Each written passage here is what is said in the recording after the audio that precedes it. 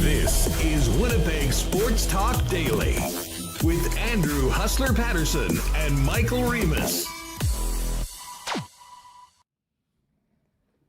Happy trade deadline day, NHL and Jet fans. Welcome to Winnipeg Sports Talk, our extended edition of WST.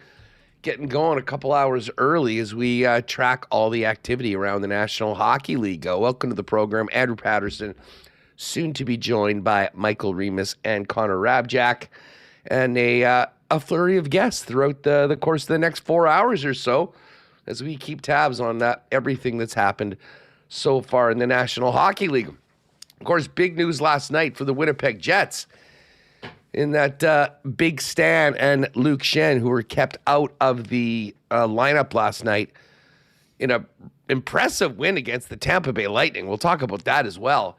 Were shipped off to the Buffalo Sabres. We'll go over that deal extensively right off the top of the program. And then keep an eye on what else is happening around the league and see if anything else will come of available players from Winnipeg. Jets did have a real impressive win, as I mentioned last night, 4-1 against the Tampa Bay Lightning. Shout out to everyone that came out to join us in our WST section for the game last night. I will be off the DL and back for our final game, which is next month, sort of a season wrap-up, unless, who knows, maybe this team catches fire after starting off this homestand 2-0. Anything is possible in the world of sports, I guess. But we do have one more game, and that game is on Saturday, April the 11th, I believe. Let me just flick over to April here. Against the Philadelphia Flyers, exactly. So if you do want to join us for that game, jump on tickets before they're gone. I think we've only got a couple left, although we might be able to add some more. WinnipegJets.com/WST. We are going to have Mike McIntyre jump on a little later on.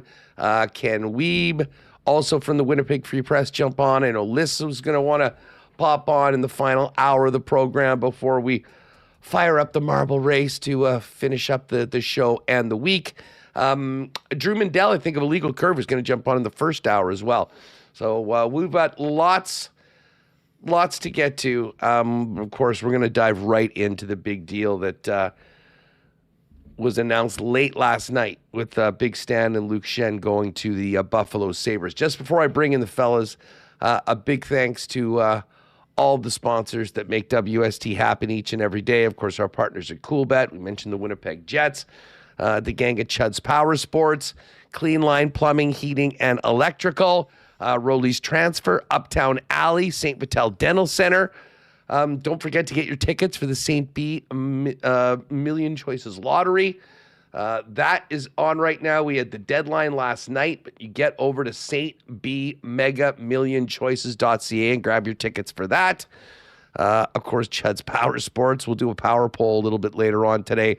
Manitoba Battery and Princess Auto, Aikens Lake Wilderness Lodge, as well as Boston Pizza, Royal Sports, Little Brown Jug.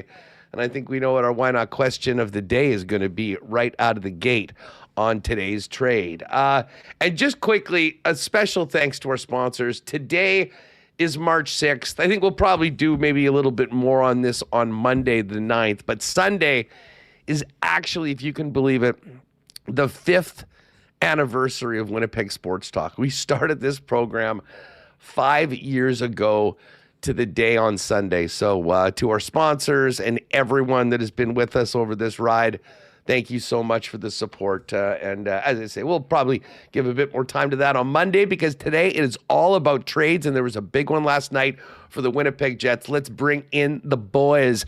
Michael Remis and Connor Hrabchak. Guys, great stuff with the post game last night, and you got a bit of breaking news right in the middle of dropping the post game reaction video on Winnipeg Sports Talk.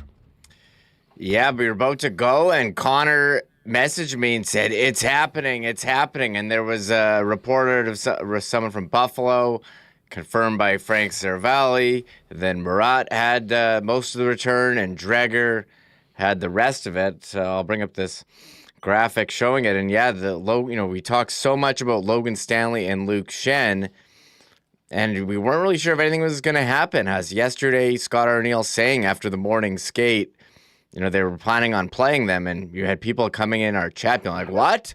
How could the Jets do this? This is ridiculous asset management. And then at 4:30,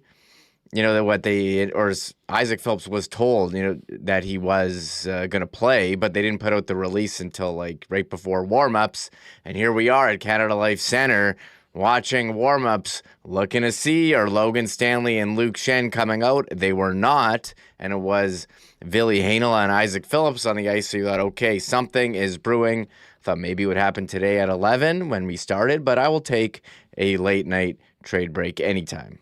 Listen, I've often said to folks on the program that are losing their minds about hypotheticals, life's too short to rang out on things that haven't happened yet.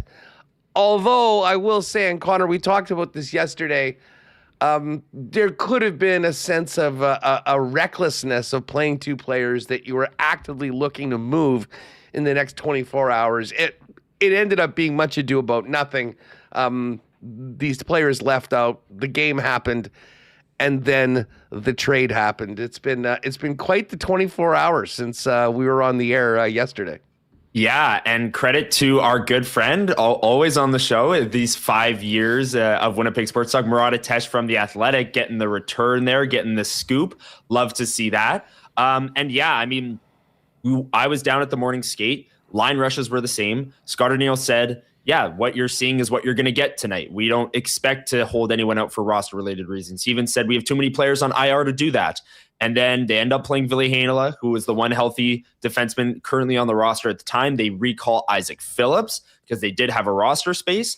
And they end up sitting Stanley and Schenn. And it was about the first or second intermission, roughly in the middle of the game, that we started hearing rumblings that maybe it was Buffalo looking to acquire both of them in a package deal. I didn't think that, both of those guys being out meant automatically that they'd be in a package deal, but the Jets packaging up two pending UFA defensemen, and I'm sure we'll get into our thoughts on the deal here, but I think it's a good one for the Winnipeg Jets. I don't know what you guys thought on kind of your initial reaction last night, but the Jets packaging two UFA defensemen together, retaining 50% on Schenn's salary, all of these things to boost the value of these players that, we debated for months. Do you sign Stanley or do you trade Stanley? Well, you can't carry your most prized pending UFA through the deadline. That's like asset management 101 if you haven't signed him. So good on the Jets to package together these pending UFAs, sweeten the value by retaining some money on Schenn and getting in what my opinion is a pretty good package back, Huss. Yeah, listen, you can do. if you're a good team, if you're a cup contending team, right, teams do it all the time. In the 28th. spot that the Jets are in the playoffs, it would have been nuts to do that. And as I said yesterday on the program, even if Logan Stanley, thinks that Winnipeg might be the best place for him to sign and be long term, I really do think that it would have been insane for him to even consider re-signing a contract unless the Jets put something on his desk that he just simply could not turn down. And I don't think that was happening for a guy that's, when healthy, is going to be playing behind Josh Morrissey and Dylan Sandberg. So they did what they had to do, and here's the deal. And by the way, I'll give Connor credit.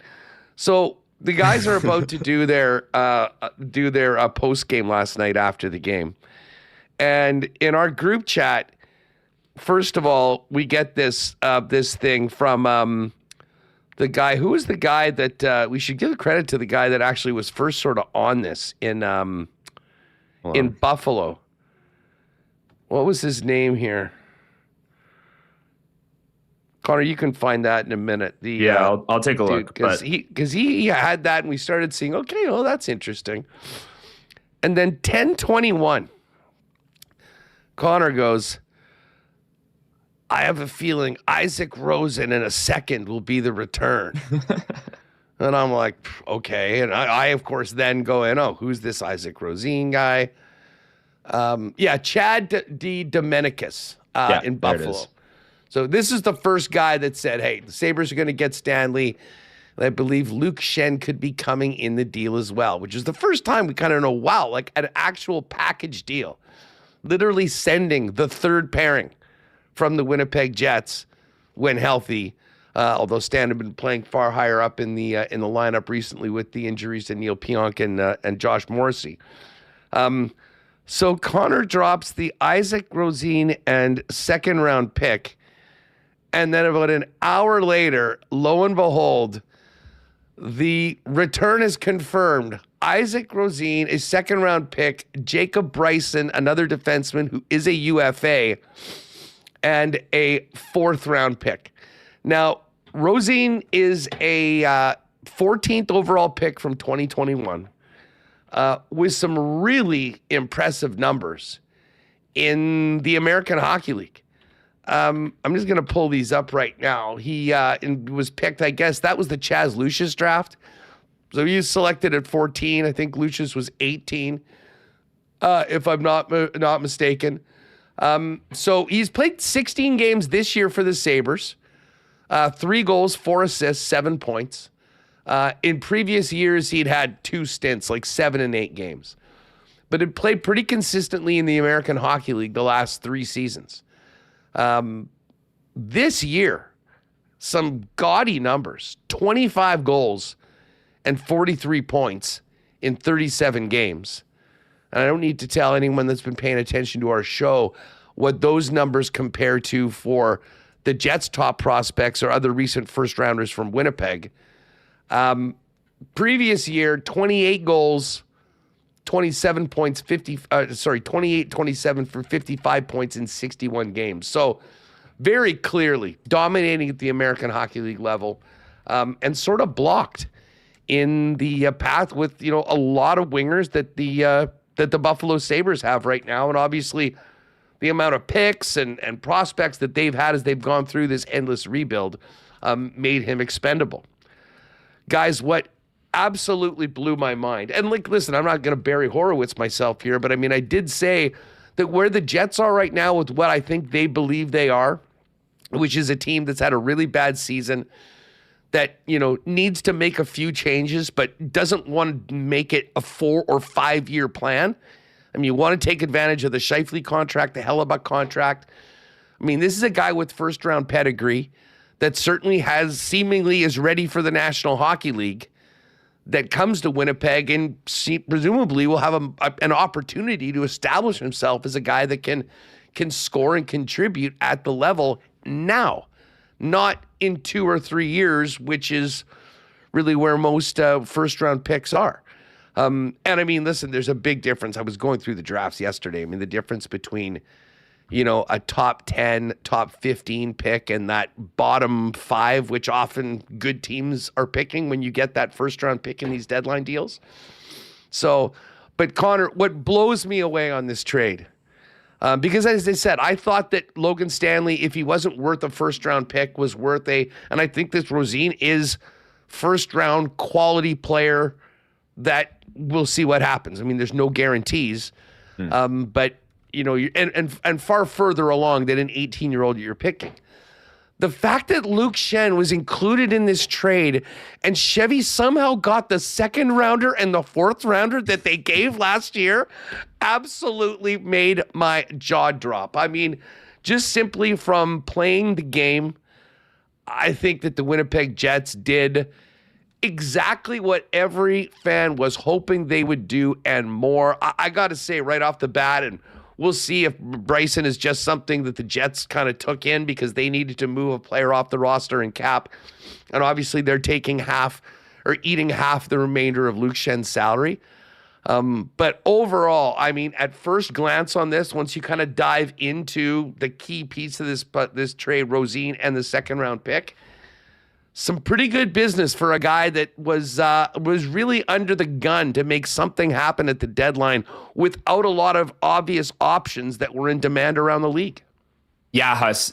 On the show yesterday, you asked the chat and me and Remo, like what would make this a successful deadline? And I said, the pending UFAs obviously is a big thing, but I mentioned how I want the Winnipeg Jets to get creative in the way that they use their salary cap and the way they package players together. This deal checks all the boxes on that front. So give credit where credit is due. I love this move from Kevin Cheveldayoff. And again, Isaac Rosén by no means is like a guarantee to eventually be a top 6 forward or something along those lines. But like you said, Huss, I think it's better to get Rosén for where the Winnipeg Jets are at in their current climate than it is a first-round pick, because he's a 22-year-old. He's lighting up the AHL. Maybe he can translate that to the NHL and, when with some opportunity, maybe playing with a guy like Cole Perfetti in these final 21 games here, the Jets really like what they see. He's a pending RFA at the end of the season, and then they can sign him. And there you go. You have an offensive contributor in the middle 6, a guy who was drafted top 15 in 2021.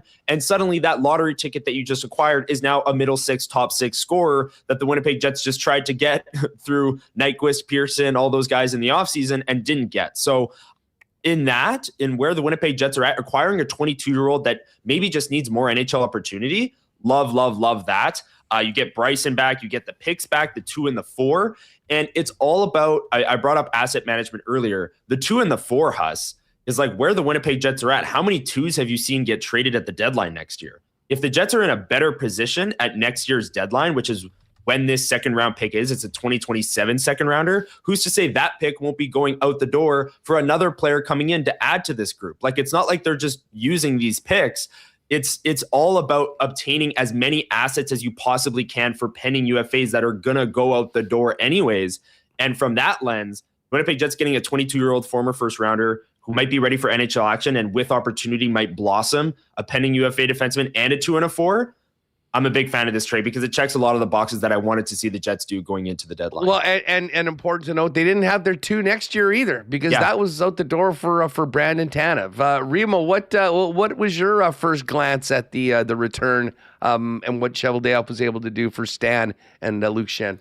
Yeah, I was a big fan of this return. I wanted to see the Jets try and get back the 2nd and the 4th they gave away last year in return for Luke Schenn. Would they be able to recoup that? And to get a player, you'd like to see them get a first-round pick, but you're getting a player who's a former first-round pick, who's having the joke online is not joke. The comment online was he's got more goals than a few of their 4 other prospects combined. Yeager, Barlow, Lambert in the AHL. He's also played some NHL games this year and had success. So this is a player who's a couple of years removed from being a first-round pick, so you think he's closer to contributing. If you get a player who could possibly contribute, in the middle 6 in the NHL in return for a pending UFA, players that you weren't going to be able to re-sign, I think that's a win, and you're getting the 2 picks. Will they hang on to those picks and make them, or will you package them in another trade? So I think this is a big win for the Winnipeg Jets, and we do have a poll out.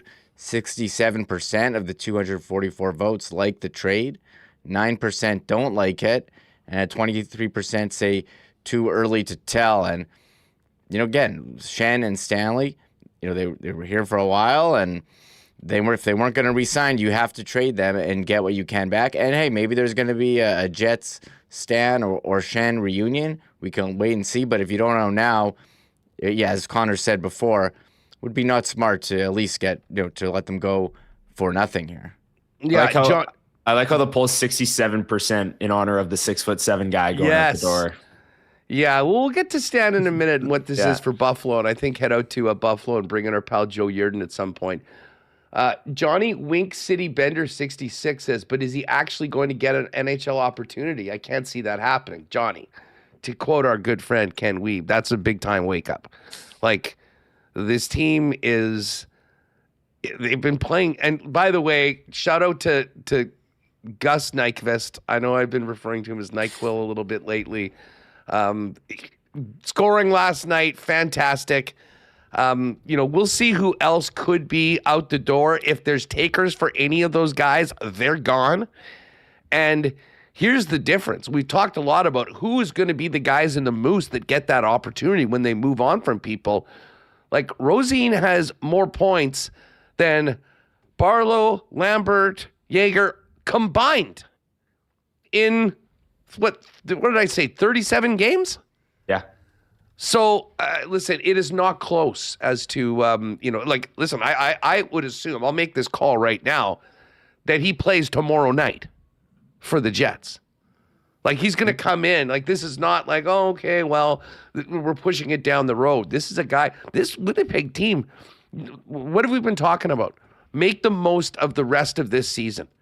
So you acquire a player like this, you bring him into the organization. Now, I'm not saying they're going to throw him on Scheifele and Connor's wing right off the bat, or even on that second line, but I do think that he will be getting playing time right away. And I think they'll probably give him plenty of opportunity. I mean, he's played 16 games in the NHL already. It's very clear that he's been putting up elite numbers in the American Hockey League.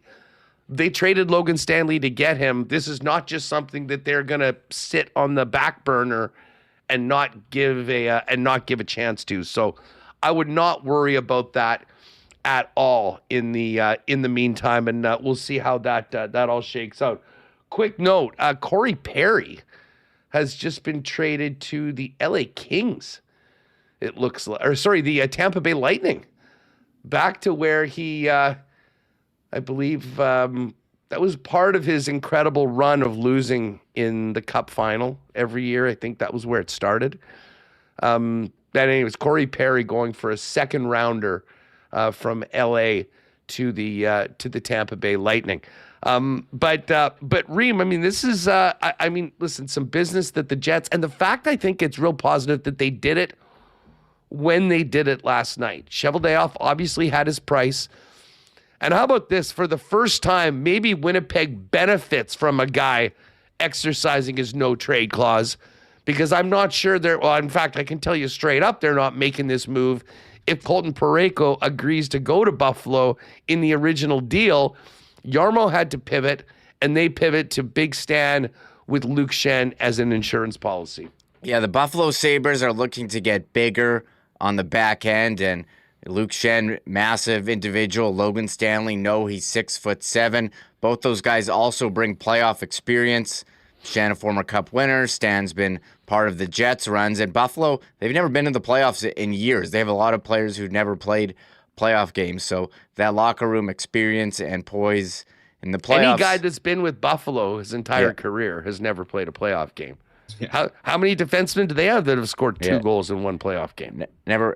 And I was actually going to go over. We'll have plenty of time to discuss Logan Stanley's best moment as a Winnipeg Jet, and I have the 2 goals against Carey Price. That's up there for me. You need to that's the Chud's power poll later on, like the tribute, the Stan tribute. I've got 3 off the top of my head. I'm sure there's some other fights Bonsai dropping Kaprizov. That is going to be up there. That's triggering the entire Minnesota Wild fan base too. For sure up there. And then have the fight app. We could do it later. Well, I'm giving away all of them now, but I'm loaded, and a lot of talk about jersey numbers. Isaac Rosén, he was 63 on Buffalo, so I don't think that'll be a problem here. And a lot of talk about, Corey Perry, how many teams has he played for? I think this is Luke Schenn's 10th team, short of the record set by Mike Sillinger, who's at 12. So Luke Schenn, well-traveled individual, going to Buffalo with Logan Stanley. Did you say Stan's wearing 63? No. Rosén is 63. Rosén. Oh, I got the pronunciation guide here. Let's bring this up. It says. Let me just pull it up here so you can see it. I was watching some Buffalo Sabres clips last night, doing some scouting, doing my job, #journalism. And the announcers, it was more along the lines of Rosén, I thought. That looks like Rosén. Rosén. Isak. Well, I got Joe. I'll have to ask him. Joe Yerdon's going to come on later in the show from Buffalo. I'm basing this all on a tweet from Danielle Bain earlier today. She was the first one to dive into the pronunciation game. Oh, she was? Yeah, so We need the video of like from the Olympics where they say their name into the thing. she said it was E, like E, like Ezak.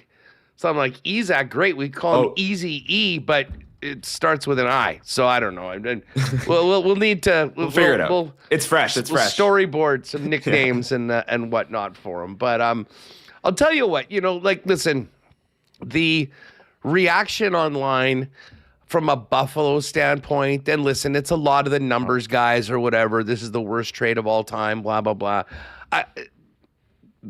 Buffalo has a ton of prospects. They're right now here to win. Now, I will be honest, the Schenn edition, like anyone that's watched this program this year knows my opinion of Luke Schenn.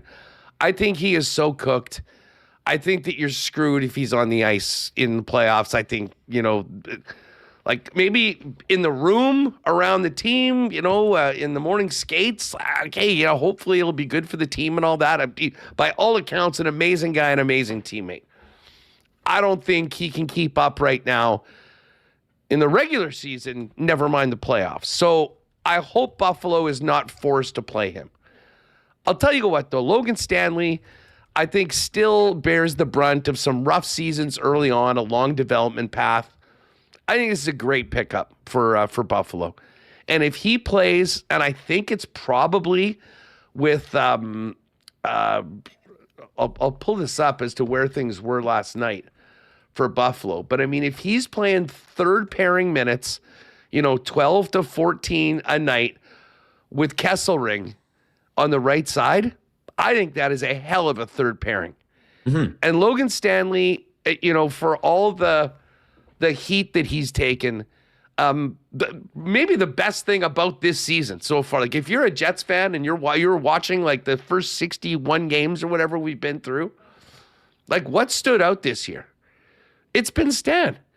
And it's part of the reason why, like, even, with all the social media, like, oh, trade him. We do a poll of people on the show that maybe aren't like the keyboard crazies that are tweeting everything all the time. And it was barely over 50-50 to make the trade when it's obvious that the team really should do it because of the contractual situations. Like, he did become one of the most popular players on this team, had a really, really good season. And I think that if one thing, because of the saga of Stan, with how much he played, my God, the tiresome Villy versus Stan conversations and all that polarized the fan base for a long time. The fact of the matter was, in the final year, he came up, I think, grew in a big way, found another level offensively, I think is now comfortable with the player that he is. And I got to tell you, I think that he goes to Buffalo, slotted in that third pairing with Kesselring on the right side. And I think he'll have an opportunity to make a really good impact in Buffalo. And I've said it beforehand, like with the Jets basically being where they are in the standings. I have been all in on the Sabres for about 2 months. And I'll tell you what it's helped the most is my Coolbet account, because all they've done is win. Since they were like 11-14 or whatever back in November, and they've been one of the great stories of the year so far. So I think Stanley's a nice addition from a Jets perspective. Love the return that Cheveldayoff was able to get, and the fact that somehow Luke Schenn was able to be put in there, and those picks were able to come back was something that we were certainly surprised to see. We're going to get Drew Mindell's takes on this coming up. Remo, I want to just do our first quick sponsor read, but definitely want to get to some of these super chats right here just before we do that. How do I get this up right now? I got them up here. I'll give a shout out to Derek Schmidt, 10 gifted memberships. That's the little microphone beside your name. And people are going to have an additional year. I'll have to change it so you get a new color, because we're going to have some like 4-year people who've been members for 4 years, which is really crazy. So I might have to redo the whole thing. I dropped the ball on that. So shout out to Derek. T. Will MB says, anyone else having just a fantastic morning. I'm not sure why, but the sun seems brighter, the air smells sweeter, the grass is greener, probably. What a glorious day it is. So shout out to T-Will. And Ryan Kibben says, I may not be around for Monday's show, so happy early anniversary. Shout out to Ryan Kibbens, long time Kibbens, listener. thanks, dude. Really appreciate the support. Yeah, if you just popped in, it's kind of a funny time because Sunday would be, by the calendar, our fifth anniversary of our first show. And it always happens right around the trade deadline. So a perfect time to do that. All right, well, Reem, let's give a quick thanks to a few of our sponsors, including our newest one, Manitoba Building Trades and the Manitoba Federation of Labor. And then we'll bring in Drew Mindell of Illegal Curve live on the WST Trade Deadline special. Hey, Bob, you hearing the news? I can't listen to the news, Daryl. This is different. Oh, it's so negative. Not this time. Manitoba's got these new jobs agreements. And when the government builds things like new schools and hospitals, they'll hire Manitoba workers first. Really? Creating good jobs with union standards and more apprenticeships for Manitobans. And we'll get rid of those out-of-province license plates on job sites.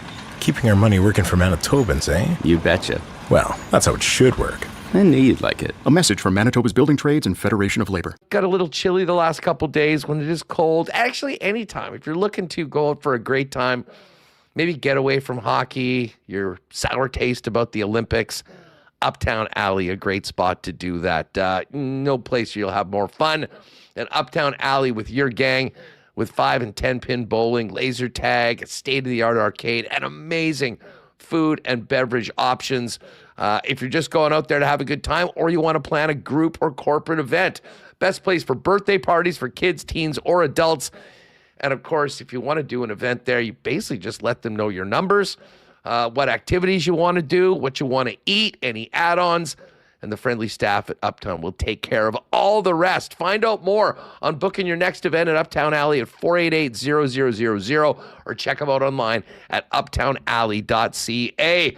If you've got a move coming up into the spring and summer, holler at the gang over at Rolly's Transfer, a great supporter of Winnipeg Sports Talk. Of course, Rolly's is family-owned and operator for over 60 years and the most trusted name in moving in Manitoba. If you check out their website at rollys.com, top right corner, you'll click on Request an Estimate. Use that promo code WST for a special discount on moving services and moving supplies, and then let them know when and where you're moving and what needs to go, and their friendly staff will turn it around quickly with a great quote and get you locked in for the white glove treatment and service that they've been famous for now into their 7th decade. Rolly's Transfer, the most trusted name in the moving game. Find out more today and plan ahead at rollys.com. And just before we bring in Brandon, got to shout out Dr. Terry and the great people over at St. Vital Dental Center. It's not the most glamorous thing or the thing you're looking most forward to, but I can tell you it's always nice seeing the great people at St. Vital Dental Center. And they've been taking care of generations of Winnipeggers and Manitobans for all their dental needs, handling clients from 6 months to 99 plus with the full array of dental services, from cleanings and checkups to surgeries like dental implants. They do it all. Check them out online at stviteldental.ca. You can make an appointment online to pop by and see Dr. Terry and his great staff. New spot, 167 St. Anne's Road, convenient free parking right behind the building.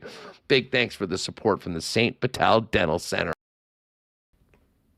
All right, let's bring in the first of the cast of characters that'll be jumping on today. And what a character we have. The one and only Drew Mindell of the Illegal Curve Hockey Show. Drew, what's going on, man? Great to have you on the program. How are you? Well, I think my favorite part is I logged in and Remis is saying, hang on. You just muted yourself now. Hello? No, I might have Remis muted me. I didn't do anything. Remis is doing something. Okay. Anyways, let's... As I was saying, I log in and Remis is saying, I dropped the ball on that, and I think that's the perfect intro that I could have ever heard. That's going right on his business cards. I dropped the ball on that. It's appropriate. A 5-year anniversary and all this. A few shots to the CTO right now. Let's get right to it. Early returns. What did you think when we got the full details of the trade between the Jets and Buffalo late last night? Look, I think it's a very reasonable return. I mean, time will tell, obviously. I mean, we don't know yet, what Isaac Rosen, and I'm probably mispronouncing his name, so forgive me for that, is going to materialize. He's been very effective at the AHL level. Is that going to translate to the NHL level? We don't know yet, but it's worth the shot. I like the return. I think that Chevy did well in trying to rectify the error that was the Luke Schenn acquisition, and he did well in selling high on Logan Stanley. I mean, can you imagine a year ago at this time if any of us would be sitting back and saying, that Logan Stanley was going to return, reasonable assets to the Winnipeg Jets? We'd all thought that, we'd all think that's crazy talk. But to Logan Stanley's credit, he had a career year, and the Jets sold high on him. So that's terrific. I think everything about that was handled the right way by the Winnipeg Jets and the organization. Does this trade end up moving the needle for the franchise in any way, shape, or form? Too soon to say about that, but in the vacuum on trade deadline day, considering your options and everything else, I think it would be hard pressed to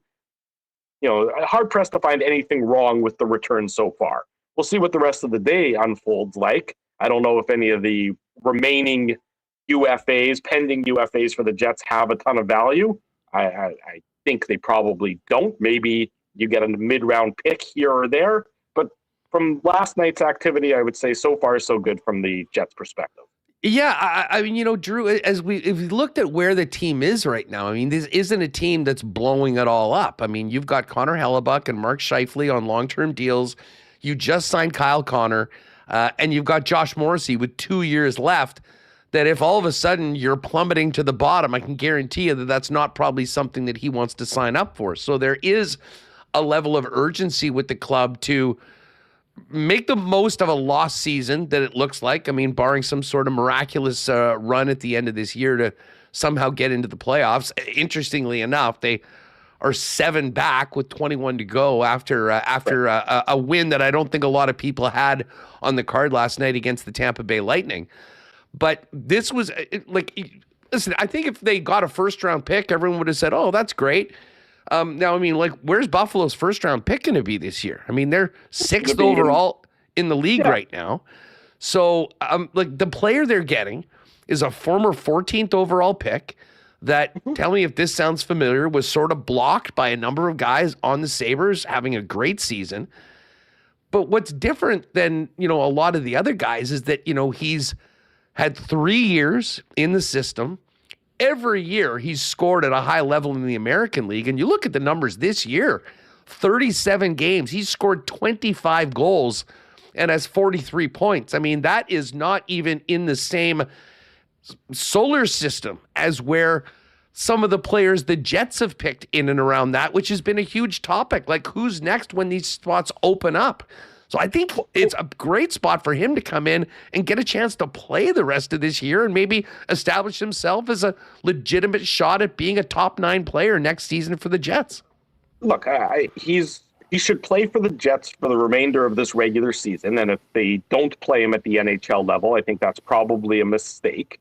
See what you have. Give him that runway that he hasn't been able to really get in Buffalo besides, spurts. And even when he's played at the NHL level this year, he's actually scored a few goals. What does he have? I think 3 goals in 17 games for the Sabres this year, something close to that number. Maybe it's 4 goals, whatever it might be. So he's got goal-scoring talent. What have the Jets struggled to do this year at at times is get any depth scoring. If he turns into something, give him the next 20 games. See what you can, squeeze out of him potentially for next season as well. I like this acquisition better than a future late round, first round pick who's not going to probably contribute to the Winnipeg Jets for another 2 or 3 years at the earliest. This is a guy who's Buffalo has done all the seasoning on him. He's been marinating at the AHL level and with cups of coffee at the NHL level since he's been drafted. They've done all the development. Now it's your turn to see if you can reap the rewards of their development. I mean, we know that there's some drawbacks to his game. That's fine. That's reasonable. If there weren't, it probably wouldn't be available for what the Jets traded, for what it cost, in return. But give him a run. Give him a run in the middle six of the Jets. Give him a run. Give him 20 games. Give him a training camp. Maybe this is the team. Could be found money for the Winnipeg Jets in terms of getting some secondary scoring on a team that doesn't really have any, and certainly doesn't have much young secondary scoring. He's immediately one of the Jets' better prospects. And that's all you can ask for, really, I would say, in a trade deadline acquisition.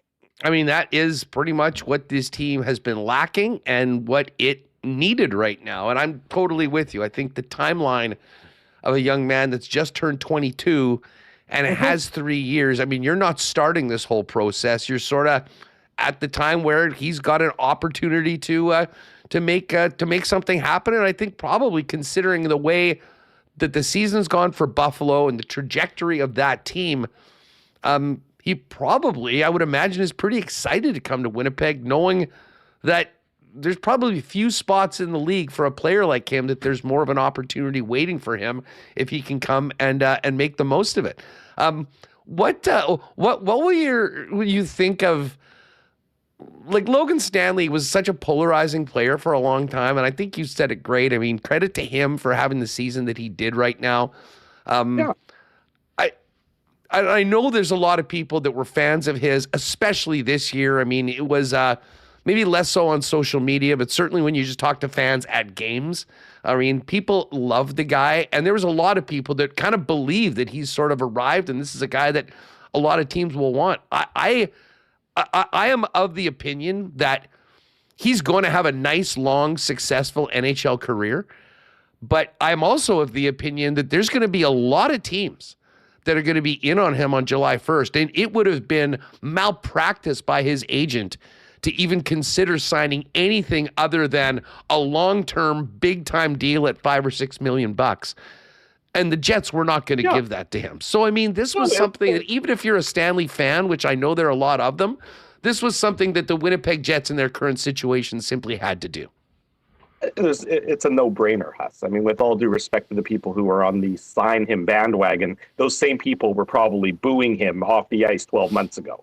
I mean, we all have short-term memories, and it's been fun watching Logan Stanley succeed this year. When the goal-scoring prowess that he was demonstrating, which came with a spectacularly inflated shooting percentage that isn't the least bit realistic to continue, it's going to regress to the mean.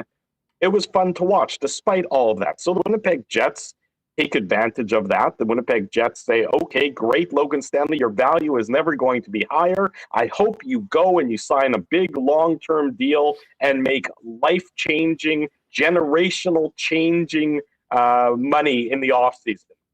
It's not going to be in Winnipeg as a third-pairing left-side defenseman, clearly behind Josh Morrissey and Dylan Samberg. I mean, anybody who thinks that he can play higher up in the lineup on a good hockey team, frankly, has not been watching enough hockey, with all due respect to them. I know, like I said, everybody gets short-term. They get infatuated with whatever's the bright, shiny object in front of them. The Jets did exactly what they had to do. They squeezed every dollar value out of him. They traded him at his highest point, and as a result, they got some assets for a guy they're going to lose in the offseason and really shouldn't have been considering re-signing unless he was going to take a similar bargain basement contract that he would never take in a million years, because why would you do that? This is his opportunity to make the cash bank. This is his opportunity to get that 5-year deal worth $4.5 million a season, whatever the amount ends up being. It wasn't going to be in Winnipeg. Good for him. Go get it somewhere else. Thank you very much. Congratulations. You've had a great career in Winnipeg. We wish you all the best moving forward. Yeah, exactly how the Jets had to play it. It is important to note too that, I mean, really this season of him kind of stepping up and making the most and taking that step forward did start with a long, consistent run in the top four when Dylan Samberg was out. And, as they say, it's ironic that he's traded with Luke Schenn, because I think that he carried Luke Schenn for quite a bit at times at that moment. For Buffalo's sake, I hope that Schenn is like an eighth guy, a guy that's there. Well, if you look at the Sabres depth chart, he's not in their top 6. No. I mean, you acquire Luke Schenn because, as they say, come playoff time, you need to go 8, 9, 10 defensemen deep. I mean, that's why Luke Schenn is included in that deal. I don't think he's included to be, a playoff performer for the Buffalo Sabres if everything goes according to their plans. Logan Stanley will be on their left side third pairing defenseman, their third pairing left side defenseman, but he's also going to play behind a lot of talented defensemen, so he's going to play limited minutes there. Buffalo's perfectly fine with that. You can rely on him. Maybe he even, comes out, and if you need him to play on your second power play unit, maybe you see him a little bit of that from the back end with the big shot for the Sabres. Fine, whatever. Again, you're not relying on him, to be a difference maker on your team. I can understand why people in Buffalo would say that, Jarmo Kekalainen maybe even overpaid a little bit on this deal. Giving up that second as well and a fourth and a young prospect, again, for one guy who's ideally not in your lineup and another guy who's on your third pairing, it seems like a big acquisition cost for probably what should be limited minutes in return. Kevin Cheveldayoff doesn't have to apologize for that. He can say, thank you very much. I extracted full value, even maybe an overpayment as a result on this deal. Well, I'm with you on that. And I'll tell you what, it would be fascinating to have been a fly on the wall when these conversations happened as to whether, I do think that there's a significant possibility that they really wanted Stanley. And I'm sure there were other teams that were interested in Stanley as well. I mean, it would make sense. He said, well, if you want Stanley, we do this now. You're taking Luke Schenn, and it's a package deal, and everything's coming back. But as I say, you look at the pairings right now. Rasmus Dahlin with Samuelsson, Bowen Byram and Owen Power, and Stan and Kesselring is your third pair. I got a lot of time for Buffalo. As they go into the playoffs. I mean, there's a level of excitement around that team, which comes after being a joke in the league for 14 years. And it'll be interesting to see. Just quickly before we go, and you sort of alluded to this beforehand, and I think I'm sort of with you. I mean, already I think what people wanted to happen has happened, and you've got a nice return. You've got a young player with some potential that we're going to see in the short term here in Winnipeg, I'd imagine. Of the other, who's the most likely Jet? I'll put this: who's the most likely Jet to be traded of the available players? What would make you happy to see happen over the course of the rest of the day within the realm of reality? Talking about guys on UFA contracts. Well, I mean, if you believe the trade bait boards, Gus Nyquist still has value in the league, which is remarkable. I mean, he scored his first goal of the season last night, as we all know. But he's hot. Timing is everything. Yeah, he's hot. And actually, it's funny. I think Tanner Pearson's been playing some of his better hockey of the season since he's been with Koepke and Barron over the last week or so. So maybe, Tanner, and he even looks like he's got a little bit more of a jump in his game than we've seen for a lot of this year. At this point in time, what are you expecting? If you trade any of these guys, you're getting a mid-round pick. If you can somehow get a third-round pick for anybody that's a pending UFA on the Jets roster, I would say that would be probably a pretty good return. But again, we're talking about dart throws worth of draft picks, maybe, if the Winnipeg Jets end up doing it. I'd like to see probably again. Of all those guys, I've liked Pearson, Barron, and Koepke together. So if the Jets want to run with that for the rest of the season, I'm fine with that. If Nyquist goes, then that opens up maybe a forward spot for a guy like Rosen to come in and play the next 20 games for the Jets. Again, it's hard to believe that any of these guys have much value. So if you can get anything, you probably take it and say thank you very much, and you move on. I'm with you on that. I mean, to be honest with you, my hope is I don't really even care about the return. I mean, once you get past the third, fourth round, I mean, these picks are a prayer anyways. Yeah, they're all lottery tickets. What I do hope, though, is at least one of those guys is moved.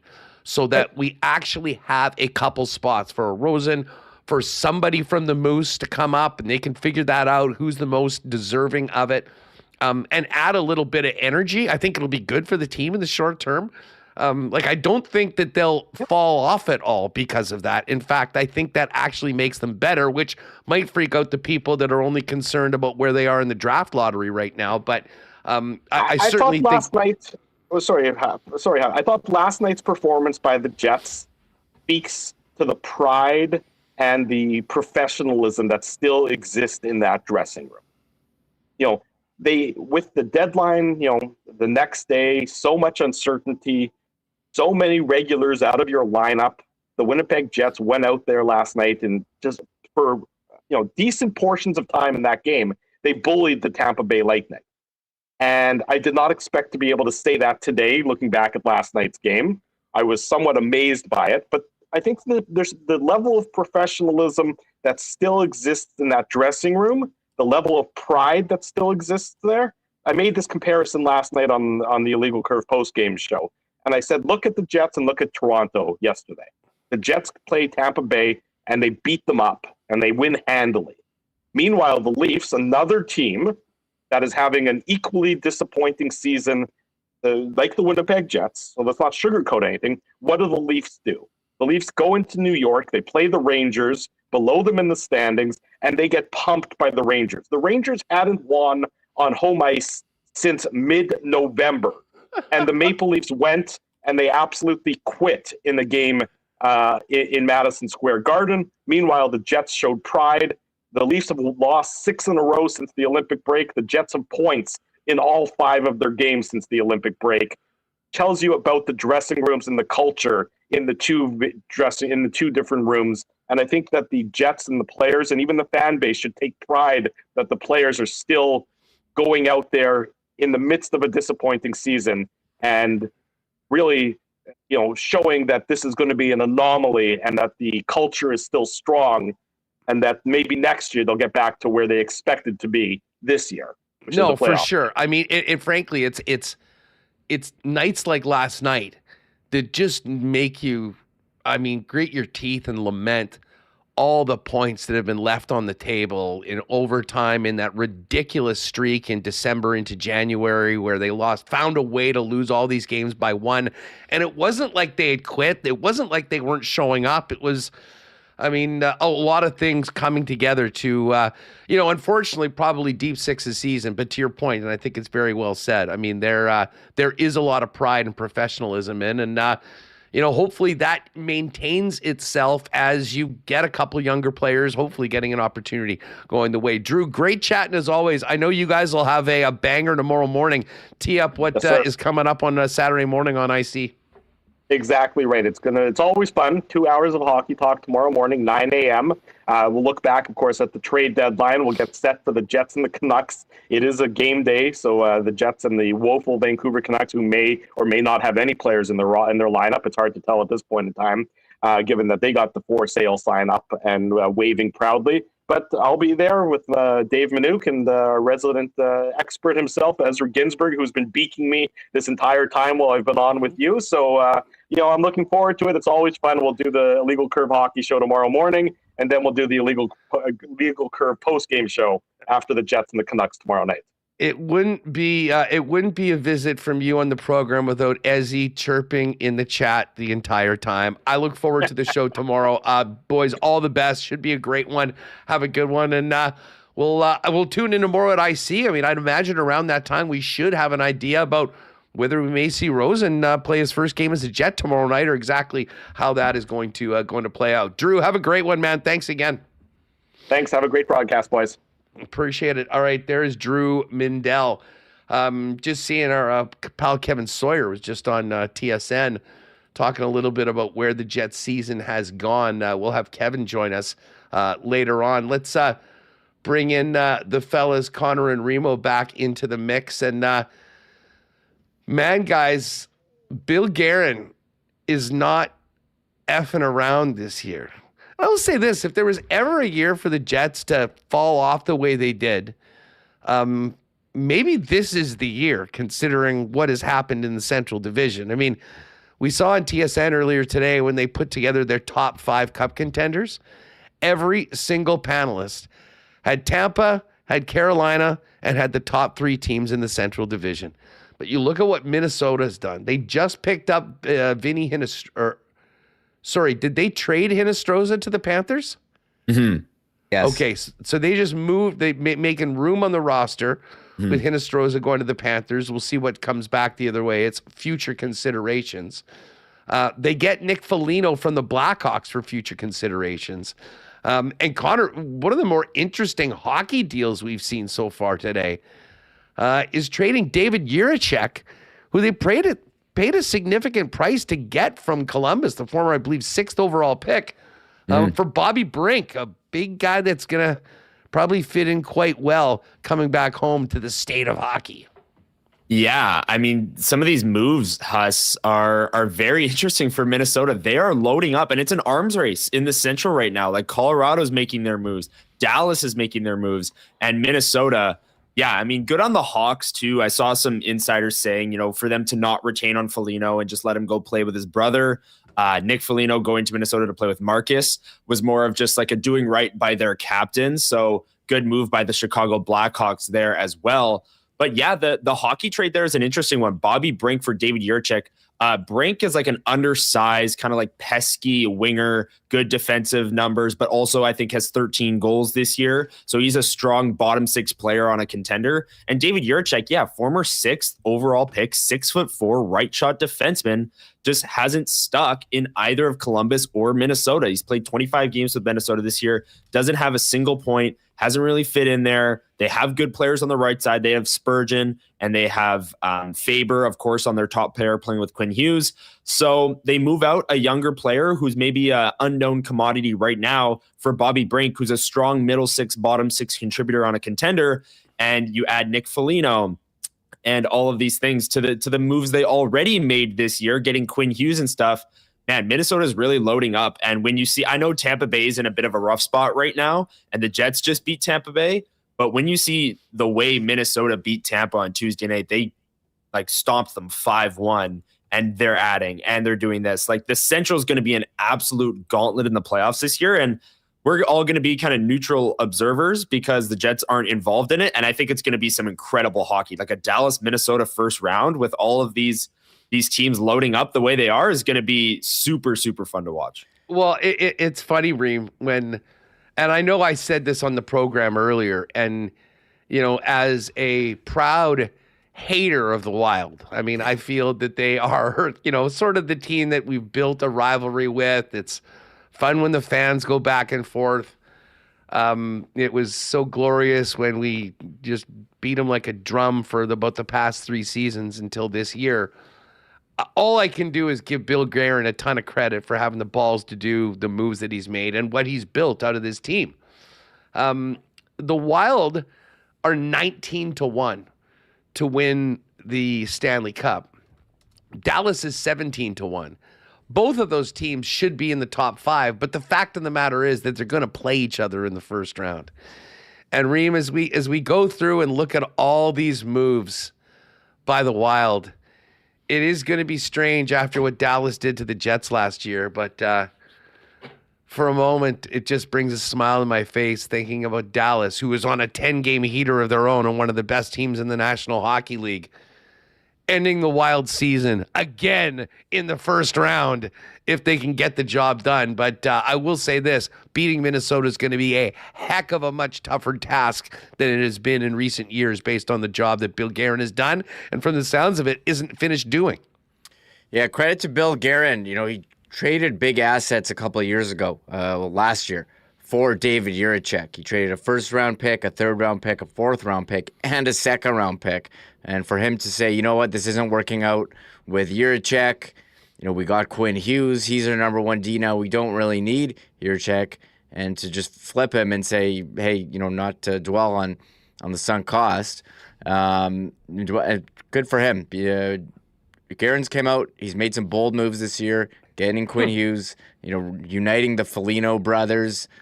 Pretty awesome. Amazing how many brothers now in the NHL play on the same team with the Hughes Hughes brothers as well. I was going to say Tkachuk brothers, but that was only for Team USA. Anywho, Minnesota's, man, they're going to be pretty good. It's going to be tough for one of these teams to go home early if it is Dallas or Minnesota. The Central's so strong, and the Pacific, total garbage. Utah is fourth in the Central. They're 2 points out of first in the Pacific. This playoff format, ridiculous, but you still have to be the best team to advance. You're just going to be playing the best teams a bit earlier than normal. Yeah, just looking at the odds, the reason why you have Vegas and Edmonton so much lower in the odds, like at 9 and 11 to 1 than the 17 and 19 to Dallas and Minnesota. Obviously, those teams playing in the first round, and then they got to go through the Colorado Avalanche, who are the favorite to win the West and the Stanley Cup. Speaking of Bill Guerin and Connor, that is wild that you just mentioned, or Remo, that you just mentioned, all the picks that they gave up to Columbus to get Hrabchak. Is Bill Guerin now the Les Snead of the National Football League? The GM of the Rams, who never make a pick in the first round and won the Super Bowl and then showed up at the Super Bowl parade wearing a T-shirt that said F them picks? I mean, yeah, dude, if you give out the largest contract in NHL history to Kaprizov and then make a move for a superstar defenseman that's on a ticking time bomb contract, you better be all in. Quinn Hughes is going to be a UFA in 2 summers. You don't know if he's going to want to stay longer than that. You don't have the security of knowing that you'll be a great team for the next 8 years. You might have to trade Quinn Hughes next season. So, yeah, I love the fact that they're kind of loading up. They know Kaprizov and Hughes are in their prime years. They have Boldy and Eriksson Ek, all of these players that are entering their prime. Boldy was so good for the U.S. in the Olympics. Yeah, go all in. F them picks. I love the mentality. If you're all in, you're all in, man. And it's, you know what? I'll say this. 2 things when it comes to Hughes. I think all the moves and the aggressiveness that Bill Guerin is showing right now makes it far more likely that he extends in Minnesota. Agreed. But honestly, when you think about where they are right now in this window, if you want to call it, the fact that they got the Kaprizov deal done first and now everything else has around it, they'd already signed Boldy, they'd already signed Brock Faber. For Quinn Hughes, even if he says, no matter what, guys, I want to see what is out there. I might stay, I might not. I don't think they have to trade him next year. I guess they could if they wanted to. But I think they feel that they're getting 2 seasons, 2 playoff runs with Quinn Hughes. And what did they trade for him? They traded Marco Rossi, who never really seemed to fit in with that Wild team. Another guy that was a first-round pick, and I believe Ogren, whatever, and we'll see what happens with him, and a first-round pick. So it is fascinating. But as much as I give Bill Guerin all the credit in the world, nothing would make me happier than Dallas in 5, and then see the Wild move on. Remo, what do you think about Corey Perry going back to Tampa? Amazing. I can't believe Corey Perry is still playing, still effective, and he's got that run of losing in the Cup final that you need to keep intact here. Will he still get there? And Tampa, I got to say, I'm very disappointed in what we saw from Tampa Bay last night. There's no way that was the team that they've been all year up there in the East. Where was Kucherov? Braden Point scored in the third, and I thought, okay, here's the push coming from Tampa. And then Gus Nyquist has the changeup over Vasilevsky's shoulder at 50 miles an hour, and they have the 2-goal lead back. I'm very stunned. So Corey Perry, I guess he'll be in the bottom there. Maybe you could play him up in the lineup where he has been at times this year for LA. I like it. You need Corey Perry in the playoffs, doing his thing, pissing people off. Daily Faceoff has him slotted in on the 4th line. So I'm into it. I haven't seen the return yet. It's not on. I've been using Puckpedia for the ticker, so it's not on there yet. It just came out. It's a 2nd-round pick in the 2028 draft. Yeah. Oh, in 2028. Wow. So 2028 second, and the Kings retain 50% of Perry's contract to help out the Lightning, who are cap strapped. Wow, nice. And then I think it was Frank a couple of weeks ago saying Perry wasn't going anywhere. They were going to work on an extension. Amazing how things Just the can fact you're change. talking about extensions. Yeah, I mean, for a guy. that's crazy. Like, I mean, as I say, I'm sure the thing is, he's 40 years old. He's still playing at a high level. And he is built for the playoffs. And there's no one, probably, I would imagine there's no one in the league with more playoff games under his belt than Corey Perry. I mean, the guy has had long playoff runs so many times in his career. But let's bring this back to, we've talked a lot about Rosine and the picks. Connor, what do we know about Jacob Bryson? And is he anything other than another piece coming to Winnipeg that the Jets sort of had to take to make things work, whether it be cap-wise, roster-wise, for the Buffalo Sabres, knowing that he is a pending UFA? Yeah, I think it's a mix, Huss, of the Jets not having really many healthy bodies on the blue line currently. So getting just a warm body on the blue line is something that was probably enticing to the Jets right now with all of their injuries. But also Buffalo, bringing in 2 defensemen. They were going to have to move one out. I know they have Connor Timmins on IR right now, but they probably would have had to waive one. So getting Jacob Bryson back, 28-year-old pending UFA defenseman. He's 5'9", so he's on the smaller side, but in a depth role, more of a puck moving type, a faster player, all of those things. Sounds that familiar. Just lack speed. Yeah, Villy. They got 28-year-old Villy, Huss. That's kind of the player that Jacob Bryson is like a smaller puck moving type of defenseman. 5'9", former 4th round pick who's carved out a pretty nice NHL career. Actually, he's closing in on 300 total NHL games. So again, you don't want to read too much into pending UFA depth additions coming back, because there's always a chance that this player, Jacob Bryson, could only be here for 21 games. There's also a chance the Jets could flip him today. Like, we don't even know. But yeah, a smaller puck moving defenseman coming back in the deal as well, I think helped both sides with kind of the numbers game there, Remo. My question about Jacob Bryson is, was he going to play, or is he going to be the next Bogdan Kiselevich, who the Jets acquired at the 2019 trade deadline? It was a healthy scratch the rest of the season. We'll see how they view him. We did see Ville Heinola on Power Play 1. There's a big hole on Power Play 1 now without Logan Stanley, and the Winnipeg Jets are practicing right now. Mike McIntyre is there. He'll join us after the show, or after they're done speaking later this hour, Huss, because Connor Hrabchak spoke today to the media, and it was an optional practice. Josh Morrissey shed his non-contact sweater. Could he be in the lineup Saturday? Back on Power Play 1. Other players on the ice for the optional skate: Comrie, Velarde, Perfetti, Barron, Lowry, Kepke, Pearson, Nyquist, Heinola. So Mike McIntyre later, but I'm curious where Bryson will fit in when we look back on this trade deadline years from now. Will he be an impact guy who played a couple games, or will he be a Bogdan Kiselevich? I just love that you brought up Bogdan Kiselevich. You knew Remo would find a way to get I got a it. name. It's trade deadline day. Got to find a way. Blast from the past. Got to do it. Did he ever get I guess he never played, right? So he must have had a number. He would have had a number. I think he was number 52. I was going to say 53 or something. If I remember, if that is true. If anyone can tell us, I'll look at going back to the archives, what number Bogdan Kiselevich, who never played a game, I would love it. By the way, shout out to S2 Norm. Saskatoon Norm G, happy 5th anniversary, WST. Great job, Huss, Michael, Connor, and all the guests in chat. Coming from Saskatoon for the Thursday game, I will pop by 316. Beauty, Norm. We'll be there, and we'll look forward to seeing you. Then let's get back to the why not question of the day for not Autocorp but Waverly and McGillivray. Was what do you think of the Jets trading Stan and Schenn to Buffalo? 68% like the trade, 9% don't like it, and 23% too early to tell.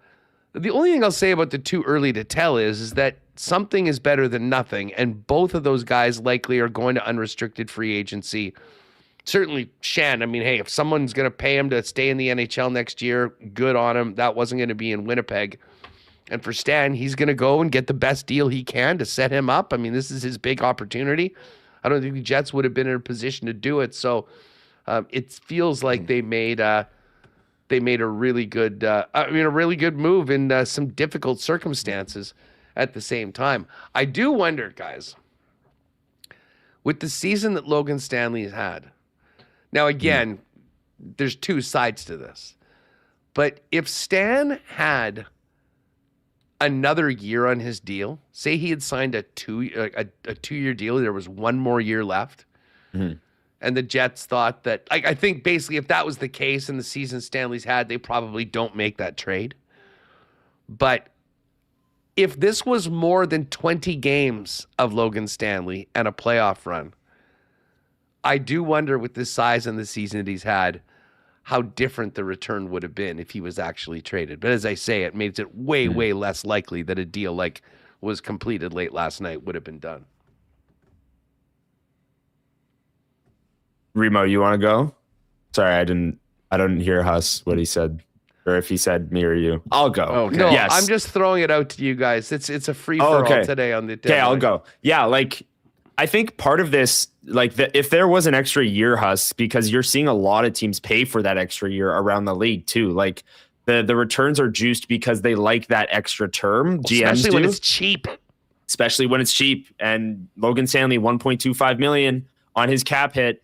Absolutely. Yeah, like that would have been something for sure. But also, do the Winnipeg Jets move Logan Stanley if he has that extra year? That's the whole other question as well. So interesting, proposition there. And I will say, like, you were talking about the 23% being in the too early to tell category, and that's fair for a guy like Roseanne, who, again, former first rounder, hasn't stuck in the NHL yet, maybe a guy that needs that opportunity. It's fair to be like, oh, it's too early to tell because I want to see how this guy does.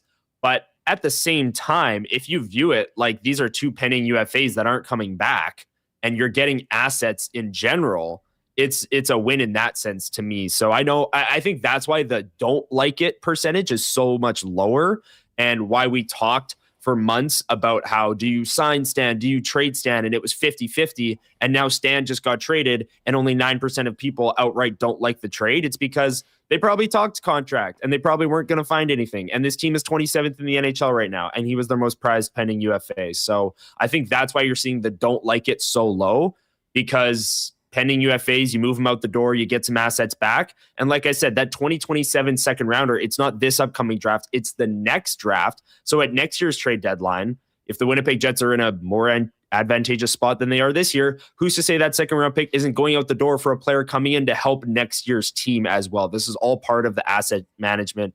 Recoup as many assets as you possibly can. And to me, it's a good start for the Jets packaging those two UFAs together and getting a good return for Stanley and Schenn.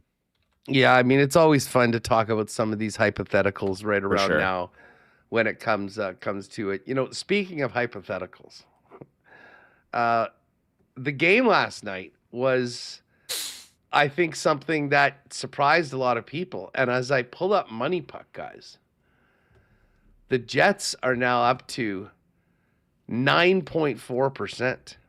Oh, man. To make the playoffs. They are, let's look at these standings right now. Wild card standings in the West.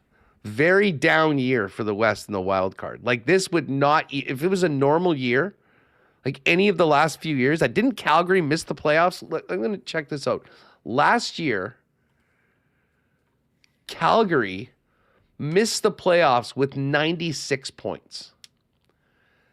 For the Jets this year to get to 96 points, they would need to get 36 points in their final. They'd need to go 18-3 in their last 21 games, which is a little crazy. But it does look like the number this year is going to be in the very low 90s. There are three teams. So the Kraken are in the spot, in the same number of games, 67 points in the second wild card.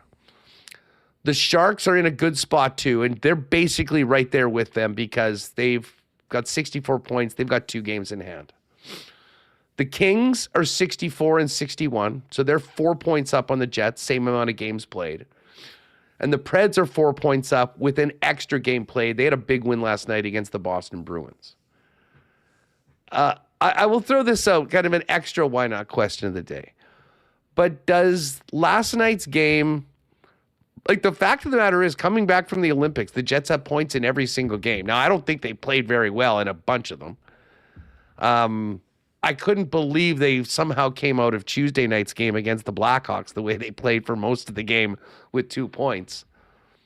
And then they play the way they did last night against Tampa. And you go into a week where the next 3 games are the Vancouver Canucks, the Anaheim Ducks, and the New York Rangers. Ducks are a playoff team, and they're good. They just added John Carlson. We should talk about that. But certainly winnable games. Is there any time for talk about what a heater, the possibility of a heater to make things interesting going down the stretch? You know, I think you look at the standings and it's fun to dream, and we can do that, but you're looking at 10% odds as per Money Puck. I'm going to trust that. And the biggest thing for me is just the number of teams ahead of them. Yeah. LA, but they traded away Perry. Fiala's hurt. Like, we'll see what happens. They're 3-6-1 in their last 10. They did win last night. Nashville, are they going to be trading away? I think you could pass Nashville.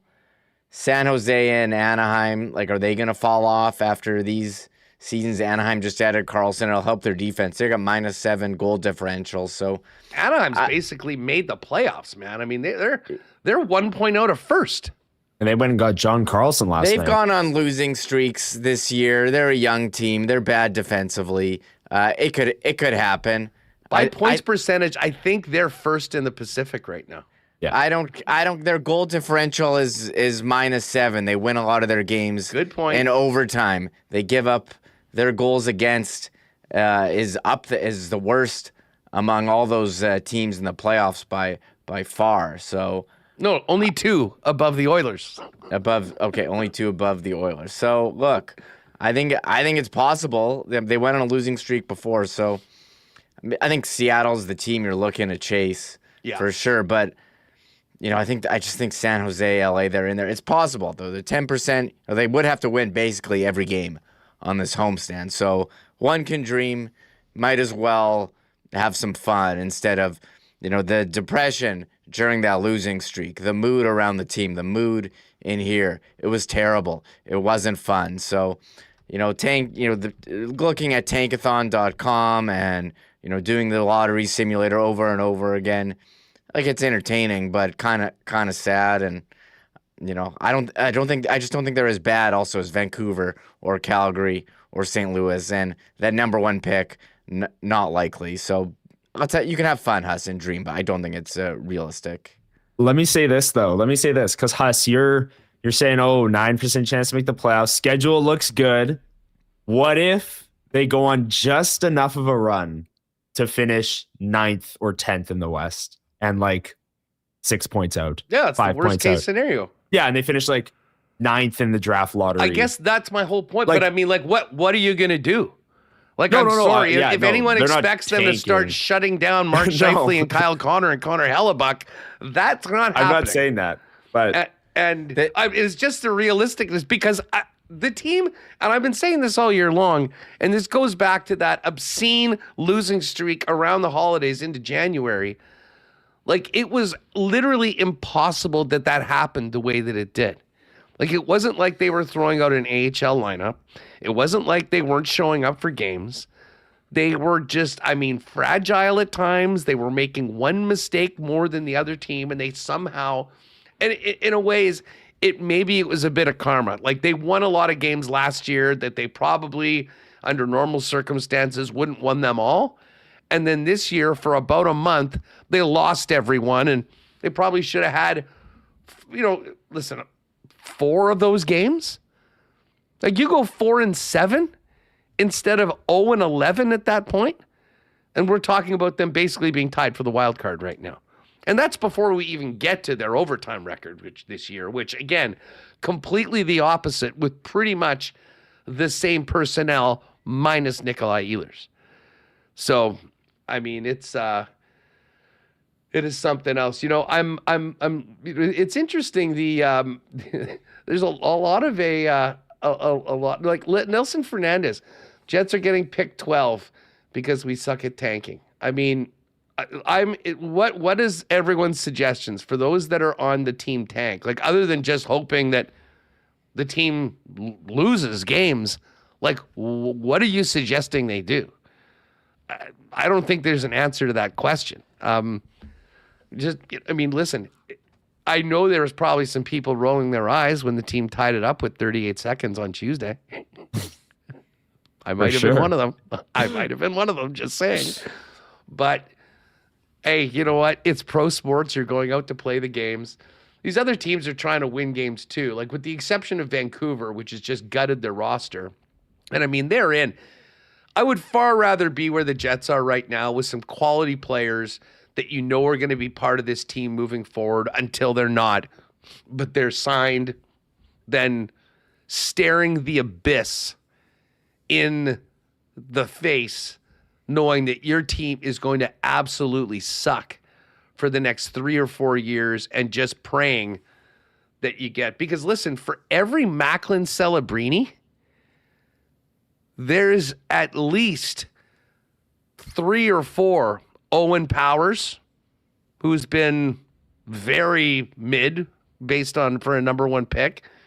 You get a Yakupov mixed in there. I mean, there's no guarantees. So I don't know. It'll be really interesting to see how things play out over the rest of this season. But as I said, with that trade made last night, I'm hoping we see Rosine. I'm hoping that before we get to 2 p.m., Connor, that another player or two will be on the move. Open up a couple spots and, shake things up a little bit, get some new blood into this lineup. And, as we said, a spot for a player that can come in and contribute, or at least be a part of this and have feel much more a part of the team and not be complete new guy come next year, when you don't want to take 40 games to integrate guys. You want to start off the way they started 2 years ago, going 15-1. As opposed to what happened after a very good 9-3 start this year. Totally. And that has to be the emphasis for the rest of this season, right? What are you going to do in these final 21 games that'll better prepare you for opening night 2026, 2027 regular season? And Elias Salomonsson being up here and looking good is part of that. That's like step number 1, is like having a right shot defenseman be a NHL solid contributor next season is huge. So giving Elias Salomonsson these reps, absolutely a good sign. I don't know about you guys, but yeah, I'm hoping for more moves. And this trade deadline has kind of been underwhelming so far. There's been 5 trades today, and 3 of them have been for future considerations. And the other one was Flyers Bruins with just a bunch of AHL guys going, like it was an AHL trade. The only like real big deals today were Corey Perry and then the Bobby Brink deal for the Minnesota Wild. Last night we got the John Carlson trade, which is probably the biggest deal of the deadline, or at least close to it. Connor Garland got moved last night too. And then, of course, the Winnipeg Jets made their trade. But as for actual deadline day, we're an hour and a half away from the deadline here. And there's only been 5 trades today. So it's really interesting. And I'm going to be interested to see, usually the final hour is when it gets chaotic, and then some trades bleed over the 2 p.m. time. You'll see some trade, like Brad Marchand got traded to Florida at 3 last year just because the trade call was hung up in the NHL trade registry. So it's going to be interesting to see how chaotic it does get here. But so far, I mean, it's just kind of not too many big moves, Remo. Yeah, and I'm looking at the trade board, the Athletic Trade Board 9.0. Connor, shout out to Chris Johnson. 9.0. Keeps doing it. Robert Thomas, the number 1 name. They're asking a ton. Vincent Trocheck, he's been held out by the Rangers. I'd be surprised if they don't move on from him. And hey, if you're looking at Jets playoff chances, they do play the Rangers twice in the final stretch of the season. They do play Colorado 3 times though. Nazem Kadri, what's going to happen with him? Will someone take on his big contract? Simon Nemec, I thought we've been hearing that New Jersey's looking to trade someone from their logjam of defensemen. Talk about former Jet Brendan Dillon involved in there. Simon Nemec, Dougie Hamilton. Do one of those guys get moved? Colton Parayko did not waive his no trade clause in the deal to Buffalo, benefiting the Jets, will Colton Parayko get a big cheer for his next visit in Winnipeg? The Jets do play the Blues later on. First time we've ever benefited from the no trade clauses in the NHL. That made it happen. Yeah. Hey, Rob Mahoney, this is something that I've heard before, and so this is the comment. True North had a foundational decision at Game 42 in last place. Sell and tank or status quo. They chose status quo. I think it was the wrong decision if Cup was long-term goal, but nothing we can do. Like, when you say sell and tank, like, who are you suggesting they sell? I think they would have been more than happy to sell almost anybody on the roster outside of Scheifele, Connor, Velarde, Hellebuck, Morrissey, based on where the season was at. I mean, for the most part, anyone else you would have been selling would have been at a rock bottom price, and it wouldn't made it. And I mean, I guess maybe you're suggesting they go in and say to the guys, hey, I know you committed here long term, and, would you be willing to go? I don't know whether you can have a bad 12-game segment with deep six, really a season, completely change the entire organizational path. I mean, the Florida Panthers have had a bad season this year. They're coming off 2 Stanley Cups. They hung in there for a little bit. They're making a couple moves of what's available at the end, and they're going to come and run it back next year. So, but I'd be interested because I haven't really heard any theory on what that really looks like. And then you have to know what you're signing up for. Ask the people of Buffalo how this has gone. I mean, they're just fired to have a playoff game right now after 14 years. The brilliant Steve Yzerman has been working on this for 9 years. San Jose finally, hit the primo lottery and got Macklin Celebrini, and they're way ahead of the spot. I mean, Leo Carlson, Anaheim Ducks, great story. It's taken a long, long time to do it. And again, how many of those teams are actually going to win a cup? In 10 years, does one of those teams win one? Maybe. So again, it's definitely fun conversations. Listen, shout out to everyone that got your tickets before last night's midnight deadline for the St. Boniface Hospital Mega Million Choices Lottery. You're in there for those amazing early bird prizes. It is still not too late to get in for the big one, the grand prize. One of $5 million dream home packages. Bison Run, Prairie Point, West St. Paul, Highland Point, or Victoria, British Columbia. Or figure it out yourself and spend the money yourself by taking $1.25 million cash, tax-free. It is all in support of the very important research at the St. Boniface Hospital. So if you haven't already, get to stbmegamillionchoices.ca. Grab your tickets. You can also get them at your local Red River Co-op locations and London Drugs. You can be Manitoba's next millionaire or get a $1.5 million shack, all in support of the great work of the St. Bean. We know how important that is right now. All right. Thanks to some of our sponsors, and we'll come back with more with the latest from around the NHL Trade Deadline on WST. I do want to thank our friends at Princess Auto for their wonderful support of WST. It won't be too long before we're back at Princess Auto Stadium cheering on the Bombers.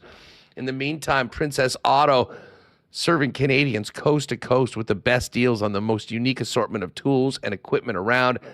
Everything you need to complete the projects on your list or start something new waiting for you at Princess Auto. So pop by and see them, Panet Road, Portage Avenue West, out in Brandon, or you can shop online 24/7, 365 over at princessauto.com.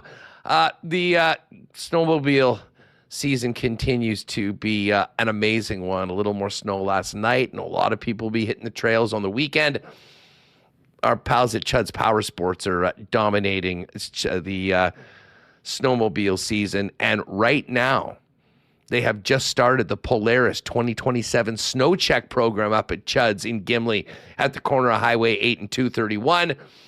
It's for pre-ordering the new snowmobile models for next year. If you pre-order, you get the best deal of the year on the new models, plus an extra 2-year warranty for a total of 3 years.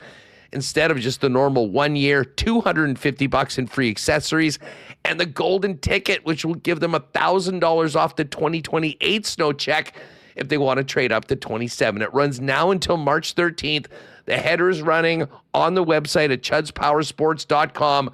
So get on over to that, and while you're at it, you can start thinking about spring with bikes and ATVs and RVs, because Chuds has it all. The power sports superstore in Manitoba for over 80 years. Got to thank Donnie and the gang at Manitoba Battery. Continue to get just always getting great comments from our listeners and customers that have found Manitoba Battery through WST. Shopping local, beating the pants off the big box stores and really anywhere else you're going to get batteries. And of course, the best in service. They'll put it in for you. They'll give you a free battery test if you're wondering if you need a new one.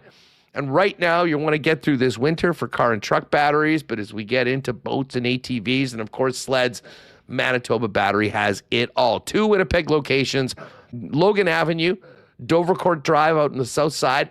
And, of course, you can also order online. They do deliver anywhere inside the perimeter of the city of Winnipeg. You can order online today at manitobabattery.com. All right, let's get the fellas back in here. Scott O'Neill speaking right now. Mike McIntyre will join us just after the coaches finish talking. And then we're going to actually head out to Buffalo, talk a little bit more about who's coming here, the Sabres getting Stan and Big Stan and Luke Schenn. And then Kevin Sawyer with his thoughts on everything. Ken Wiebe right around the time the buzzer flies. Lyss is going to jump on, and then we'll do marbles around 3 p.m. when we finish up what would be the regular show. For those of you who are jumping on early, great to see everybody in chat today. It's a special edition of Winnipeg Sports Talk, starting a couple hours early and following everything happening in and around the league. And Connor, I'll say this. Thank God that deal dropped last night, because it has been relatively quiet so far. I mean, a few interesting deals. The Brink Juracek was one. Obviously, we talked about Corey Perry, the Foligno brothers being reunited. But the majority of the big names that we've heard of that have been mentioned, Vinny Trocheck, Robert Thomas, Binnington, Bobrovsky, most of those players are still in flux. And it really does feel like we're going to have a very busy sort of last half hour before the deadline. And, you know, as we're talking to Ken at 2, when the deadline is officially done, I have a feeling that ticker is going to be, the queue is going to be loaded up as everyone takes their time. I think so too, Huss. Like Remis brings up earlier, the Athletics 9.0 trade board. There are a lot of pending UFAs on this board. Like Vincent Trocheck, I know it was reported, I believe by David Pagnotta, that the Wild are out on Trocheck now, but you still got to think that he gets moved somewhere. Oliver Ekman-Larsson has been scratched for the Leafs as of recently. Bobby McMahon has been scratched for the Leafs as of recently. Sergei Bobrovsky, Florida's not in it. Everyone needs a goalie. Can they make the salary work there? There's just so many players up and down this trade board that are pending UFAs on bad teams that you got to think, at some point in the last hour, teams will just say, okay, we just got to take the best offer available. And whatever the best offer is the one they're going to take. And you look at Patrik Laine, Huss, I think is a very fascinating one. The Habs have been, rumored as this team that's going to make a big swing, maybe in the Robert Thomas sweepstakes, one of those things. But Laine's $8.7 million cap hit is playing a factor there. So can they move off of his contract? Do they move off of his contract in the next hour and make another move? The Habs are a very fascinating one for me, especially with Laine. But yeah, I mean, when it comes to the Winnipeg Jets, good thing that trade did happen last night, or else I don't know what we'd be talking about right now, where they wouldn't have made a move yet, because they have a lot of pending UFAs still on trade boards, on their team, on the ice, even down at Canada Life Center at this optional skate. But nothing's really happening as of right now. So yeah, this deadline needs a serious jolt, Huss. I hope we get it in the final hour here. Remo, everyone's got takes, but there's one way to always sort of get a pretty good read, and that's follow the money. I just pulled up. CoolBet still has some markets up right now for it, and it's kind of interesting how things have changed. And I think part of it is just the time. So Jordan Binnington was, I think, plus 110 to stick around with the Blues yesterday. He's minus 200 right now. And that Habs number is at 6-1. Then you got Ottawa and Philly. Part of me thinks that here's a take, and they're not even listed on this. I wouldn't be surprised if Vegas at like 157 puts out a press release that somehow Binnington's coming in. Vegas's goaltending has not been up to par, and he seems like a guy that Vegas would jump in on. Kadri is still, minus 110 to stay with Calgary. The Canadians have dropped to plus 185. So if he goes, it seems like that's the likely spot. Colorado 7-1, Detroit 8-1. I still think the Red Wings would be a great landing spot. I'm interested to see what Yzerman and the Red Wings do, considering the position that they're in. As I said yesterday on the program, Andrew Kopp is the number 2C for that team. Like, with all due respect to Kopp, you add another center in and move him down, I think that makes them a much more interesting. But Trocheck's the guy. Like, even an hour and a half ago, he was minus 200 to go to the Minnesota Wild. That number is now plus 130. Rangers 2-1. Keep on him. Again, keep in mind, he's still got 3 years left on his deal at a pretty affordable 5.6 or something like that. But the Carolina Hurricanes, Remis, another team, and they're 2-1 on this list. They have been quiet, but they're often stealth around this time. And it would surprise me if we don't hear from the Canes and the Wings in particular as it pertains to Kadri, Trocheck, if, in fact, as Pagnotta said, the Wild are out on Trocheck, who everyone thought was going to acquire him.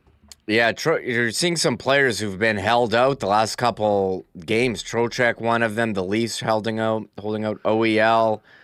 Vinny Trocheck, I think he would be a good fit on Detroit, as you mentioned, an East team. He said he wants to go to the East, who needs a center. Carolina, he played for Carolina before. Is that a team that would look to acquire him? I'm very curious what Carolina is going to do. They want to get over the hump into the Stanley Cup final, perennial conference final. Losers, where are they going to look to upgrade? And is Trocheck significant enough for them that they'd want to give up assets for that? Kadri, there was the report yesterday from Darren Dreger saying Kadri would be very disappointed if he remained on Calgary, who's very clearly in a deep rebuild here. But man, Kadri, he's 35 here, Huss, and he's got 3 years after this, $7 million AAV. Money was an issue in working out a deal with Colorado. I thought it was a slam dunk for him to go there, but it didn't work out. So who's going to want to take on that contract from a 35-plus player? This year, I think it'll be fine, but, in 2 years, you're going to have him on the books. But the cap is going up, so maybe if you're a team that has a lot of room. The team you were looking out for has Utah. They made the deal on defense for Uyghur. I thought it was a very smart one. I looked the day before saying, hey, they got 3 second-round picks. What are they going to do with it? I didn't think they were just going to send them all over to Calgary for Mackenzie Uyghur, but I thought that was a smart one for them. They still have a first-round pick this year. Are they looking to make a move to upgrade? In Seattle, they're in a playoff spot. They want to get back in. They've been quiet. There were some rumors that they were in on Panarin and offered him a bigger contract than LA did. Are they going to want to bolster their team to try to get that playoff spot as they're occupying the second wild card right now? And Nashville, thought they were going to sell. It was Stamkos again, O'Reilly. They do the big contracts like Marchessault.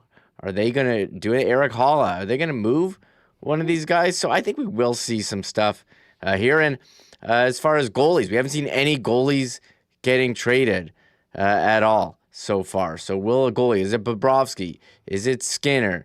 Someone else? So I'm curious to see if some team looks to make a move in net. Frank, not Frank, but the actual Frank Saravelli says it sounds like the Avalanche and Leafs are engaged again on Bobby McMahon. Merles from the Chicklets crew says streets are starting to talk. I'm hearing Lawton to Kraken. and McMahon to Oilers. So I'm not surprised that there's some interest in Bobby McMahon. The Leafs are an interesting team. And this just popped up on my timeline, Remis, and this just makes me so happy. Quick hockey timeout. The WBC is underway. Yeah, Ohtani. And Mexico is playing Great Britain. And we can confirm that the Mexican team has brought the luchador mask home run celebration back. One of the guys just hit a bomb, and Alvarez Jr. hit a bomb, greeted by his teammates to put the luchador mask on and then go through the dugout with high fives. Bring on baseball season and the WBC. Did Ohtani go off last night? That game was in the middle of the night, wasn't it? He had a home grand slam, I think, against Chinese Taipei. It didn't go well, and there's games on like all day.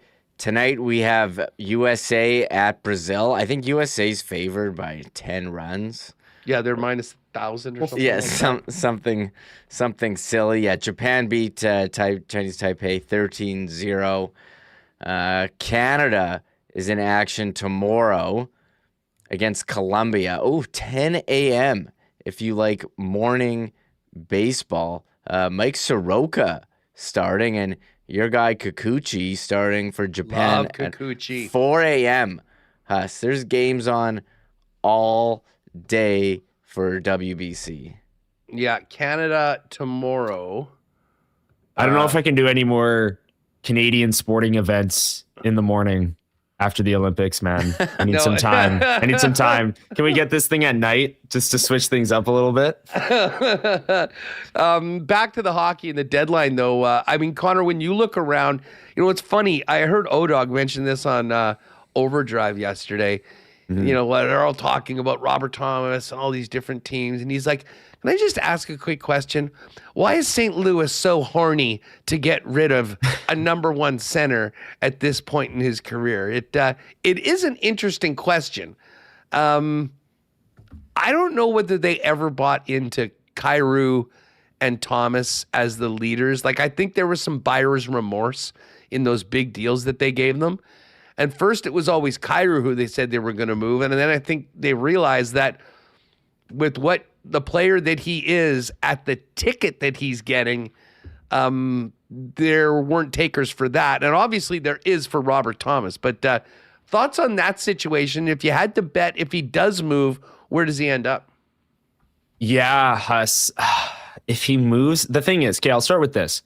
Robert Thomas, to me, makes sense to move if you're the Blues, if it's a full teardown, which if you're moving Parayko, which they tried to do, if you're moving Binnington, which it says, you know, insiders are saying they're trying to do, if you're moving Kyrou, if you're moving Thomas, if it's a full fire sale teardown, I totally get it because they have this young core, Snuggerud, Dvorsky, that is 23 and under. Thomas is still in his prime, but maybe when Dvorsky and Snuggerud and all of these young players hit their prime, Thomas will be out of his prime. So maybe he doesn't quite fit the window. So I get it from that sense. I still don't think he moves at the deadline. Now, I want to admit that there is an incredible amount of risk in me saying that with 1 hour to go till the deadline because something could happen immediately. I don't think it happens. I think it's more of an off-season move. But if he is going to move, Huss, a lot of the reasons you brought up for Nazem Kadri, I don't mind for the Detroit Red Wings as well. Like them getting a second line center behind Dylan Larkin, Larkin being more of the defensive shutdown guy that takes the tough matchups, and then Robert Thomas being the offensive guy that plays with a Lucas Raymond or something like that, I could totally see for them.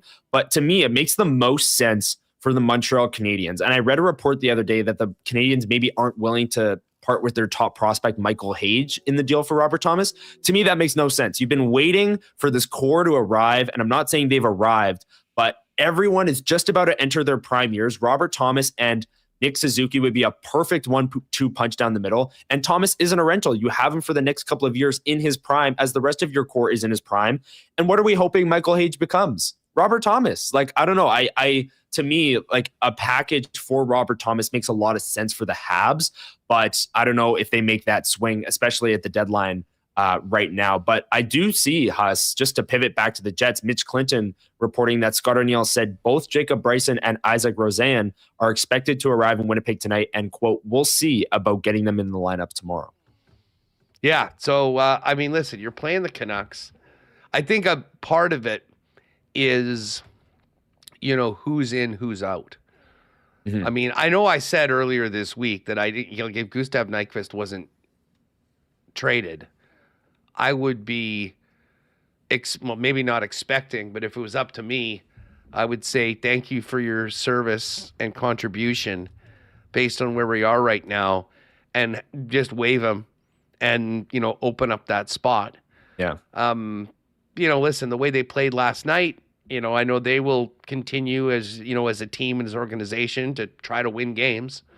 And again, you're talking about Vancouver, right? So you're probably going to win that one either way.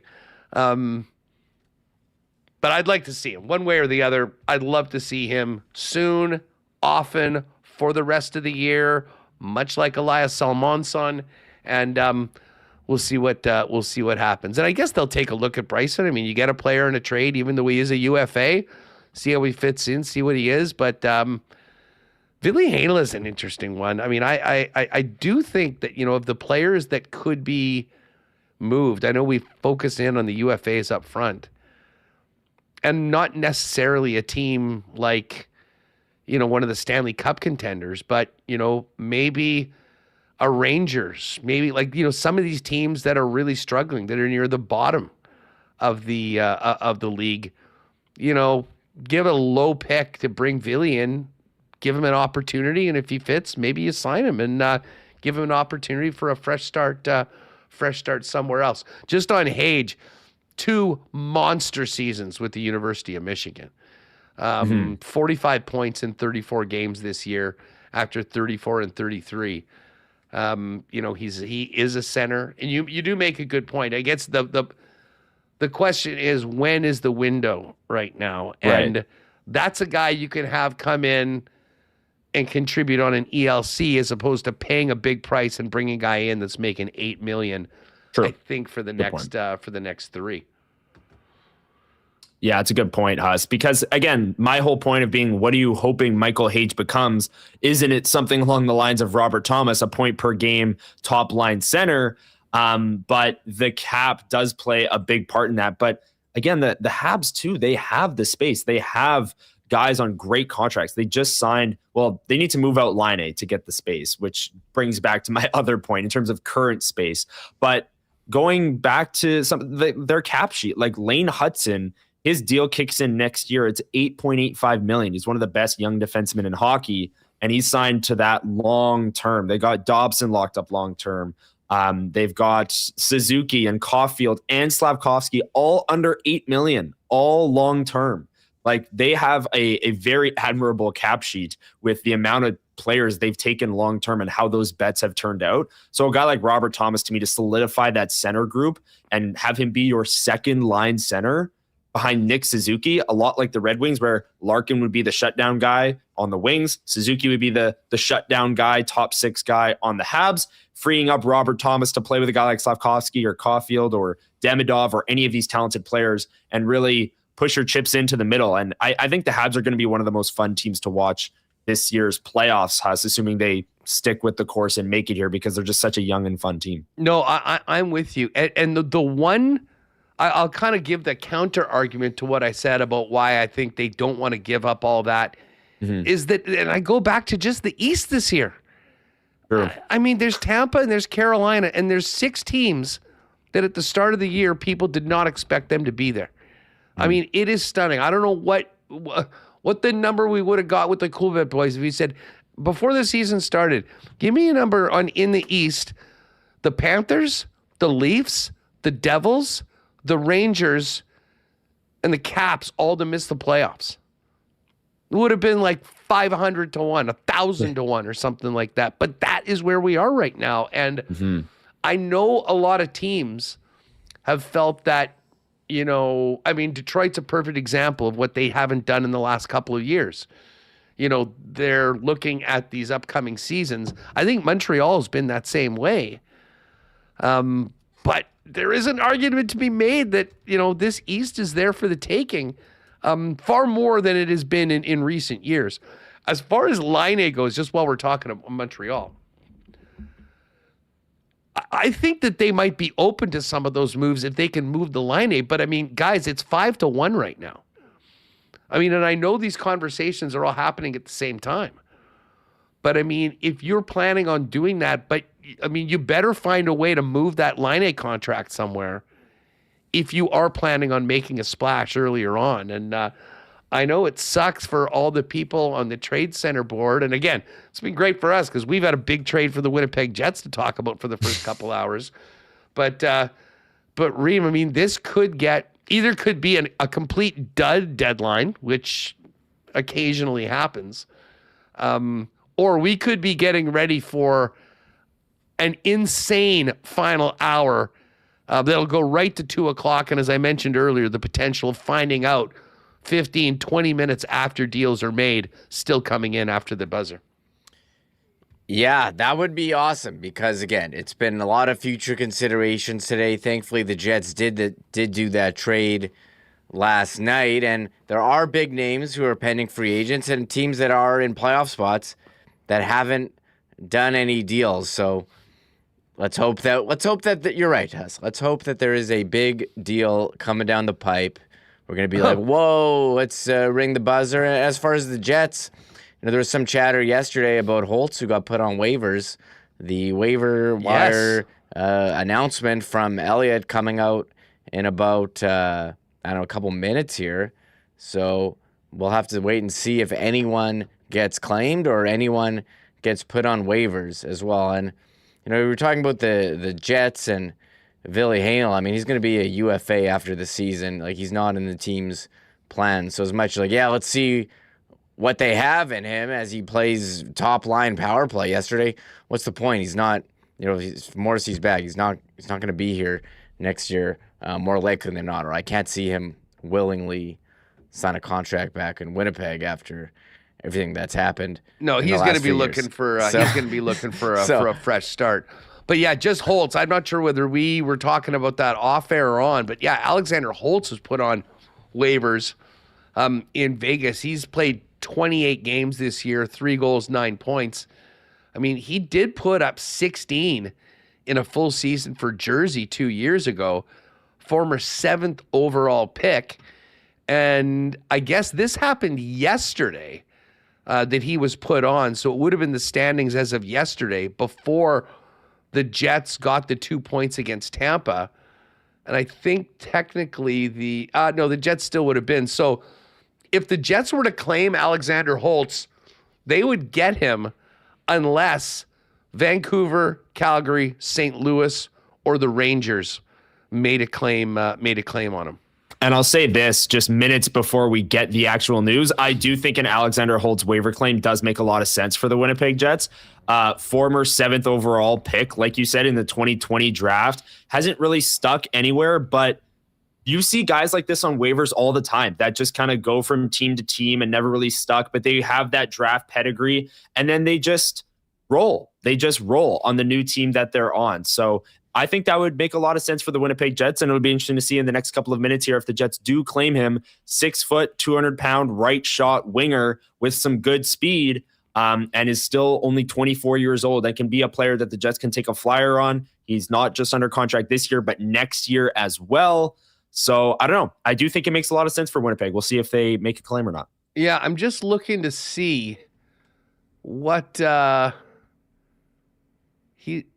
I'm just trying to see where he sits, like what his contract is. Do you know what that is? Like what he... It's like an $835,000 deal for this year and next. Okay. Well, that's... It's nothing. It's basically nothing. If it doesn't work out, you cap, put him on and he's waivers. an RFA. He's an RFA at the end of it too. So he's under control kind of thing. So yeah, I mean, I do think it makes sense, and it's low risk. Low risk opportunity for a player that obviously has some, has some chops, has scored in the league before. It hasn't worked out in Vegas, but as we've seen before, often, times guys need a bit of a change of scenery one way or the other. And we'll pay attention to that, Connor. In fact, Mike's going to come on right away. Just keep your eyes out on the waiver wire. I know everyone's going to be focusing on the deals that are happening right now. Oh yeah, here it is. Alexander Holtz. Yeah, 24 years old, $835 next year, and then an RFA. the final season. So we'll see whether he ends up in a new spot a little bit later on. Now, for everybody jumping on right now, for our normal start time, great to have you all with us for our trade deadline extravaganza. We're 2 hours in. Spent a lot of time talking about the Jets deal from last night, and we're actually going to be heading down to the rink in just a second with Mike McIntyre. We're going to go to Buffalo. We'll talk a little bit more about the deal that made headlines last night between the Sabres and the Winnipeg Jets, with Logan Stanley and Luke Schenn on their way to Buffalo to join the Sabres. Kevin Sawyer's going to join us, Ken Wiebe as well, and we'll stay on top. It's been slow so far, so I imagine there will be some plenty of activity, you would think, over the course of the next hour. But let's head down rinkside and welcome in Mike McIntyre, who's just finished up a pretty busy morning down at the rink. Mike, what's going on? Yeah, we just kind of ran the gauntlet down here in the Jets dressing room, Huss. We heard from Connor Hrabchak. Some folks may be aware of the fact that he has not spoken with Winnipeg media, believe it or not, since the Olympics. He doesn't speak on game days. He's been taking the option on optional practices.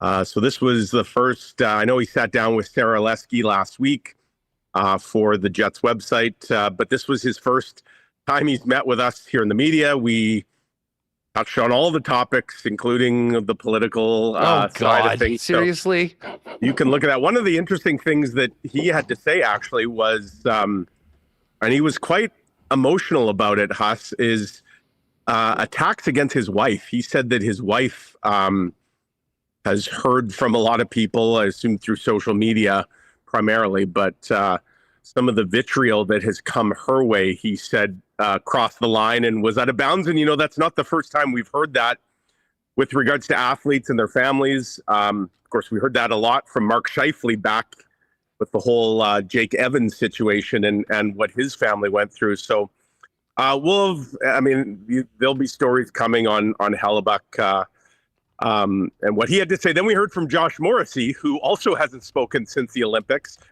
since early in the Olympics, because he got hurt, of course. And he was also emotional as he talked about,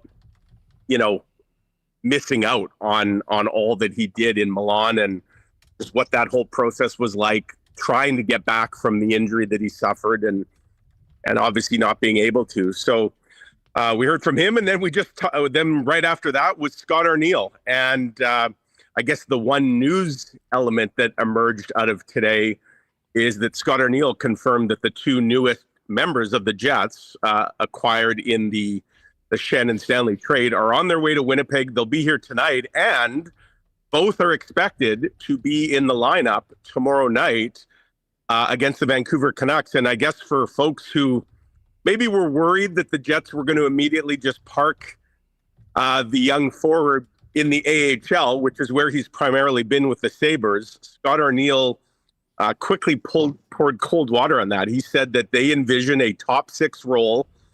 I don't know where he's going to get thrown in. This is Isak Rosen we're talking about, or Rosean, I believe is how the pronunciation is. Isak Rosean.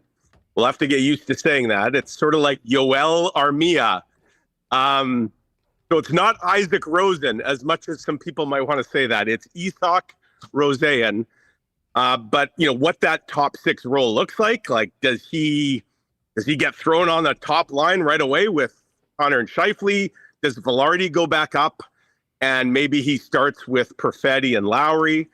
We'll obviously have to wait till the morning skate tomorrow. And Jacob Bryson, obviously the Jets are now down a couple defensemen, so he'll go into the lineup as well, probably on the third pair. But and I guess the other newsy thing, Huss, not that Scott Arniel was revealing anything specific, but he did sort of allude to the fact that there could be some other things in the works here in the next hour, roster-wise. So he definitely didn't shut the door on some other moves happening that may impact the Jets in some way. And he specifically talked about his team being sellers. Yeah, listen, I think that if they're takers for one or more of the pending UFA forwards, I'd imagine that I mean, as I said to the guys, I mean, we'll get into the trade that was made last night in a minute, but once you've made that, listen, moving forward, I mean, there's got to be a spot in the lineup to see what Roseanne, has.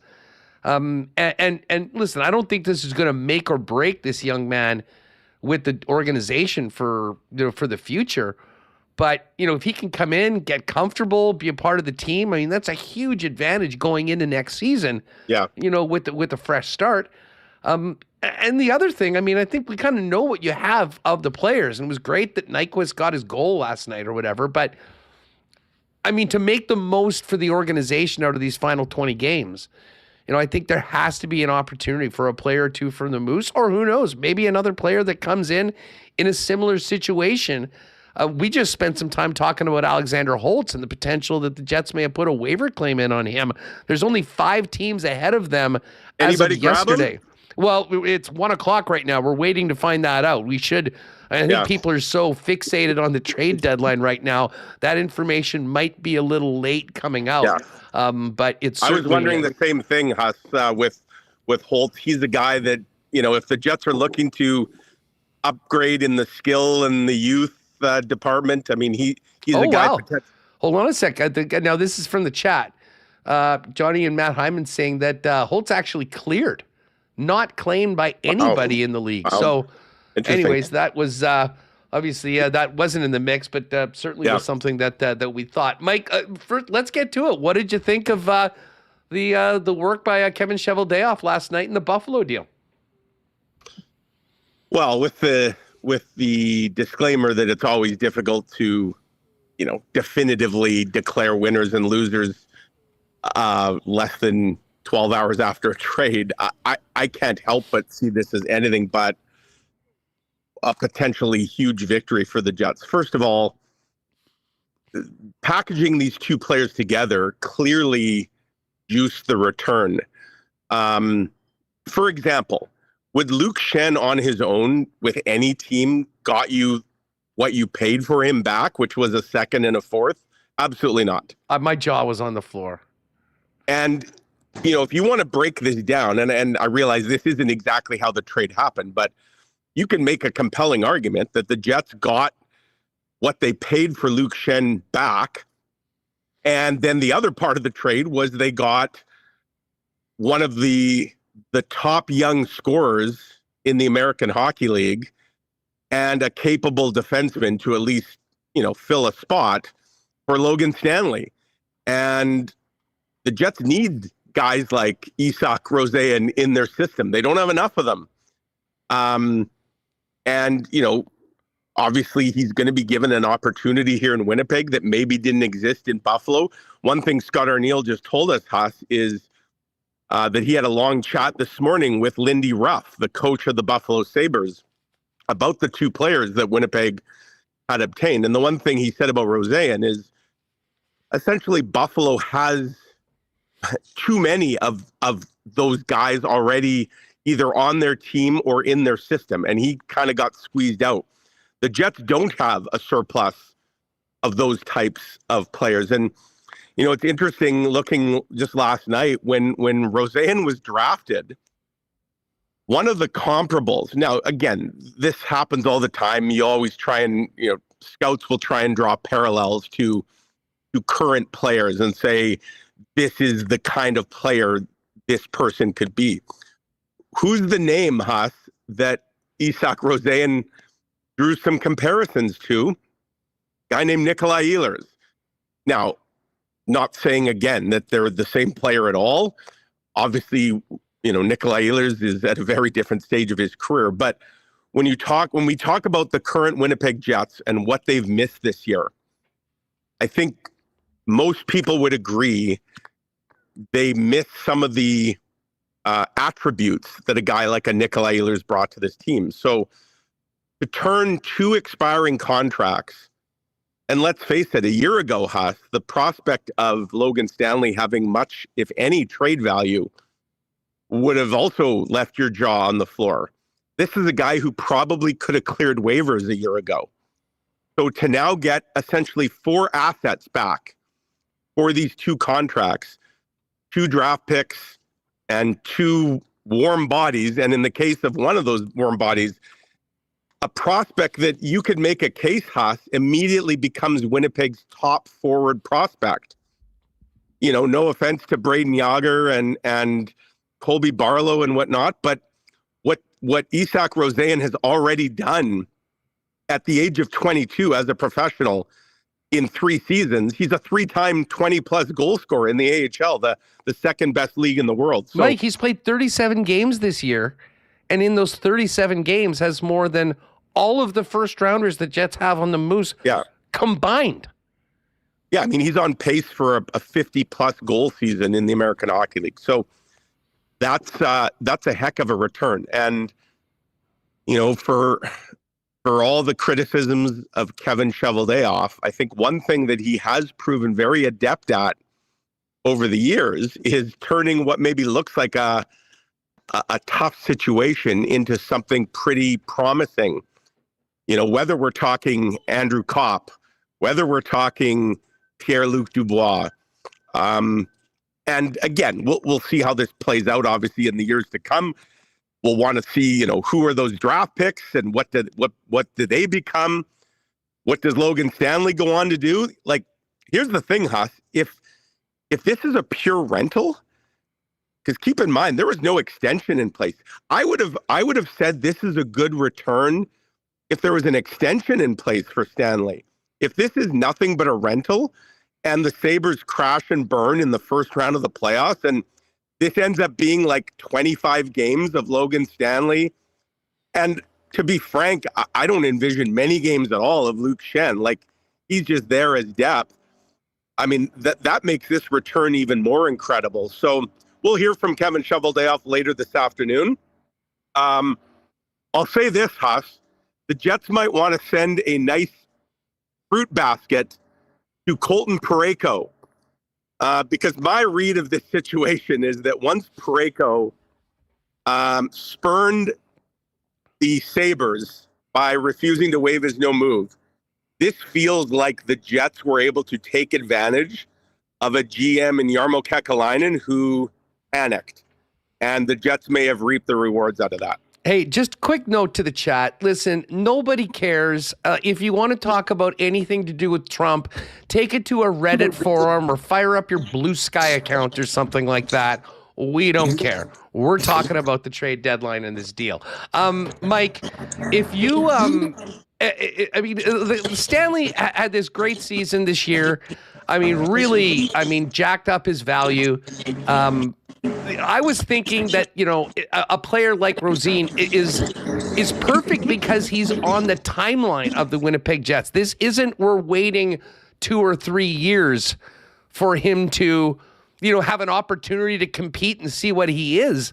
Like the like where he is at in his development, and maybe considering what's happened with the Moose, to be frank, over the last few years with developing players, maybe it's a positive that it happened in another organization and he gets a chance to come right in here and try and cut his teeth with a clean slate and a lot more opportunity that he had with a bunch of higher picks that, you know, were sort of taking those wing spots in Buffalo. No, you're right, Huss. He's the exact type of player that the Jets, and, you know, again, when we talk to Kevin Cheveldayoff, I'll be curious to hear how many looks the Jets had, their scouts have had of this player. Like, has he been on their radar for a while? Is he a guy that they identified as someone that they would like to go out and get? Because it certainly would appear to be that he is exactly what this organization needs more of. And you're right.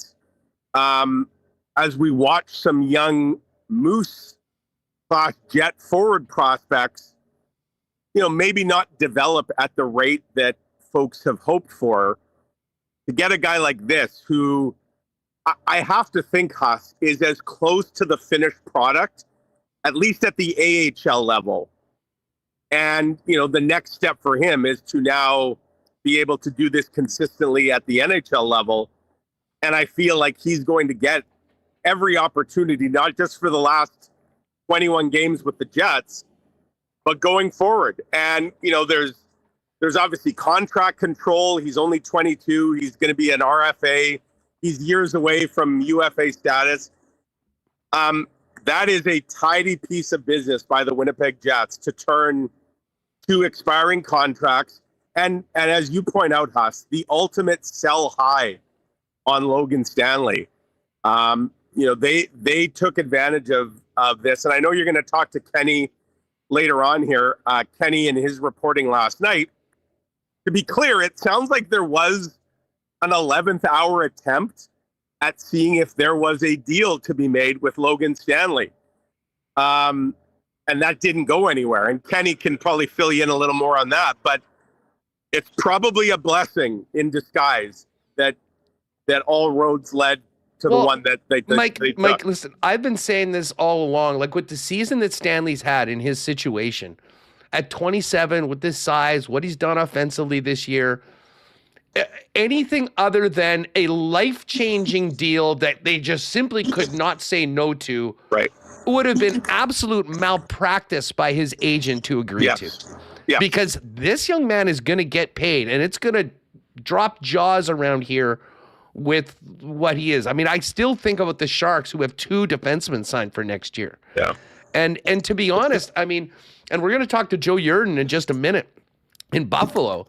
I mean, you always see the same sort of one narrative that's on social media a lot that I don't think is really fair to the player. And you talk to fans at games, and, a lot of people that aren't quite as loud will tell you, like, Logan Stanley, I think, is a great fit there on that third pairing. Yep. I mean, you pull up the Sabres blue line right now. And I mean, they're going to be rolling out Samuelson and Dahlin, Bowen Byram and Owen Power, and then Stan and Michael Kesselring as the third pairing. Yeah. They'll be able to contribute on the PK and whatnot. And if guys get hurt, as he did this year, step up if needed. Listen, I think it's a nice ad. Luke Schenn, different story. I mean, I think he's cooked, and I hope he's not playing for Buffalo, because I'm really hoping that they have a great run. That fan base deserves it. But I think this is a great opportunity. And speaking of Stanley, like with the new contract, the opportunity to play in the Stanley Cup playoffs when things are a little bit more physical and rough, this is an incredible opportunity for him to build off the season he's had just in time for July 1st. Schenn, he may not be a great hockey player anymore. He's a great human being. I had a fantastic chat just 2 days ago with him. He knew this was coming. He knew change was coming. 2-time Stanley Cup winners don't grow on trees. And yeah, ideally, it's probably best for the Buffalo Sabres if they don't have to lean on Luke Schenn a whole lot, at least on the ice. But, for a younger group in the Sabres that kind of hasn't been in this situation, for most of these players, to have a Luke Schenn around to lean on, when the going gets tough, when adversity hits, as the playoffs arrive, I think that value, like there's value to Luke Schenn well beyond, what he will or will not contribute on the ice. And for Logan Stanley, again, they are acquiring a player that there is nobody on this Jets team that was feeling better about their own individual game than Logan Stanley. This guy is on an absolute heater. His confidence is higher than his height. It's sky high. And so, yeah, that they're getting a guy. And you know what? Logan Stanley did not look out of place filling in for Josh Morrissey on the top unit here for the Jets since the Olympic break. He's not going to have to take on that kind of responsibility. You know what? The best trades ultimately are the ones where both teams come away pretty happy with what they got. I think the Jets did real well in what they turned this into. And, the Sabres, I think they're really going to like what they have in Logan Stanley. Now, is it just a pure rental? Like you say, he would be very wise to see what market value is for him. But at the very least, this will be a test run for him and the Sabres. And I wish him well. Another great human being. He's going to be missed. Probably nobody more than Mark Scheifele, who has Logan Stanley is one of his best friends.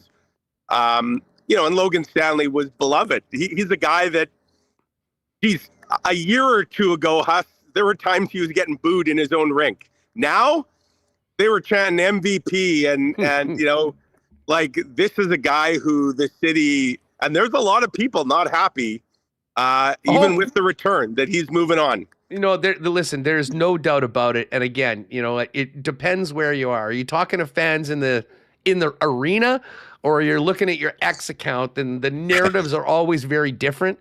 But I'll say this. I mean, even there's a lot of people that did a complete 180 on him this year. Yeah. And credit to him. And I'll tell you what, this has been a miserable season in a lot of ways for the Jets. Big Stan, absolutely one of the highlights through 61 games. And I think everyone will wish him well. And, we'll see what happens moving forward. Listen, we got to run because Joe Yerdon's going to join us from Buffalo on this. Just quickly, what's the latest with Chevy? We're going to hear from him at some point later on today? Yeah, I think the plan is around 3 p.m. Winnipeg time. The deadline, of course, is 2 p.m. So, we'll see what happens here in these last 45 minutes with the Jets. Just a really quick update for those wondering. It was an optional skate today, but in terms of the UFAs, guys that potentially could be on the move, Tanner Pearson, he practiced today. Cole Koepke practiced. Gus Nyquist, fresh off his first goal, he practiced. Jonathan Toews was not on the ice. He took the option. There was only like 10 guys on the ice. But so Koepke, Pearson, Nyquist, all of whom, in various degrees, I suppose, could have some value on the market. We'll see. If I had to handicap it, Huss, to me, Tanner Pearson is a guy that I would not be surprised if the Jets are getting calls about. We'll see what the next 45 minutes brings, and then we'll see what Kevin Cheveldayoff says about an hour after that. And we didn't even have time to talk about that wild win last night over the Lightning, but maybe the best all-around game of the year, given the situation. Yeah, and the Jets are riding a high, and you know what? Don't look now. They're 7 points out of a playoff spot, 21 games left. 12 of those 21 against non-playoff teams. Bring on the Canucks tomorrow night. Let's go. Yeah, and Josh Morrissey will be back in the lineup tomorrow, along with the two newcomers from Buffalo. So a lot of injection of some fresh energy tomorrow night. Looking forward to it. Mike, thanks a lot. Appreciate it. Just as we bring in our pal Joe Yerdon in Buffalo, who's down at the rink. Luke Schenn, not the only Schenn on the move. Elliot Friedman reporting that brother Braden is on his way to Long Island to join the New York Islanders. Per Elliot Friedman, will await for return on that deal right now. But always love catching up with our next guest, and what a perfect day to do it, as we're at trade deadline day, and there happened to be not the first big deal between the Jets and the Buffalo Sabres, and our pal Joe Yerdon in Buffalo joins us now. Joe, thanks so much for doing this on trade deadline day. How are you? I'm doing great, Huss. It's been a short day because your boy couldn't wake up to his alarm after getting back from Pittsburgh last night, or I should say early this morning. So still getting the gears going here, but yeah, it's exciting. Well, let's, listen, I could, and maybe we'll do something next week or whatever as we get closer to the playoffs, because I can tell you I have pledged allegiance in the East to the Sabres a couple months ago. They have been incredible for my Coolbet account because they seemingly win every night. They're, to be honest, I think the best story in the league so far this year. But let's focus in on the deal. There was so much talk about the Parayko deal that was agreed to and then nullified. And then, of course, the news that Logan Stanley and Luke Schenn were on their way to Buffalo. And, you'll, I'm sure, empathize with this. We here in Winnipeg thought finally something good comes out of a no trade clause for us here in the fact that this deal was made. Exciting young player in Rosine, obviously some picks coming back, and what seems to be a lost season for the Jets. Take us through the Sabres side of the deal, and then you can tell us a little bit more about the players that are on their way to Winnipeg. Yeah, I think from the Buffalo side, this was about getting a little bit more veteran and a lot tougher for the playoffs. This was a very weird headspace to be in for basically everybody in this town, because it's been 14 years since the playoffs, which I still can't wrap my head around that it's been that long. But this is a team now that's one of the best teams in the NHL, which again, I cannot believe I'm saying that about the Buffalo Sabres after how last season went, after how the 13, 12 seasons before that have all gone. Even the start of this year, they were 11, 14, and 2. I mean, they fire Kevin Adams and Jarmo takes over, and then nothing really changes, and the team just starts winning and winning and winning.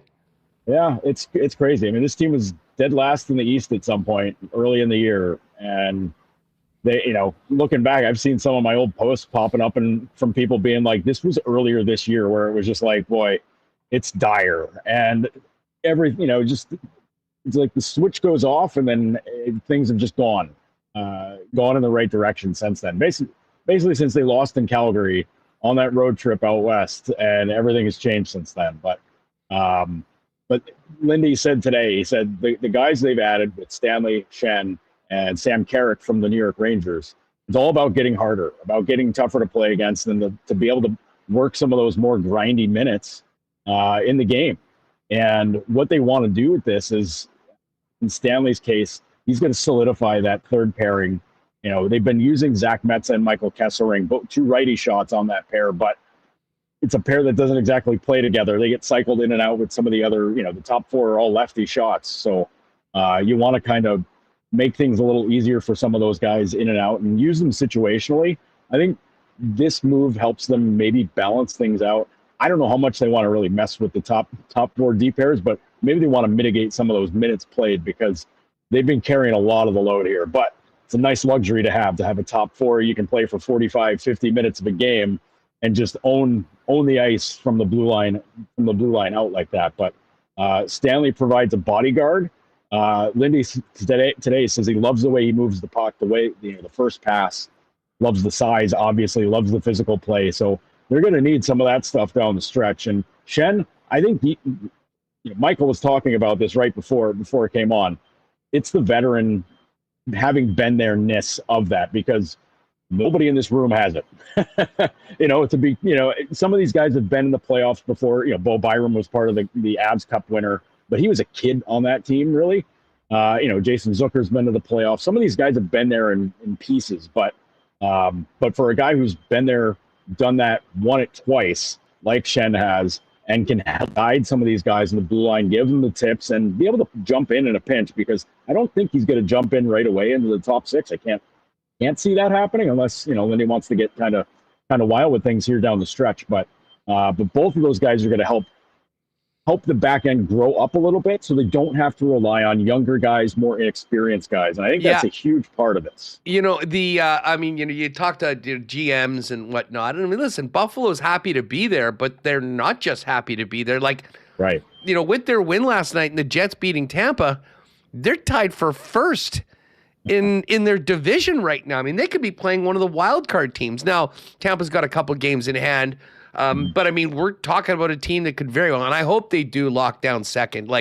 The atmosphere in that building with home ice advantage starting off the playoffs at home for the Sabres would just be phenomenal. Obviously here from the Winnipeg side of things, there's the picks, but people are most interested in Isaac Rosén, who's come over. We're looking at his numbers. I mean, he had 7 points in 16 games. 3 and 4 in the games this year, and absolutely dominant, it seems, at the American Hockey League level. 25 goals, 43 points in 37 games. It seems like he's a player that is sort of ready to go, but is sort of blocked by a bunch of guys that have been doing some incredible work winning games right now. I mean, tell us more about the player that's coming to Winnipeg and why he might be a good fit in the Jets, who have plenty of opportunity, desperately looking for some scoring in the middle of their forward lineup. Yeah, I'll say this about Isaac Rosén. He's a guy who's very easy to root for, and he's a guy I've been pulling for to get over that hump here in Buffalo, because anytime you get a call up, it's like, all right, man, grab this by the horns and go, and let's see what you can do, because it always felt like there was an opportunity if he really blew up right away. It becomes up. Problem was that every time he's been called up the last couple of years, the role that he was put into was not a fit for what he does best. You know, he would come up and he would play on the fourth line or he'd play on the third line. And some of those deployments are not meant for a guy who scores a lot of points and a guy who can, you know, who can shoot the puck, a guy who's very creative with the puck. And, you know, when you come up, you do what the coach asks of you.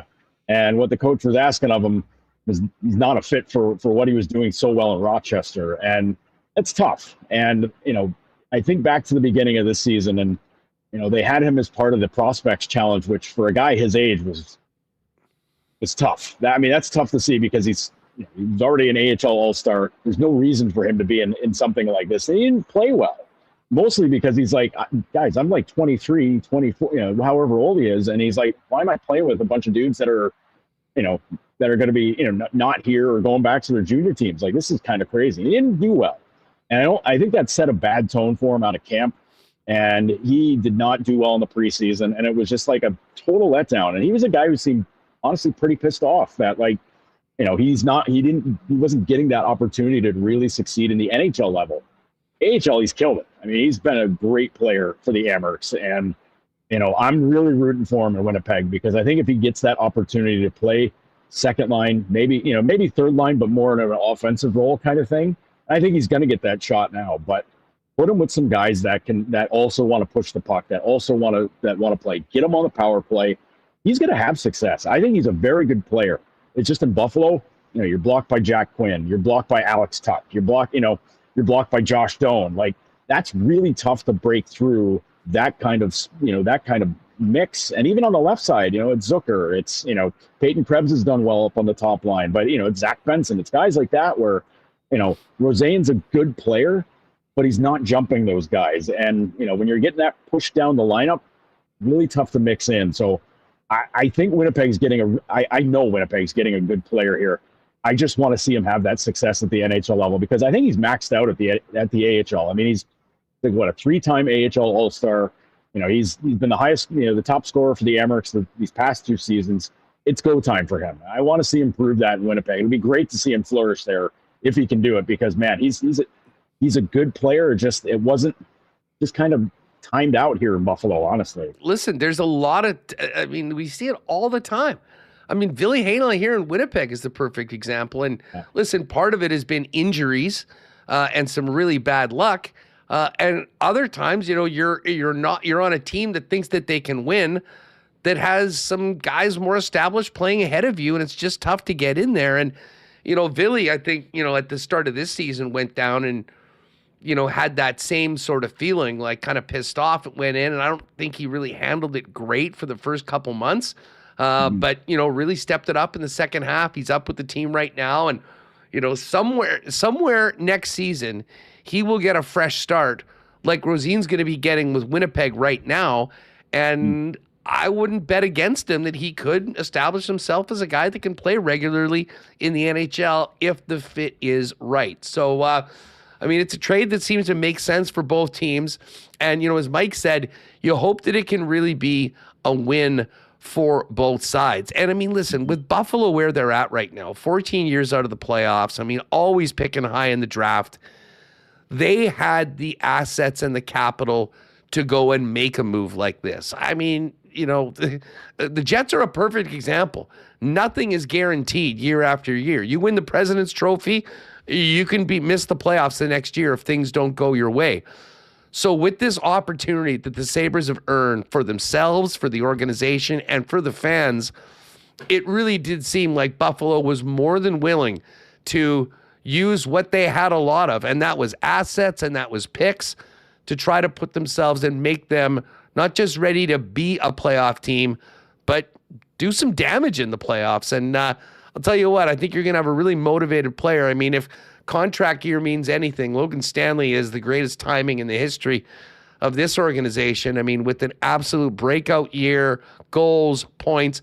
I mean, we joked that, what was it, Nick Roy got traded for a first rounder from the Leafs to the, Stanley's got more goals and assists than Roy, playing on the blue line in a third pairing. So, I mean, the offense is there. Now, will it be at that level all the time? No. But, I mean, if you can have that as a possibility along with the other things that he brings with the first job to, you know, excel in a tough third pairing role with a guy that's more established than the guys that he'd been playing with, or maybe better players, frankly, and on the side. I mean, I think the fit's good, and I know there'll be a lot of people cheering for Stanley. And I guess from a Sabres standpoint, if things go really well, you can talk to him about extending. But more than anything, we've been picking forever. We have all these players. We've got these assets. This is about the now. Jarmo Kekalainen felt like he owed it to a lot of people to do what he could do to give them a best chance to be a very, very tough out come playoff time in Buffalo. Yeah, and the thing with Stanley, and a lot of fans here don't know a lot about him, so a lot of the charts, a lot of the numbers, a lot of that stuff, and like some of the lowlights have been circulating around social media, and people are like, what are we getting into here? Like, who is this guy that we're getting? And hearing Mike talk about how, like, this is Stanley was a guy who was getting booed, and now he was getting cheered this season. It mirrors exactly what's happened with Mattias Samuelsson here. I mean, last season, Samuelsson played in his 200th game, and it gets announced to the home crowd, and he gets booed. It's booed by the home fans. This year, Samuelsson is like, and it's a night and day story. It's a great story with him, where it's, a guy who was, basically being reviled by the home fans, and now he's beloved. Everybody's like, oh my God, this guy's incredible. And sometimes these things just take time. And, I know Stanley was the same draft class as 2016, and defensemen take time. Like, defense is such a hard position especially to play. The big ones. Right. Especially a big guy. Like, you're rangy, you're trying to figure out all your stuff. Look at Owen You have to get Power. the speed down. Yeah. I mean, even still, people here were trying to trade Power this year. He's playing some of the best defensive hockey I've seen anybody play here in years, and people are like, he doesn't hit anybody. Oh my God. Well, you don't have to worry about that now, because Samuelson's killing people in corners. Logan Stanley's going to come around and start knocking heads. People don't have to worry about that. Power's scoring goals now. He defends so great at the blue line. He does all those little things. But with Stanley, I mean, all it's going to take for Stanley to win people over is to not be on the ice for an ugly goal against A, and B, beat the snot out of somebody that everybody here hates. Like, all it's going to take is for like one or both of those things to happen, and people are going to be running down to the Sabres shop here in the arena, being like, I need a Stanley jersey right now. Get me one. I need it. So, it's an easy way to win over the fans. But I mean, to have another guy that's got a similar path and a similar story to Samuelsson coming in here when the vibes are high, and that's a big deal, dude. And like, it's kind of freaky. Like, he comes at, like, Stanley's what, 6'7"? Yeah, I hope they give him number 67. Immense. Yeah, like, he's 6'7", Power's 6'6", Dahlin's 6'4", Samuelson's 6'4". I mean, Tage Thompson's 6'6", for crying out loud. I mean, these are massive guys. I'm 6'2", and I walk in there and I'm like, oh boy, okay, boys, how's everybody doing up there? It's wild. Well, and you know what? And listen, he'll be a great add to for the team. And again, listen, I mean, I always say that Twitter isn't really real life. I mean, there's a certain angle that is often presented there by people, and everyone has their own opinion. I'm not dismissing it, but it's a stark contrast to, frankly, what I hear in the hallways at the arena during the game. And that was what was kind of so fun to see the season that Stan had this year. But when I think about Buffalo, I mean, you look at the last couple seasons, and you think about a couple of those incidents with, like, Tage Thompson getting absolutely smoked and nobody doing a damn thing, and then him being the guy that fought that kind of stuck up for him. I will tell you what, both guys coming from Winnipeg, and we'll see how much Luke Schenn is in, but they will not shy away from it. And if that was a missing piece of what this team really needed to be complete, I think they checked off those boxes with the deal with the Winnipeg Jets. Just before we go, Joe, do you think that they're done? Are they still sniffing around? Is there something else they'd like to do before we get to the top of the hour? You know what? It feels like they're done, because I think they wanted to have a lot of this stuff taken care of. I mean, they got a couple of games this weekend. Nashville's here tomorrow. Tampa's here on Sunday. So I think that's appointment viewing for everybody, considering the way that game went in Tampa earlier this week. Oh, yeah. Playoff preview maybe? I mean, who knows? But I think Lindy wants to get these guys in here ASAP. It's going to be a little tougher with Stanley and Schenn because they got to get the visas squared away, all that stuff. But Lindy said today, Carrick might be in the lineup tomorrow. And like, that's not an exciting pickup, but that's a guy that wins draws, helps the PK, which is already a pretty good PK. So like, that's a good thing, but I don't know what else, unless you want to really kind of mess with things a little bit. I don't know that they're really in a position they want to mess with the main roster a whole lot, because vibes are sky high. This room's as tight as any room I've ever been around before. Low bar, I understand, but like it's but like this team is well woven together, and everybody's got each other's backs. All those issues in the past where guys wouldn't jump in, that stuff does not happen now. That is a completely thing of the past, which is great to see, just because you're like, those instances in the past, you're always like, oh my God, you can't stick up for each other. Give me a break. But now you got like a guy like Noah Ostlund jumping in on Anthony Cirelli down in Tampa, and Dahlin gets chopped in the feet. So like, everybody's in, man. So I don't know that they want to mess with it. These moves were basically just to kind of take the pressure off these younger guys that they've had in these roles all season long. I don't know that there's too many other young guys you kind of want to bump out of the lineup just because they played so well. No, listen, that is awesome, Joe. I'll tell you what, you're gonna have a lot of people here in the Peg that are going to be pulling for Buffalo this week and this year, come playoff time. And I know today's a real busy day, but I would love in a couple weeks, as we get closer to the playoffs, to get you back on. And as I say, a lot of Logan Stanley fans, really sad to see him go, but wishing him well in his new home in Buffalo, and hoping for good things with these upstart Sabres head into the playoffs for the first time in 14 years. Great stuff, buddy. Thanks again for doing this, and let's catch up soon. Hey, you got it, Huss. Anytime, man. This is going to be, I can't believe we're having fun times in Buffalo here late in the season. No doubt about it. Take care, dude. There is our buddy Joe Yerdon. You can follow him on X at Joe Yerdon for the latest on the Buffalo Sabres. And we'll be following afar from the guy that was such a favorite of so many. And he'll have an opportunity to continue building on this career year, going to the playoffs with a team that has completely turned it around and has a ton of excitement. 5-0 coming out of the break right now. A big win last week in Tampa. I'm glad you reminded me that they're playing this weekend. I will certainly get to that. We've got 15 minutes till the deadline. Finding out, look at this. The Islanders giving up a first rounder and a third rounder to the Blues for Braden Schenn. Good job on Armstrong to get that sort of return. Nothing big elsewhere. Well, something big. Elmer Soderblom, who I believe is like 6'8", just got traded from Detroit to the Penguins for a third rounder and more of a minor deal. Derek Pouliot from the Rangers to the Blackhawks for Aiden Thompson. I have a feeling there's going to be quite a bit of activity coming over the wire over these next 15 minutes. Ken's going to join us after 2 p.m. But right now, let's head back to the Canada Life Center, Ticketmaster Lounge, wearing a beautiful suit after some TV time on TSN. Our guy Kevin Sawyer joins us now. Kev, thanks so much for taking the time to join us today. Hey, buddy. Thanks for having me. I was wondering if you guys were going to get me on soon enough so that you can still get a little bit of this Mexican tan going on here.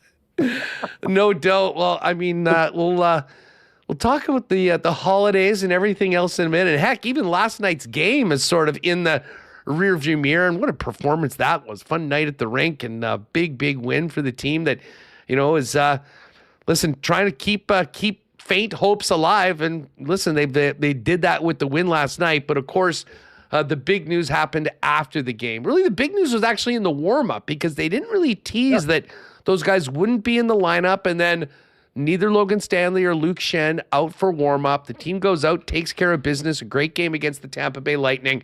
And about an hour or so after the game, we find out that both were on their way to Buffalo for a return that included a second rounder, a fourth rounder, and Isaac Rosine, who was a 14th overall pick in 2021, had been flourishing at the American Hockey League level. And sort of boxed in for opportunity in Buffalo. I mean, I know you've had a chance to talk to a bunch of people about the deal so far. I mean, what do you think about the work that Chevy did with two of his pending UFAs on their way to the Sabres? Well, going back, first of all, before the game started yesterday, my personal thoughts were, oh boy, like nobody's being scratched. I thought about those two guys and I thought, oh man, like how's this going to go? I mean, this is a big moment here. As we know, it's not the UFA, July 1st. It's now and at the draft for Chevy. So it was almost a sense of relief for me through the lens of the Winnipeg Jets that those guys were scratched, because it told me that, of course, now what we know is that Chevy was getting close to getting some work done.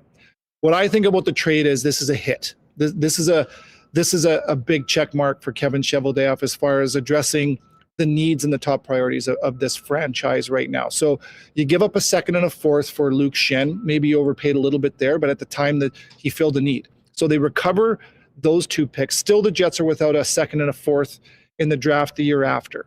But I like the fact that he gets that draft equity back. But more importantly, to me, the player Roseanne, pardon me, is a player that, if he is the player that Winnipeg Jets think he can grow into, he's going to fit into the top six. He's a left shot, right side. That fits with Cole Perfetti. He's extremely fast. They needed nothing more than speed, but more than speed, they needed scoring speed. 28 goals this year in the American League. He had 20 plus the year prior.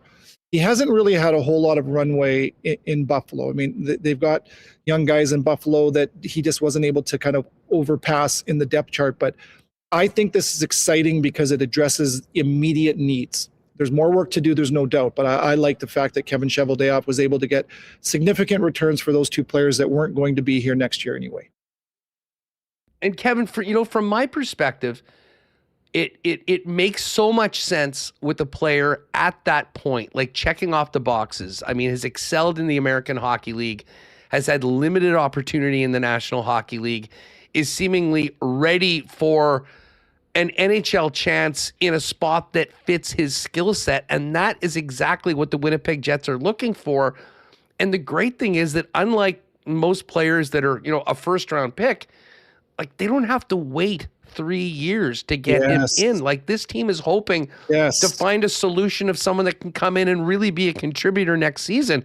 He'll have the opportunity right out of the gate tomorrow to do that. And I think these last 20 games for both the team and the player, regardless of how things go, will put him in a much more comfortable situation to, help this team do why they brought him in when the puck drops in the 2026 October. That is you don't need me here, Huss. You nailed that. And you're so right, because now they've got 20 games to evaluate him. He can evaluate the team. They can see what they have. And now they can go into the offseason saying, here's what we need you to do. Here's what we want you to work on. Here's who we see you're going to be. They can't do that if they get him in the offseason. I love that fact. And you're right. Like he's going to be 23 next year, and he's in a position now he can potentially step in. Sometimes players like this that are on the cusp that maybe probably should have had more of an opportunity with a franchise that's extremely deep with a lot of youth, sometimes they come to a situation like this and they kind of double bounce. Like they're so extra excited because they know this is the break that they need for their career. And this lines up that way for Roseanne, I believe. We've still got it. We don't want to get too far ahead of ourselves. He's unproven in the NHL. But I did talk to Rob Ray this morning about the player. And he said 2 years ago he came up, he wasn't put in a position to succeed. He was just okay. This year, different. He was playing with skilled players. He says his skating is excellent. His finishability, he's got a great shot and all the things you need offensively. But he said he plays with some bite. There's some competitive nature in the kid too. Defensively, he's fine. He'll grow. But I like that fact that he said he competes, and that is a huge part of this. I mean, the Jets need more of that. They've got skill. In the past, they've had a lot of skill, but they need to have that fast skill that's got some bite to them. So that's another area that I'm going to be watching as this season unfolds. No, they did pay a price, and specifically Logan Stanley. I think Luke Schenn goes there as part of the deal, and if you can get some extra picks back, great. He'll play a role that might not be very often in the lineup, but I think will help them, from an experience perspective, and obviously by all accounts, just an absolutely awesome teammate and a guy that, will help them. But, for Logan, and I'd said this before because I understand a lot of people really thought that, he had turned the corner and we're going to see a guy that can be a difference maker and a really solid NHLer for years to come. And, like for all that the Jets had put in, it was tough to see him go. But at the same point, like if I'm Stanley, and particularly his agent, not allowing him to see what is out there for a player of his set after this season would be tough. And what a great opportunity for him going to a spot where he'll be playing on that third pairing on a pretty deep Buffalo blue line, getting a chance to go in fitted where he should be on a playoff team to build off of a career year, hopefully with a long playoff run that can make him even more attractive to NHL teams when it's time to get paid. Timing is everything, and we've seen it many times before. Andrew Kopp, other players that had the year they needed to have when they became an unrestricted free agent. This is different for Logan because, for me, I think not only was he kind of playing to get paid, but I think he was playing to see, like, can he be a regular NHLer? Well, not only has he proven that he's more than capable of being a regular, impactful NHLer, he's going to get paid. There's no doubt about it. You said how painful it is to go through the growing pains, and there were a lot of them. Let's be honest, with Logan Stanley, wondering, oh man, like, are they over-investing? Are they being too patient with him? Should they have moved him before? Well, good for Kevin Cheveldayoff to stay as patient as he did. Can you imagine how much it would hurt to go through all of that and walk this guy to free agency? That was just that to me would have been the ultimate sin. Like, Kevin Cheveldayoff knew that. As far as Buffalo goes, they overplayed their top four. Their top four defense were tired a lot of games, and going into this time of the season, playing every other day, hopefully having a long playoff run. I think Logan Stanley is going to play he's going to play with Michael Kesselring on the bottom pairing in Buffalo. Good for him. Huss, I know all these guys and I have a relationship with all these guys in the room, but there's a handful of guys that I feel very close to. Logan Stanley is one of them. And there's been many a day where I've gone sat with him in his stall or in the hotel, and he's been down. It's been difficult, and you just see what he has gone through. He's an excellent father. I know he's a really good teammate, and the guys are going to miss him. Couldn't be happier for him personally and professionally. He's gone through a lot to get to the stage, and it's nice to see him get that chance. Yeah, and listen, I think everyone for the most part will wish him well. And as I say, that Sabres team is a real easy one to cheer for. You want to talk about misery. And people talk about tanking and doing all that. They've been trying to get a damn playoff game in their building for 14 years. And it's going to happen. Joe Yerdon was just on with us. And the vibes around that team could not be any better. And I think it's a great spot for those two guys to come in. I think at the price that they're paying, would Parayko have been great to have in? Absolutely. And that maybe slides things down. But again, what the cost they were going to give to get Parayko, I'm not sure that history won't look back at that being a positive for the Buffalo Sabres and of this being a real nice fit. Listen, we're coming up to 2 p.m. and it's been a weird day because there's so many players that are still out there, trades that people thought would happen that still haven't. And I can't imagine what it's like inside the room or these war rooms right now with a bunch of phones going on. Are we doing this? Are we not doing this? But it's coming down to the nitty gritty. Just from your perspective, do you think one of the other UFAs might be on the move before 2 p.m. from a Jets perspective? Yeah, it doesn't seem likely. If it happens, to me, it's probably Pearson. He would probably be the guy that would bring you, maybe the next highest return as far as a team that could use a depth guy that has got some experience and help them, in a penalty killing role and a fourth line role. The one guy that I've really liked is Cole Koepke. I hope he's a Jet going forward because I've liked him. I'll say this. Kudos to Jonathan Toews for being such a loyal guy that wants to stay in Winnipeg and be a part of this from beginning to end. I still believe that surprised me, Huss. I thought that he was a guy that could have gone to a team like the Tampa Bay Lightning instead of Corey Perry, or to the Anaheim Ducks, who could use some depth, play him every 2 of every 3 games, keep him fresh, and what he could add to a team. I thought that could have brought a nice return back for Winnipeg as well. It doesn't seem like that's on the table anymore, and I give a ton of credit to Kevin Cheveldayoff for checking in with Jonathan Toews, I'm assuming, and for Jonathan saying, I signed here to stay here to be a Winnipeg Jet. So looks like that's not going to happen either. Yeah, as I say, the big thing that we knew was possible, they weren't going to be moving any of the big guys. I think there was a limited market for those others. But I mean, listen, and it speaks to getting the deal done when they did. Because I got to tell you, if there was a bunch of waiting or pushing around, I mean, a lot of these things are going right down to the wire. And certainly was great for us because we had a big trade to talk about all day while everyone else is tap dancing on TSN for the last 8 hours or whatever it's been. But it sets up, you bring in a player, and as Scott O'Neill said, Rosine's going to get a chance to play up in the lineup early, which I think is exactly what makes sense for the organization, for the player. I think it'll be exciting for fans, and we'll see what happens come the Vancouver Canucks tomorrow. Kev, listen, I know it's busy down there, and everyone's waiting to see what happens coming right up till 2 p.m. Thanks so much for jumping on with us today, and let's catch up when the dust settles next week in the midst of this homestand, and see whether this team can try and string a few wins together and make things interesting as we get down through the final quarter of the regular season. I'm in, baby. Thanks for having me. Good talking to you again, and we'll see here. What, a couple minutes left, so it should be fun. You too. We're overdue for a beer. I owe you one too. We'll catch up soon.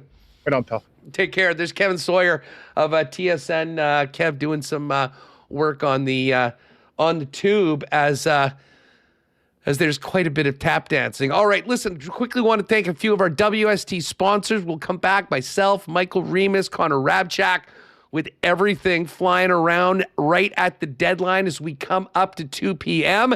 And Ken Wiebe coming up as well in just a few minutes here on WST. Cleanline is your one-stop shop with over 40 years of experience for the best in Winnipeg residential and commercial plumbing, heating, and electrical services.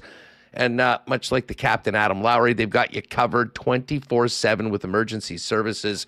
Remember the number, 204-500-2001 for Cleanline Plumbing, Heating, Electrical for all your needs, residential, commercial, and when you're in a jam.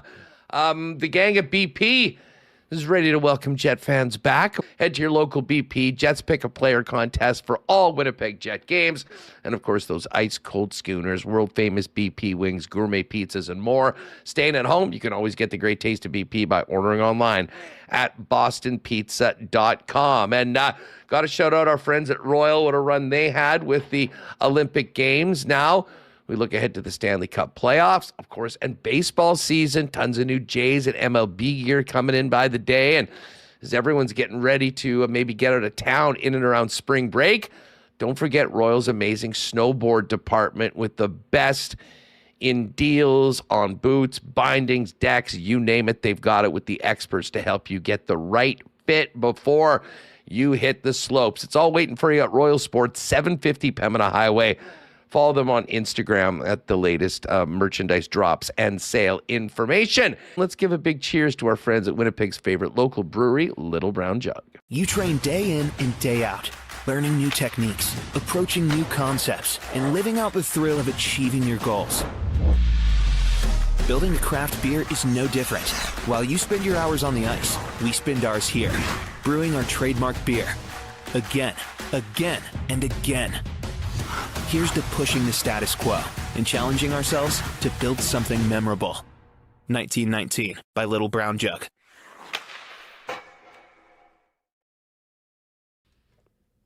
All right, there we go. 1 second, and this is by our count. What do they have? Yeah, we got 8 seconds on TSN. It's 2 p.m. Remis, I'm looking at this trade tracker, and the last deal the TSN has up on it is a Derek Pouliot for Aiden Thompson trade that took place at 1:32 p.m. That can't be it for the entire league, can it? There's no way this is it. This would be one of the worst trade deadlines. Look at the trades we've had today. How many are legit NHL players? Braden Schenn for a first and a third. I mean, that's a big trade. Other than that, you got TBD, 2 trades with future considerations.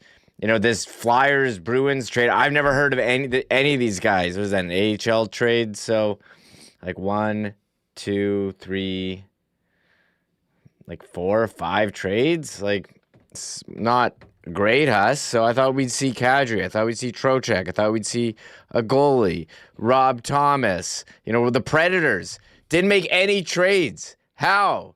Sorry, they made McCarron, my bad. But you thought you'd see some of their bigger names. Disappointing us. But I've had a lot of fun. And that's what counts here. The fun that we've had here hanging out with 500 of our best friends in the live stream. Shout out to everyone in chat. Yeah, for sure. Hit that subscribe button if you haven't already. And make sure to give us a follow on X. Like and subscribe, as they say in the YouTube game, folks. And if you are new, stick around.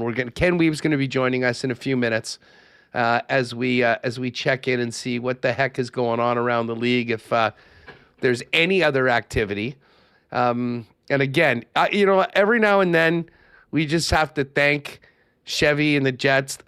This could not have worked out any better for the guys that do post game. And then for guys like us, we started off early. We had plenty of time to talk about the trade. We had some great guests. And we could really focus in on the Jets for most of the time because there wasn't a lot happening else in and around. Let's bring in Connor for a minute. I hope his mic's working okay. Yeah, how do I sound? Oh, you sound great. You sound much great. Better? Okay, I good. know you've been paying attention to the stream and what's happening on the tube. Like, what the hell have they been doing on TSN for the last 3 hours? Is O-Dog still playing ping pong? Yeah, I saw them do a draft lottery at one point. Get this, Huss. Guess who won the draft lottery, the fake draft lottery on TSN? Toronto. The Leafs. Yeah. Gavin McKenna went number 1 overall to the Toronto Maple Leafs. And it's Fix is in. Toronto Sports Network getting it done there. But no, I don't know. And now the clock has struck 0 on the TSN trade board on ours in the top left there. Jeremy Rutherford is reporting that Justin Falk is going from the Blues to the Red Wings. Okay. So we'll wait for that one. Elliot Friedman just tweeted 10 seconds ago as I'm talking, Bobby McMahon to Seattle, but he doesn't have a return on that. Okay. So maybe it's starting to pick up a little bit here. Deadline spur action. Everyone's getting their call in just in time, but I don't know. We'll see if there's another Jets move here. But yeah, the trades, you guys were just running through it. It's been such a quiet day. One of the quietest trade deadlines I can really ever remember. But it is worth noting Brad Marchand got traded to Florida an hour after the deadline actually passed last year. Yeah. So we've got there's an hour probably to still see. some trades still to go. I think this queue is going to be loaded in. By the way, I mean, the deadline so far may have been of a dud. Briar hasn't been. Shout out to my guy, Matty Dunstone, who just handed hometown hero Brad Gushu his first loss of the event in the page. Norm said, great shot to beat Gushu with his last rock. That is awesome. And shout out to Braden Calvert of Manitoba, who made the playoffs yesterday. Our little parlay that we put together for the Briar, Calvert to qualify for pool play, Dunstone to make the final, looking very, very good after what things have happened so far. So let's reset here. Justin Falk to the Red Wings, and again, still trying to find out what's coming back. And Bobby McMahon from the Leafs going the other way. You got to think. I mean, I know there was a lot of pressure on Cheveldayoff to make something happen for his key guys, which did. I got to tell you, and we'll see what happens with McMahon. I guess they did get the first deal done. The Leafs didn't get that first round pick, but for OEL, Scott Lawton not to go anywhere. I mean, there's a bunch of teams with UFAs that thought it was automatic they'd go somewhere.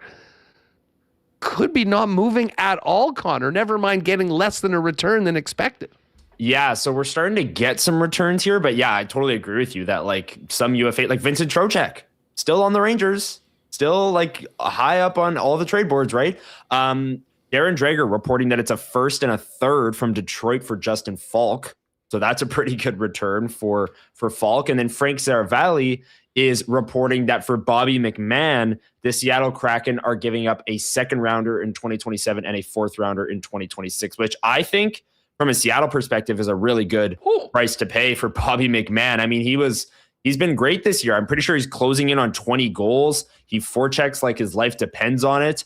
I know Seattle has a lot of Bobby McMahons on their team. Like they have a lot of middle six forwards that are good forecheckers, so he just kind of fits the mold there. But I think that's a pretty good price to pay right at the horn for a team like Seattle to go get Bobby McMahon. And maybe the Leafs were hoping for more, maybe a first rounder for their prized pending UFA. But we're starting to get some returns here. And the Falk one being higher than the McMahon one is interesting to me. Yeah, I will say, we've got now Ken is coming on with us, but Ken has just texted us. Ken is waiting for, quote, the final piece of the puzzle.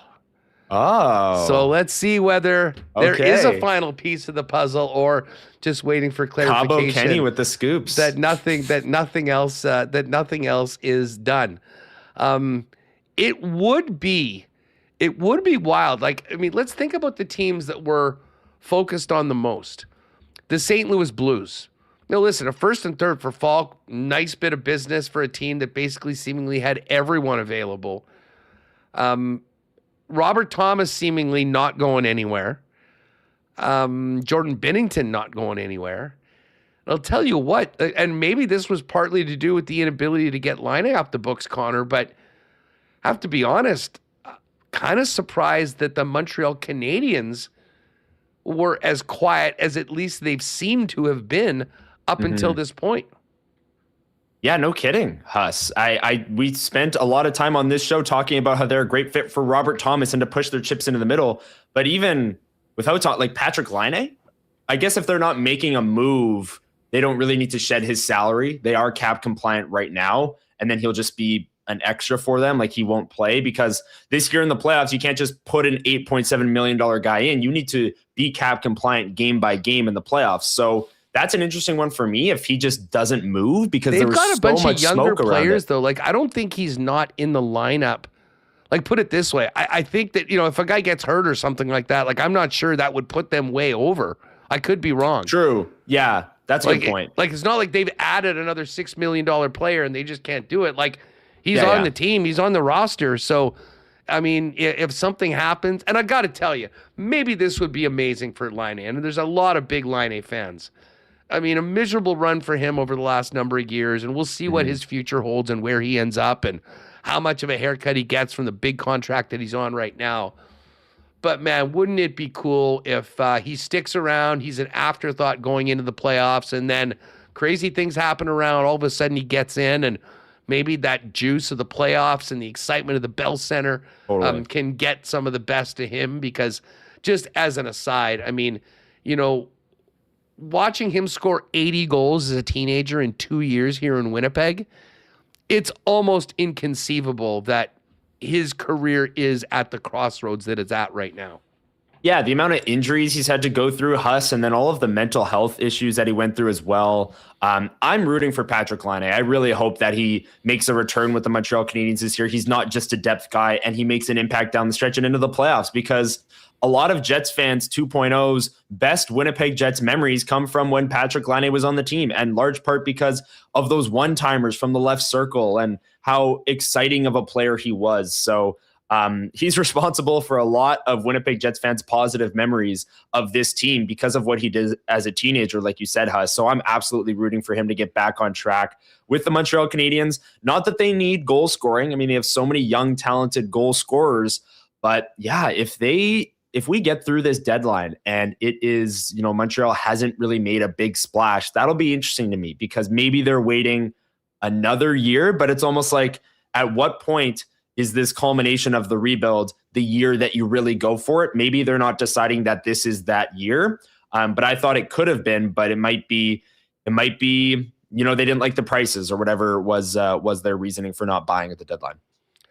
Looking at the prices that we've seen paid so far, I'm going to give an A to the Blues on the return for Braden Schenn.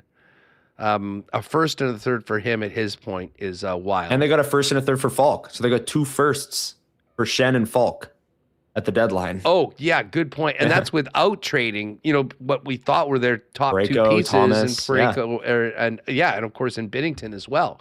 Yeah.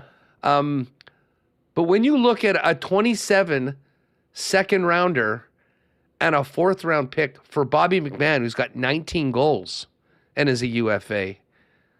To be honest, it makes the return for what the Jets got back in the Stanley Schenn deal almost look even better. And I think the timing of that, Chevy has been like, obviously he takes shots for a bunch of things, and he's always been super patient, and waits till the last minute and all that. I think his read of this was really, really on this year. The fact that they went and got that done when they felt they had a taker in Buffalo to make the best deal they could at that moment. Because, it's been funny. We've heard, like, even yesterday, I was watching Drager and LeBrun on the same panel. And Drager says, well, I still feel it's a buyer's market. And 30 seconds earlier before he was on, LeBrun had said, well, it's really turned into a seller's market at this point. So, this has been one of the weirder deadlines. Looks like Ryan Strome is going from the Ducks to the Calgary Flames for a 7th rounder. Now, I'm not sure whether that might mean something else for Anaheim. Maybe he did coming. Get Carlson was their big move. John Carlson afterwards. From the Caps. Yeah, that was actually a kind of a wild one. And I guess with him being they were on the West Coast, he didn't even find out about that until he woke up this morning. Crazy. Yeah, I saw that. And what else was, I saw a tweet earlier that there are 2 teams staying at the same hotel right now in San Jose, and they made a trade. I need to go confirm this. Yeah. It might be the Schenn Islanders deal. Hold on. Let me go confirm this. But anyways, yes. It's been such a weird deadline, and we're actually getting confirmed reports now from Emily Kaplan, Chris Johnson, that the Rangers didn't move Vincent Trocheck. There's no trade call pending for Trocheck. Chris Johnson says they stuck to their price and no one met it. So the Rangers, who are they didn't have to do it. He's got 3 years left on his deal. If they want to revisit that in the offseason, they can. And listen, there's no point in a player like Trocheck, even in such a disaster of a season that the Rangers are in.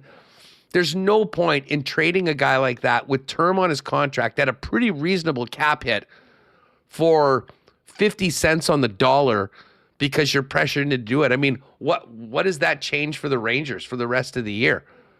They got a popular guy that's one of their better players, and he sticks around. I mean, they can revisit that then. And if not, I wouldn't be surprised if he sticks. Because, the Rangers are not a team that's going to be looking to hit to the depths. They can't believe where they are this year. There'll be some big changes, but I think that they'll be looking to get back to be pretty significant players in the offseason. Anthony DeMarco saying, I'm told the Flyers are not moving Rasmus Ristolainen. They did not get their price. And Colby Cohen saying, I'm sure the Flyer fans are disappointed, but Danny Briere is extremely disciplined as a GM. Pay his price or he will hold.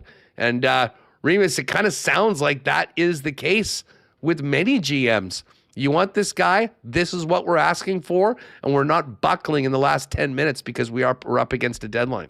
Yeah, I really like what the Blues have done. They said, okay, we're going to trade Robert Thomas. They asked for an astronomical price. Almost like, why do they want to trade this guy so bad? He's a number 1 center. He's under contract for, 5 more years. He's a point-per-game guy. And Jordan Kyrou, we thought maybe they'd trade him or Binnington. And you look at the trades that they've done, trading Justin Falk for a first and a third and Justin Holl, and they traded Braden Schenn for a first and a third, and also now Jonathan Drouin is in that trade. Some tidy work there, I think, from the Blues. Some rumors about, in the chat, people are saying, the Doug Armstrong is going to get the TSN GM of the Day trophy. I think it's too early to hand out, who's going to get the trade deadline champion thing. But I like what the Blues done. This Ryan Strome one to the Flames just came in for a 7th round pick. That one, I'm not sure why the Flames would want to hop on that one. I have to look more into this. Isn't he under contract for a couple more years, guys? Connor, do you know his status? The Ryan Strome? Sorry, I've got it right here. He makes $5 million a year, and this is year 4 of 5. Okay. So he's going to come in. He's got one more year. They need some players. And a year from now, if he can maybe have half a decent season with the Flames, he'll be a guy that can, maybe garner them something more than a 7th rounder. And they're going to need to, have live bodies considering one. Wild that Kadri has not gone anywhere, at least as of right now. He's got a $7 million AAV for the next 3 years. He's 35 plus. If he had like 1 year left or is in the expiring deal, take him. But that's a lot to commit, I think, for an older player at this time. So Colorado tried. It didn't work out. I can't say I'm too surprised, but Darren Dreger reported that he'll be disappointed if he doesn't get traded. I guess you're going to be disappointed. And who wouldn't be when you sign a long-term deal on a team that you think is going to be a contender and then, it doesn't really work out like that Huberdeau contract, maybe one of the worst in the league, and they're trading everyone away. They have a lot of picks. I like what Calgary's done. You got 2 first rounds this year, 4 seconds, 2 thirds. Next year, you also have 2 firsts as well. So I think they're set up going forward, but it's going to be up to them to make the correct picks, or do they trade some of those seconds in the offseason for a player who can help them? But I think safe to say they're not exactly trying to contend at this point. One other team didn't make any more moves. Vancouver, I thought, were they going to trade Evander Kane? That was a name getting bounced around. Well, just on that, there was a funny tweet from our boy Sekeres. And I will pull it up right now. Here it is, Matthew Sekeres. And what he said, he goes, the Canucks, this was an hour left. He goes, Canucks approaching 1 hour left to sell their kibbles and bits. If Kane is plan B to D for interested teams, they do actually need some trades to take place for plans B to D to be required. It just seems like most of those did not happen. So we'll see how all that shakes out. Guys, stay on top of any remaining deals coming in over the wire, because we're about to be graced by the presence of one Ken Wiebe of the Winnipeg Free Press in just a moment. We're going to bring Ken in to get his thoughts on the deals and maybe if anything else is happening, if there is any missing pieces. But just as we bring in Ken, this segment is a presentation of GMC. Truck Month is on now at GMC. If you want something reliable, tough, and ready for whatever the schedule throws at you, that's the 26 Sierra 1500 Pro Graphite Crew Cab in a nutshell. And it can be yours for 0% financing for 72 months. With a factory 2-inch lift, off-road suspension, and a 5.3-liter V8, this is one ready for anything truck. Don't miss out. Get to your local GMC dealer and take advantage of Truck Month before it ends. Hydrating as he enters the place, Ken Wiebe from the Free Press, live from Canada Life Centre, joins us now on WST. Weber, what is going on? Afternoon, Andrew. Sorry to cause a little tap dancing here, but that's why you got young Connor in the seat beside you there, right? So I think we have a late maneuver here by the Jets. I think that Tanner Pearson has been dealt us. Team still TBA. I believe it's a late round draft pick, but still a developing story. But it looks like the Jets were able to move 3 of their pending UFAs here prior to the 2:00 deadline. But again, we're waiting for that last bit of information to sneak in here. Yes. How about Weber rolling into WST with a little breaking news? The Jets might not be done. And you know what? We talked about it. I asked Kevin Sawyer this question at about 1:55. I said, Kev, I imagine there's probably going to be a flurry of last-minute activity. If there is a player that the Jets might be able to move off the roster of those pending UFAs, who might it be? And I think Tanner Pearson makes a lot of sense. Ken, I mean, you've mentioned before, has won before, and to be honest, has played, particularly lately, some of his better hockey of the year. Obviously, the cost to acquire won't be big. But I think from a Jets perspective, anything you can get from a player like that at the same point, opening up a spot in the forward group for a Rosine, potentially a player from the Moose, it makes a lot of sense to make that move regardless of what the return is at this point. For sure, Hassan, and you and I have been talking about Tanner Pearson here for a couple weeks, and I've been saying pretty vehemently that for players that are able to produce at even strength in a bottom six role, those guys are valuable. I mean, Tanner Pearson was in and out of the Vegas lineup last year in the playoffs, but he's a guy, as you mentioned, Huss, playing his best hockey right now at this time of the year when the games get toughest. He has that championship pedigree. Whether he goes into a situation where he's the 12th or the 13th forward, he's going to be ready when his number is called. So whoever picked him up, I think, has made a smart acquisition. We know he's not a burner, but he's a big-bodied guy that can get to the net. He can kill penalties, and I think that he can be an effective player on a contending team, whether it's as a regular player or as a depth piece. So, and for the Jets, we've been talking about this. We know Walker Duehr was sent back to the Moose today, but Walker Duehr yesterday playing with Morgan Barron and Cole Koepke, I think that's a line that we're going to see a little bit more of here as we move forward here down the stretch run in the final quarter of the year.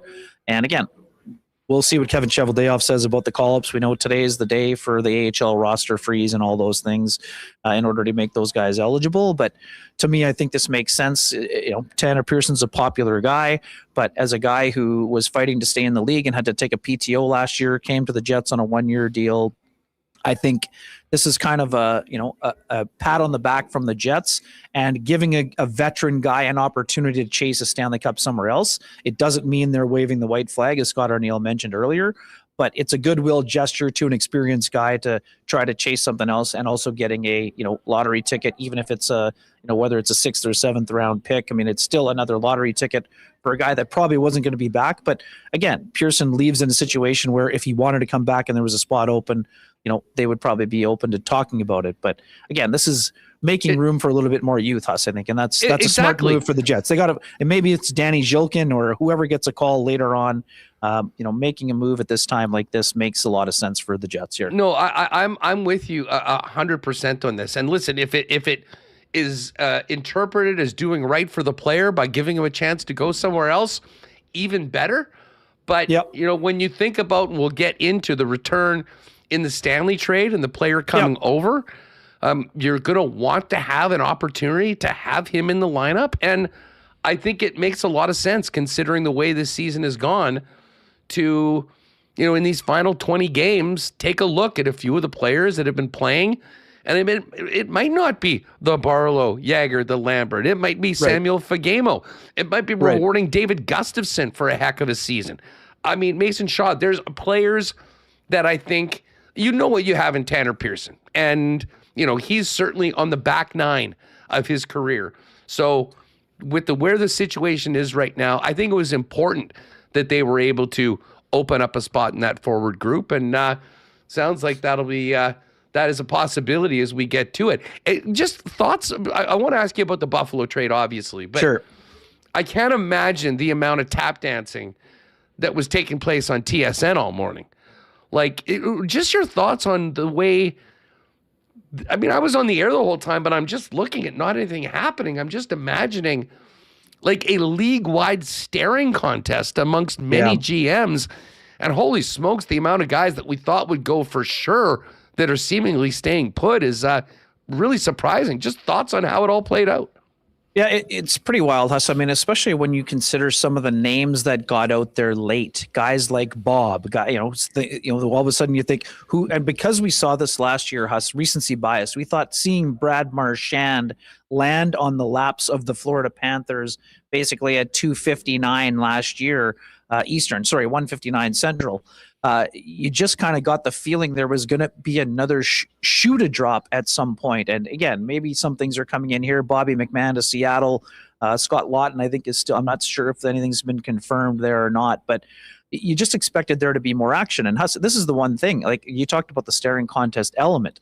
Earlier in the week, the buyers were trying to create a buyer's market by leaking it was a buyer's market, and all of a sudden you started seeing the prices that were being acquired, and now you're now the sellers are running around saying, "Hey, I've got something for you if that's what you're willing to pay." But people drew their line in the sand, and obviously the prices weren't met on a lot of those players that were expected to go at the last minute or in the last, hours and days. And, and a team like Calgary, right? I mean, I haven't seen anything about Kadri, and I haven't seen anything about Blake Coleman. So obviously in those situations, Craig Conroy set the price and wasn't willing to give somebody a bargain to move on. So it's been an interesting day here for sure. Certainly there are teams that improved, but we expected more action. And us at the end of this, we think there are still teams that wanted to upgrade in goal, yet weren't able to trade for what looked like the best goalie available, the guy that was the best goalie in the playoffs in each of the last 3 playoffs. So it's an interesting time. I think that there will be some disappointment in Montreal unless something comes in under the wire. We know their team's been a lot of fun to watch, but was this going to be the year that they kind of pushed a few more chips, not necessarily of the all-in variety, but if they were going to make another big move? And at least as of right now, it doesn't look like that move was made. Ken, let's bring it back to last night. Sure. And I know you were in the middle of entertaining the masses with Rennie on KNR. Speaking of tap dancing, for sure. Sean was on fire yesterday because I was doing a lot of tapping during the show. You know what? I'll be honest. It was fascinating. It was fascinating because it was just like a live cam on you working. And I mean, I'm like, stuff's coming up on Twitter. I'm like, oh, what's going on? So I just backed it up about 5 minutes. And I just walk and you're kind of seeing you're doing all this stuff. And listen, I will say, your partner never has a problem with letting her rip for a long, extended soliloquy. So it was a great show. But we ended up getting, the Jets end up returning. I know there's been a bunch. I'm just going to call him Rosie. Roseanne, yeah. Isaac, I think. A whole lot of Rosie. Sure. That should be his goal song immediately. I've already texted balls. Let's promote it. Yes, I have already texted balls. And I'm also texting competition. I'm also texting the Coolbet guys to get a goal prop up for tomorrow because let's make sure that happens. But listen, Logan Stanley and Luke Schenn to the Buffalo Sabres. Right. Rosine, 2nd round pick, 4th round pick, which ironically was what they gave up for Luke Schenn last year. Then the other defenseman is Jacob Bryson. Yes, Jacob Bryson, who's a pending UFA at the end of the year. Thoughts on the deal, but also the timing of the deal, especially considering what we saw happen today. Yeah, Huss, I mean, I think this was, a smart piece of business by both teams here. And again, I'm not just saying that to be standing on the fence here. It's a good piece of business, despite what some in the analytics community are saying about the Buffalo Sabres. The Buffalo Sabres have 5 really good defensemen already. Many of them are mobile puck movers. What they don't have a lot of, Huss, is, guys that are willing to bang and crash and, occasionally drop the mitts. I mean, Lindy Ruff was just quoted as saying Logan Stanley's willing to fight anybody in the league and stand up for his teammates. Luke Schenn got into a massive heavyweight tilt on that road trip with one of the toughest guys in the NHL in Ross Johnston. So I like the additions for them. We've talked about this a lot. And again, we're not this is not in a derogatory manner, but the facts are, since the Jets returned to the NHL in the 2.0 era, the Buffalo Sabres have played 0 playoff games. So they don't have a lot of experience. They just added some Stanley Cup pedigree. They just added a guy having a career year. Yes, we understand the shooting percentage is probably not sustainable over the long term, but he's a guy who gets a shot through and he can give you some offense. And I think on a third pairing with Michael Kesselring, Huss, I think Logan Stanley can be a really effective player throughout the Stanley Cup playoffs in the Eastern Conference. In terms of Schenn, I think he's probably a in and out of the lineup kind of guy. He can give them, high character guy, championship pedigree, stable voice, a guy that can go in when you need him, play some penalty killing minutes, bang and crash, give you everything that he has. It allows him to chase one more Stanley Cup. In terms of the return, Huss, you and I have been talking about this for a long time. And again, lots of people have lots of opinions in our market. We know this. A lot of people have strong opinions, but not a lot of people, including you or I, thought the Jets would be able to get back the return, what they gave up to get Luke Schenn. It's exactly what they got. No matter how you want to slice and dice up the deal, the Jets got back the second and fourth that they shipped out, and they got a high-end, highly skilled Swedish prospect who is a left shot that plays often on the right side. He is a prolific sniper at the American Hockey League level, Huss. Yes, he was passed on the depth chart and held back, sort of blocked in the Sabres system because they've got some undersized skill guys. But this is a guy that was made the Jets faster. He's added skill to their middle six, and he's a 22-year-old guy who's highly motivated and has helped round out his game. He still needs to work in the defensive aspect. We know that he's not a banger, but I think he's still a pretty competitive kid that's got a lot of skill. He's going to have a lot to prove. He's a 14th overall pick, and I expect him to get some nice runway here at the end of the year. And Huss, for a Moose team that has some aspirations on going on a bit of a run, I think Roseanne will also help them. He's like I said, he's one of the leading scorers in the American Hockey League. So, again, this move was made for the Jets. He was made to help their middle six for the next however many years. He's a pending RFA, so the price will be right. He's got 31 NHL games of experience. He's a guy that wants to be a regular. And Huss, I mean, I'm not bringing this is not to stoke the flames here, but if you go back and look at some of the draft comparables, Huss, Roseanne was compared to the guy who the Jets lost in the offseason last year. Again, I'm not saying he's Nikolai Ehlers today, but the projections for Roseanne were that he played that kind of darting style and could produce dynamic offense. So again, if he can produce anywhere close to Ehlers, the Jets will be absolutely thrilled, and it'll be a home run. But Huss, as I've been writing, to me right now, it's a minimum of a ground rule double with the potential to grow into more moving forward. Yeah, listen, I mean, like, who knows what was for Stanley and what was for Schenn. Right. But the bottom line is the package that they ended up getting back hit the bases. And as far as Rosine, like, we were just talking about this with Kevin Sawyer. He's a first-round pick that has flourished in the American Hockey League level, that, was sort of boxed out of an opportunity to play where he'll, will flourish, or whether you would think that he'd play. Can having a player like that come in ready to be in the lineup on Saturday and hopefully begin, get a head start on next season and be in the lineup next year makes way more sense for the Winnipeg Jets with their current roster at this point with the guys they have signed than grabbing a lottery ticket in a bottom 10 first-round pick, which is probably where the Sabres are going to be picking as their 6th overall right now. 100%, Hudson. This is what we've been talking about for the last few weeks. The importance of getting more of an NHL-ready player is because it helps the current aging core. Like getting a first-rounder, unless it's in the top 5, that player is not helping the Jets for at least 2 to 3 seasons. Immediately, Roseanne comes in. He's outscored the bulk of the Jets' best prospects on the Moose combined this year. So, and Jacob Bryson's an interesting one, Huss. Undersized, mobile, puck-moving blue liner. Again, whether he stays or not, who knows? Right now, he's a warm body that can handle NHL minutes, almost 300 NHL games. He's similar player to Ville Heinola at times in terms of his puck-moving ability. So again, that's a player that, whether he's around here for the long term or extends like Drew Stafford did at the end of his year when he came as a pending UFA, we'll see. But Bryson's an NHL caliber player as well. He's not really blocking any, like there aren't any other prospects on the Moose that are knocking on the door, kicking it down. So Bryson's here to provide some stable minutes, but Roseanne is a guy, Huss, much like we've talked about Elias Solomonson. Get him as much runway to help him be ready for October, whatever the date starts next year, October 1st or whatever it is. Help him get comfortable. Start helping him find chemistry with Cole Perfetti or whoever you plan to play him with, us.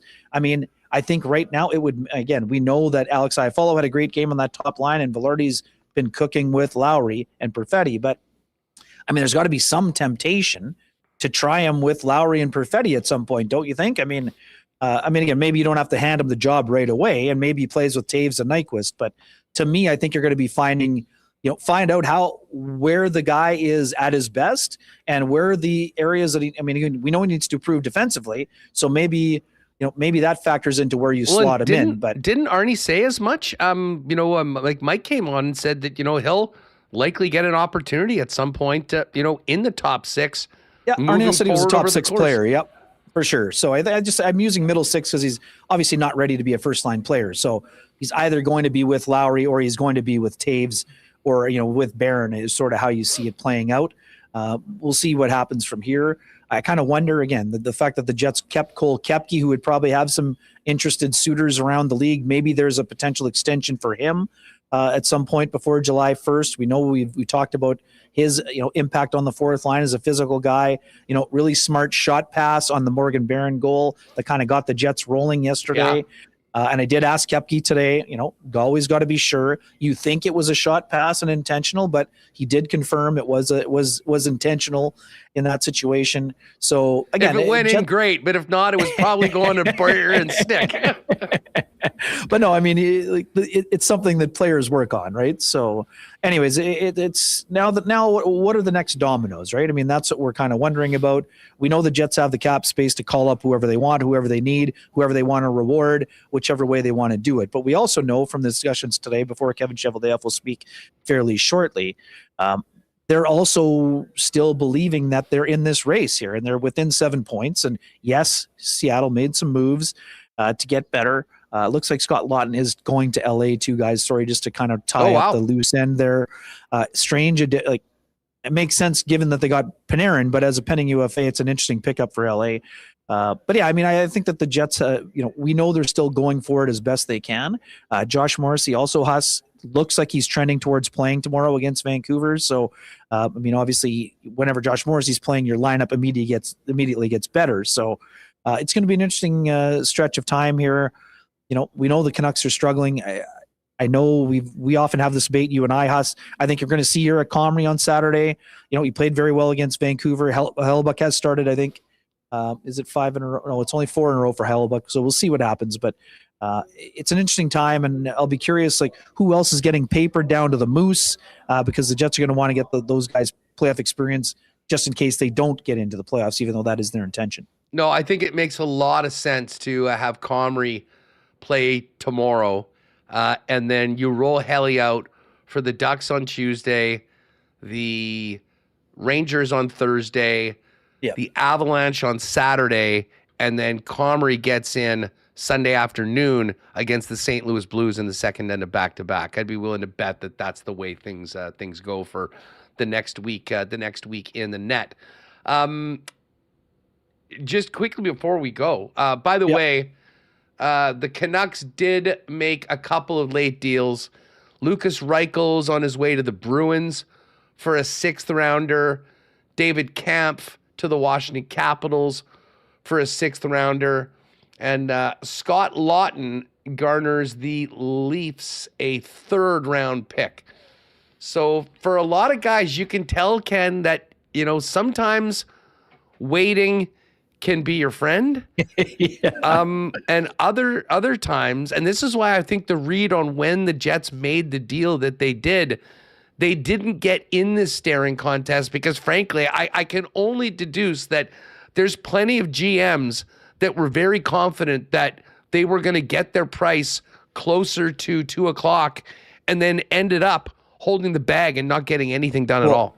Huss, we've talked about Rasmus Ristolainen as an option for the Jets forever. Pending UFA is staying in Philadelphia, it sounds like, from all the tweets that I've seen here. So, and we know the Sabres were familiar with Rasmus Ristolainen from his time there as a 1st-round pick. So, I mean, for the Jets to get what they got in Roseanne and the draft picks in Bryson, I mean, if you're Jarmo Kekalainen, you might have been saying to the Jets, hey, man, I'm just going to turn my attention to Rasmus Ristolainen if you don't accept this price. So, like you said, the staring contest can be interesting. I mean, Brad Treliving was absolutely getting praised beyond belief for his ability to turn Nick Waugh, a throw-in in the Mitch Marner deal, essentially, for a 1st rounder, but he paid a 1st to get Scott Lawton and just got a 3rd back, right? So I think you still got to look at the assets they still were able to accumulate.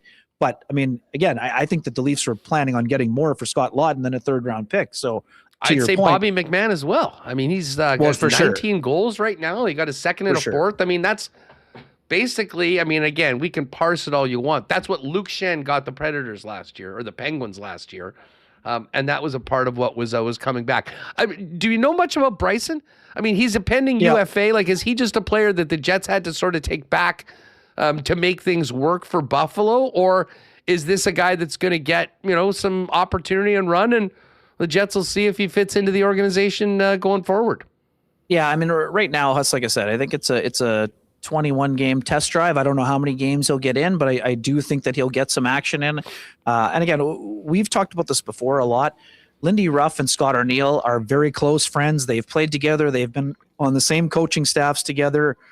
Scott Arniel will know everything he needs to know about the players coming in. And Lindy Ruff will know everything he needs to know about the players that he's getting also. So, he was talking, he's a 5'9" guy, but Lindy told Scott, and he shared it in the media address, that he's a competitive player. He's a good puck mover. Again, he's not a high point producer, but, he's a guy that can be on your third pairing and give you, some quality minutes. Again, whether he fits into the long-term plans or not, we're not sure, but that's what this period of time is for. But I think, the thing that you and I have been talking about for a long time, if the Jets got to the point where they were moving on from Stanley, and especially now Stanley and Schenn, I don't know that Bryson as a 5'9" undersized defenseman is the long-term solution on the third pairing for the Jets. Now, he may come in here and change their minds, but to me, the same thing exists today as in previous years. Jets have a lot of skilled defensemen. They're going to need, in their retool in the summertime, they're going to need to add some size on the back end. And, whether that's a guy like Rasmus Ristolainen or somebody else via trade, I think that the Jets will be looking to add a little bit more beef to the blue line here moving forward. Well, just on that, I mean, Ken, and I'll just get you to speculate on this, but, the two defensemen are out. You got Bryson coming back in. Yep. Where does this and Morrissey leave? Too, I expect, right? So Morrissey goes without saying. Pretty sure he'll be back in his usual spot up on the top pairing. Where does this leave Ville Heinola for the remaining 20 games of the season? Yeah, it's interesting. I heard there was some interest in Ville Heinola over various points of the day today. I mean, obviously, if there was a higher level of interest, he would have been moved, I expect. But it sounds to me like he could get some runway here. Again, I'm not here banging on the table saying he's guaranteed to be in the lineup, but I do expect him to get some run down the stretch. I don't expect him to get any more power play one run, Huss, unless Josh Morrissey is unavailable. But I do think we'll see some of Ville Heinola. But Huss, like I told you before, this was the most Ville-esque thing ever. Coming out of the break, he needed, I think, what did he need? He needed 27 games to prevent hitting 80 and going to UFA status, and he didn't have enough available by like one game. Lyss and I were talking about this at the Hockey for All Center right out of the break here. And I said, you're not going to believe this, but if you look at the number crunching, he's going to miss by one. So again, now he's missed a game or two since. So, but it does give them some time to, see a little bit more of him. Again, we've said from the beginning, we expect Ville to probably move on in the summertime, especially now that he's not moving on in a trade. Again, it just, the two parties have spent a lot of time together, and it hasn't led to the place where either side wanted it to go, which means it's probably likely headed to, amicable divorce, let's call it. Yeah, for sure. I mean, I'm just thinking about like with what's left of the team and what's left of the blue line right now. And again, I don't know anything about this Bryson guy other than he's another small guy that, sort of in and out of the lineup in Buffalo on a team. He's got more games than Heinola, though, right, Huss? I mean, just before we get too far along the road here. Well, I mean, he does. He's got 289 games, and Heinola is not at that level. Might remind you the Buffalo Sabres for the last 5 years, as opposed to what the Jets have been doing and who is ahead of them up on that list. I mean, a lot of the guys that they brought in have really sort of popped in this last couple of years. They, of course, made the trade with the defenseman and Josh Doan coming in, which changed things. So, I mean, very different situations from the two teams for the last little bit. Wiebe, I know Chevy's going to be talking in 15 minutes, so I will let you go. But just quickly, thoughts on tomorrow, the game, who we should see in the lineup, and obviously what you and the WFP team have for the newspaper tomorrow coming out of the trade deadline. Well, Huss, like I said, it's been a busy stretch here, lots of multitasking, but Mike is going to handle the Connor Hrabchak first avail since the Olympics with the mainstream media. I'm going to handle the Josh Morrissey avail. We'll both have our dump and chase column, and I have a pretty good handle on the trade deadline piece and main story, just waiting on a couple things. Hoping to maybe hear from Logan Stanley, at some point today here as well. I think, again, the way business goes, Huss, during the Hrabchak scrum, I had a buzz on my phone, and Logan was trying to call to share some thoughts on his time here with Winnipeg. We know what he said when we spoke leading up to the deadline, but this guy grew up in this organization, spent a decade here, and I think he's, as much as he's excited to chase a Stanley Cup elsewhere, I think there'd be some mixed emotions for Logan Stanley here with this deal, wanting to be here, even though it sounds like the negotiations, I don't think they ever got particularly close here, Huss.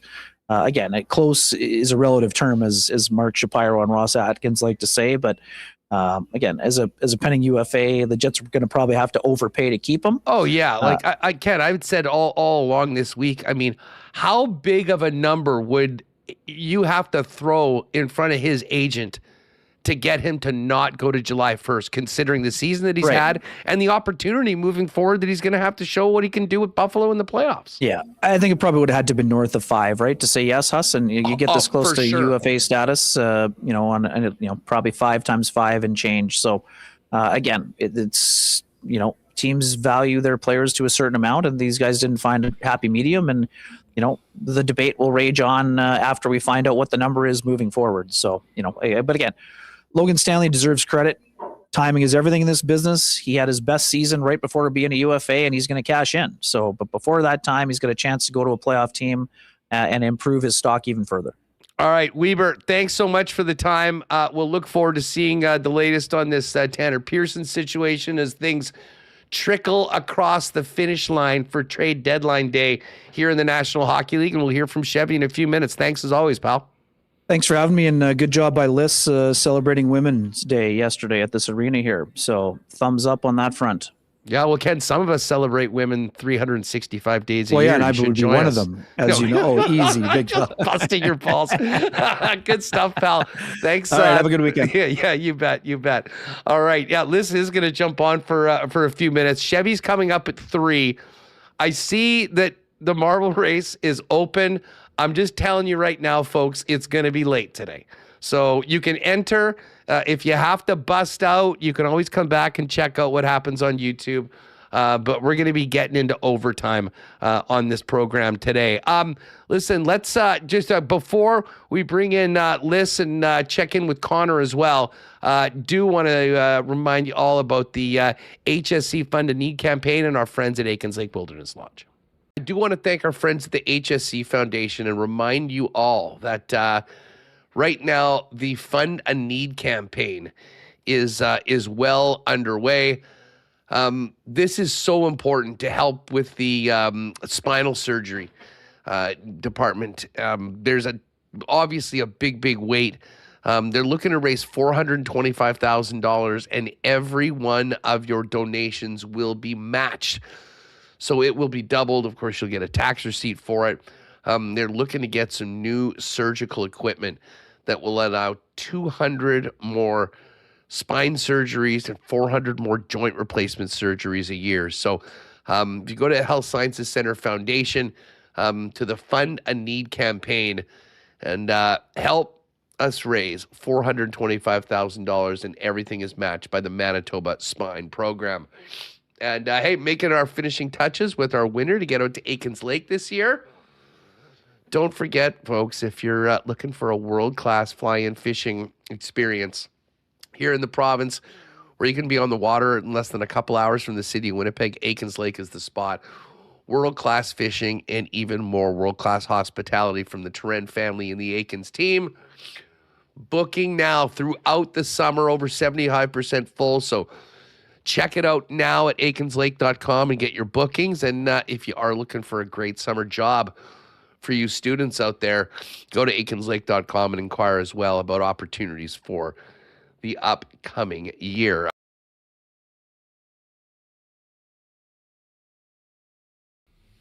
All right.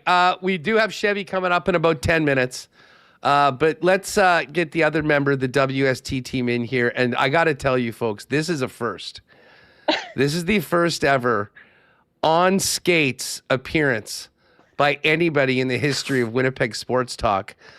Our own Lyss Houde is down at the Forks right now, wheeling around on the blades, joining us as would only happen here in Winnipeg. What's going on? How are you? I'm doing well. I have my cousin is in town. He's in Winnipeg for the first time. He's from California. So we're hitting all the Winnipeg things. We're hitting Hockey Night in Canada tomorrow. It's going to be super fun. So the Friday activity is we're at the Forks right now. So that is why I'm on skates. It wasn't, I wasn't trying to do my best Logan Stanley impression by any means, but just happened to be where I am today. So listen, pleasure to be joining from Ken mentioned it was the women in sport last night. It makes sense that you would show up all the guys today with the best background and most unique drop-in on the program at all. Lyss, kind of wild. I mean, we're still waiting. The belief is that Tanner Pearson is on his way somewhere. So we'll wait to find out about that. I mean, regardless of what the return is, I'm looking at these late returns, like Lucas Reichel, a 6th rounder. I mean, that's probably the neighborhood that we're talking about being in. Yeah. But if it does happen officially, to me, that's just good for opening up a spot for a younger player. But let's get to your quickly. I mean, I know you guys will get into this in much more detail on Sunday morning when you and Connor do a WST Sunday Live. Thoughts on the bit of business that Chevy did last night with the Stanley and Schenn trade to Buffalo? Yeah, I mean, I have a couple quick thoughts on it. First of all, when it's a package like that, I had in my head given an evaluation to each of those players and was like, okay, this is what I think Schenn will go for. This is what I think Stanley will go for. The package together, the aggregate of the return is better than what I thought they would net individually if you put those things together. So overall, pleased with that. But if anyone follows me on Twitter, I went on a big kind of rant on Monday or Tuesday talking a little bit about where the Winnipeg Jets are at, how their first round draft picks have been developing lately, all that sort of stuff. And I was like, I think they got to start packaging up some assets to bring in some prospects, because a 17-year-old right now who you're going to draft in a couple months isn't probably going to help your team win within this window that you have, Connor, Hrabchak, Scheifele, whoever locked up for. So I think that is probably the best little bit of business that you can do. Plus, we've seen the trajectory of the last couple of higher upside picks the Jets have picked, and nobody's looking too promising in the A right now. So I was big on team try and bring in some random 22-year-old, and that's what they did. So I'm pretty pleased with the bit of work that Cheveldayoff did on that one. Yeah, I mean, the numbers that he's put up at the American League Hockey League level, I mean, pop. I mean, a 3-time All-Star, 25 goals and 43 points in 37 games this year. And listen, I mean, I was just going through all of Buffalo's draft picks over the course of the last 8 years. This team has sucked for so long. They continually pick early in the top 10, and and they get multiple picks from other trades they've had in. At a certain point, you can only play so many guys, and he, kind of like Billy was at some point in a different situation here, was sort of boxed in. So the timing of it makes sense. We were talking about that with Ken and Kevin Sawyer, and I think he'll be excited to come to an organization that there's an opportunity for him to play in a spot where he can flourish, and the timing works out great. And as far as we've been talking about it before, I think it's a great opportunity for Logan Stanley in particular. Goes in on the left side of the third pairing in Buffalo. I mean, playing behind Rasmus Dahlin and Rasmus Dahlin, obviously Owen Power, Bowen Byram, Samuelson in the top 4. Kesselring is a right shot D, a partner perfect for him. On a team that needed a bit of size, a little bit of toughness. It makes sense for him, and it's a great opportunity. I mean, to build off this career year, do something in the playoffs, and set himself up to decide what makes sense for him coming up a little later on. As far as the league goes around, it seemed like it was just a crazy staring contest of GMs right up until 2. I mean, just thoughts on some of the guys that didn't go, and just how quiet things were until a bunch of seemingly minor deals right at the end. Yeah, it was kind of weird because I think that the strange part is that it felt like there were a couple teams that had players coming in and out, right? Like, we saw Scott Law go to the Los Angeles Kings, and they were a team that ended up selling off a couple guys after buying Artemi Panarin, and they were kind of on an interesting trajectory. So it's been a weird day, but this kind of goes hand in hand with the fact that everyone's talking about how underwhelming of a UFA class we have coming up, right? So I think that it's been a weird day for sure. And I was hoping to see a couple more pieces on the move from Winnipeg, but it seems like they weren't the only ones who left a couple guys sitting around. Lyss, I keep thinking you're going to toe pick. I feel like you're picking up speed, picking up too much speed. Well, no, there are guys behind me, so I got to pick up a little bit.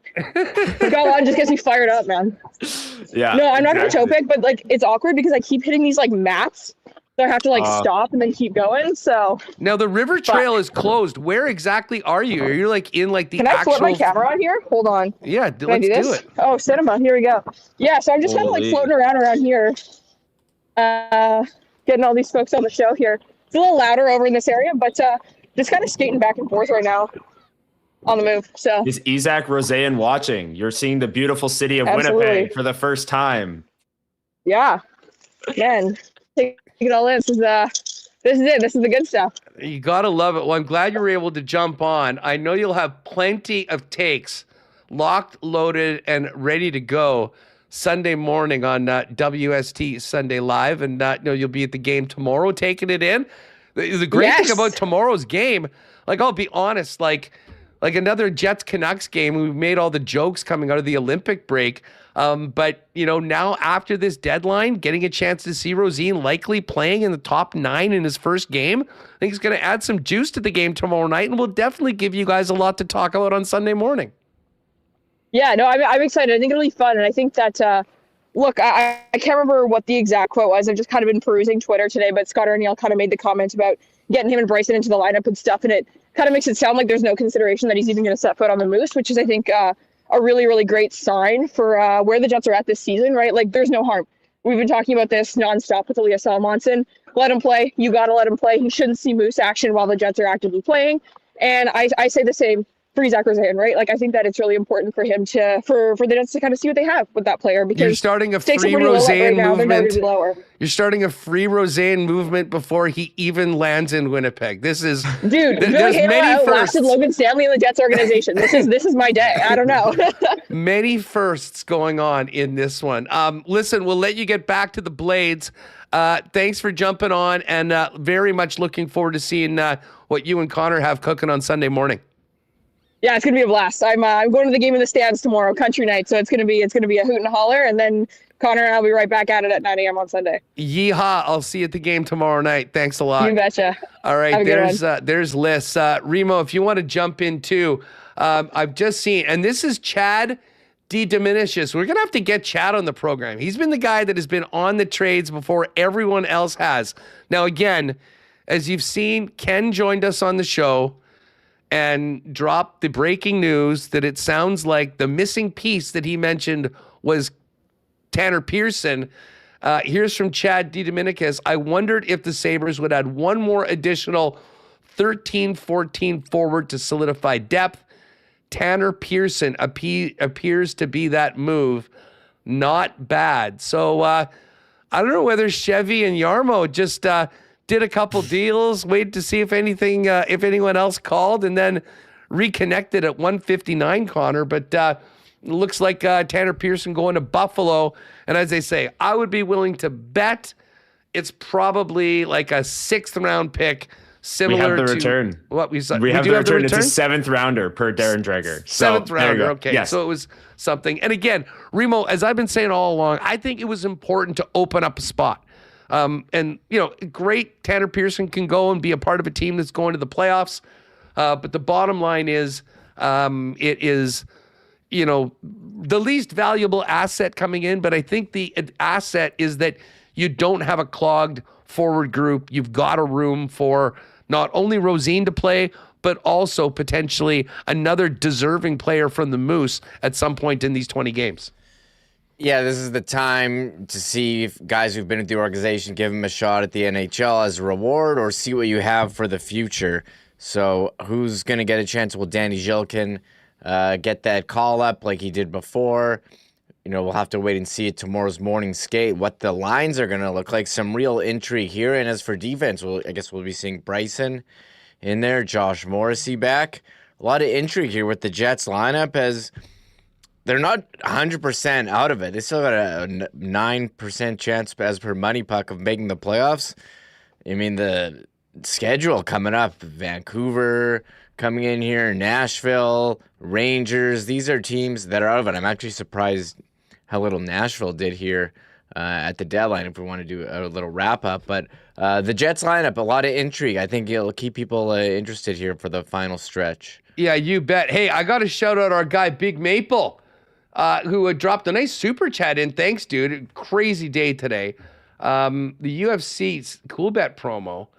Raul Roses Jr. by decision, plus 140, and tack on Jesus Aguiar, favorite dog on the card, to juice it to plus 584 if you want to live on the edge. I will. And Maple, I will tell you what, I also, last night, got tickets, some sweet seats with my buddy Chow Dog for the UFC in Winnipeg on April 18th. I cannot wait to check that out. I believe the on-sale day was today, but being a Jet season ticket holder, I had a chance to get them in advance. So I'll be right above, I think, the first row where the guys are coming out, probably doing stupid things on the UFC broadcast throughout the event. So I'm looking forward to that.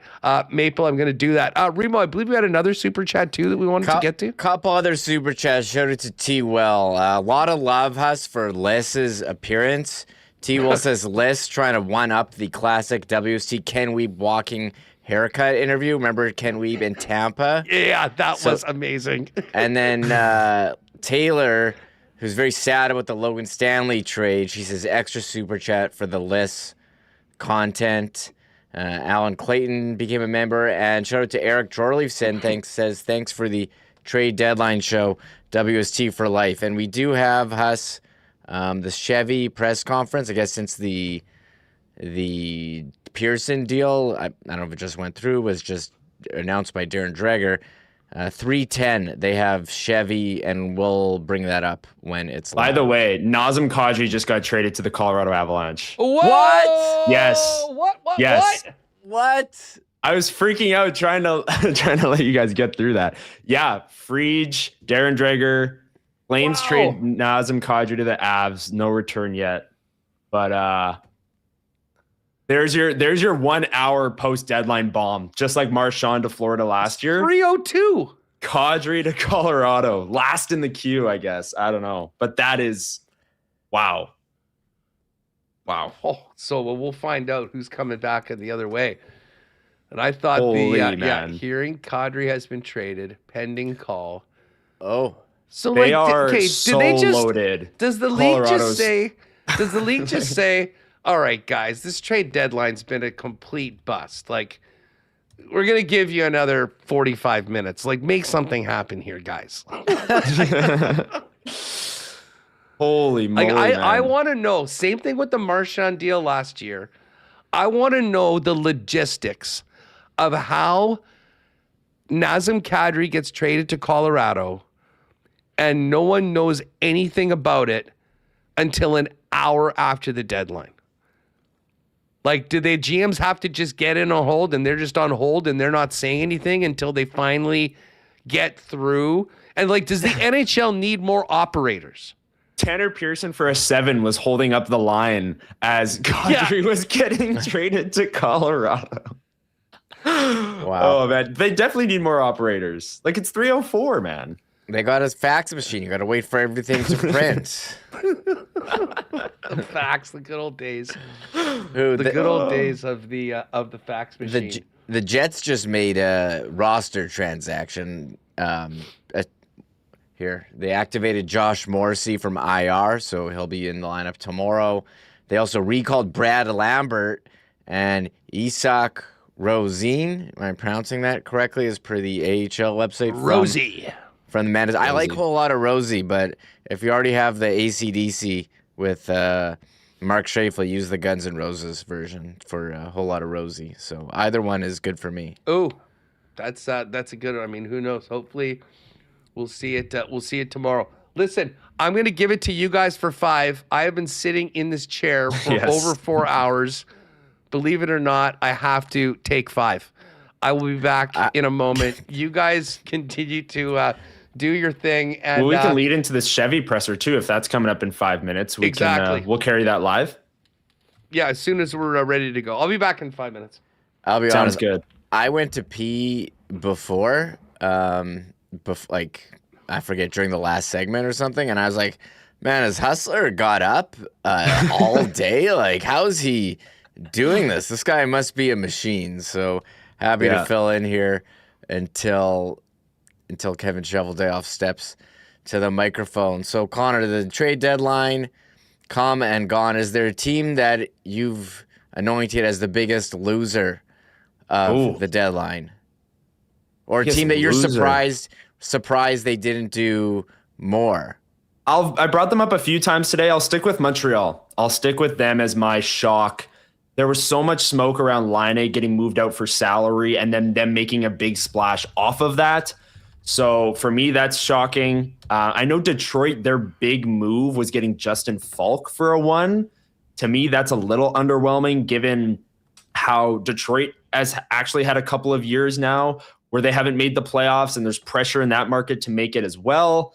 And then in the West, I mean, you look at the West, like there's really no losers because all of the top teams in the Centrals bought at an extreme rate, as we just saw with Kadri to Colorado. And the teams that sold, we're here talking about the Jets. We like that, the main deal that they made, but also the St. Louis Blues got multiple ones for their picks and stuff like that. So I don't know. I still think Montreal and Detroit, maybe I expected a little bit more there in the Atlantic. Tampa Bay, obviously a very, very good team in that division. They'll have to get through them if they want to make some noise.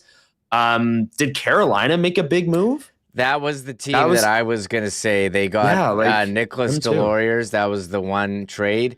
Didn't do anything at goalie. Oh, Kevin Cheveldayoff's at the mic. So we'll just go to that right now, and then we'll be back. So let me just bring this up. Yep. Who might be available and or who might be looking to do something or where different people's needs are. And then it comes down to timing and their timing and, just kind of checking all the boxes. And what really takes some time is when you get the trade in, just making sure that the league's got it, in times like this. And then, scheduling the trade call. Just to clarify, is that 2026 for the seventh round? Yeah, 26. It's okay. Yeah. And then with respect to Logan Stanley, was that more a case of the team and the player moving on, or was it more a case of just didn't feel comfortable going into July 1st with what you discussed? Yeah, so, again, the discussions that we have, with the agent and the player, that's, obviously going to remain, private and internal. But, again, I think we thank, Logan for obviously all those years of service with us. And kudos to him for, kind of what he's been able to accomplish, as a player this year. Everyone talks about, I want to do this, I want to do that. And when they get the opportunity, maybe it passes them by and they don't take advantage of it. Logan certainly took advantage of the situation that was in front of him. And he told him that, he should be really proud of that.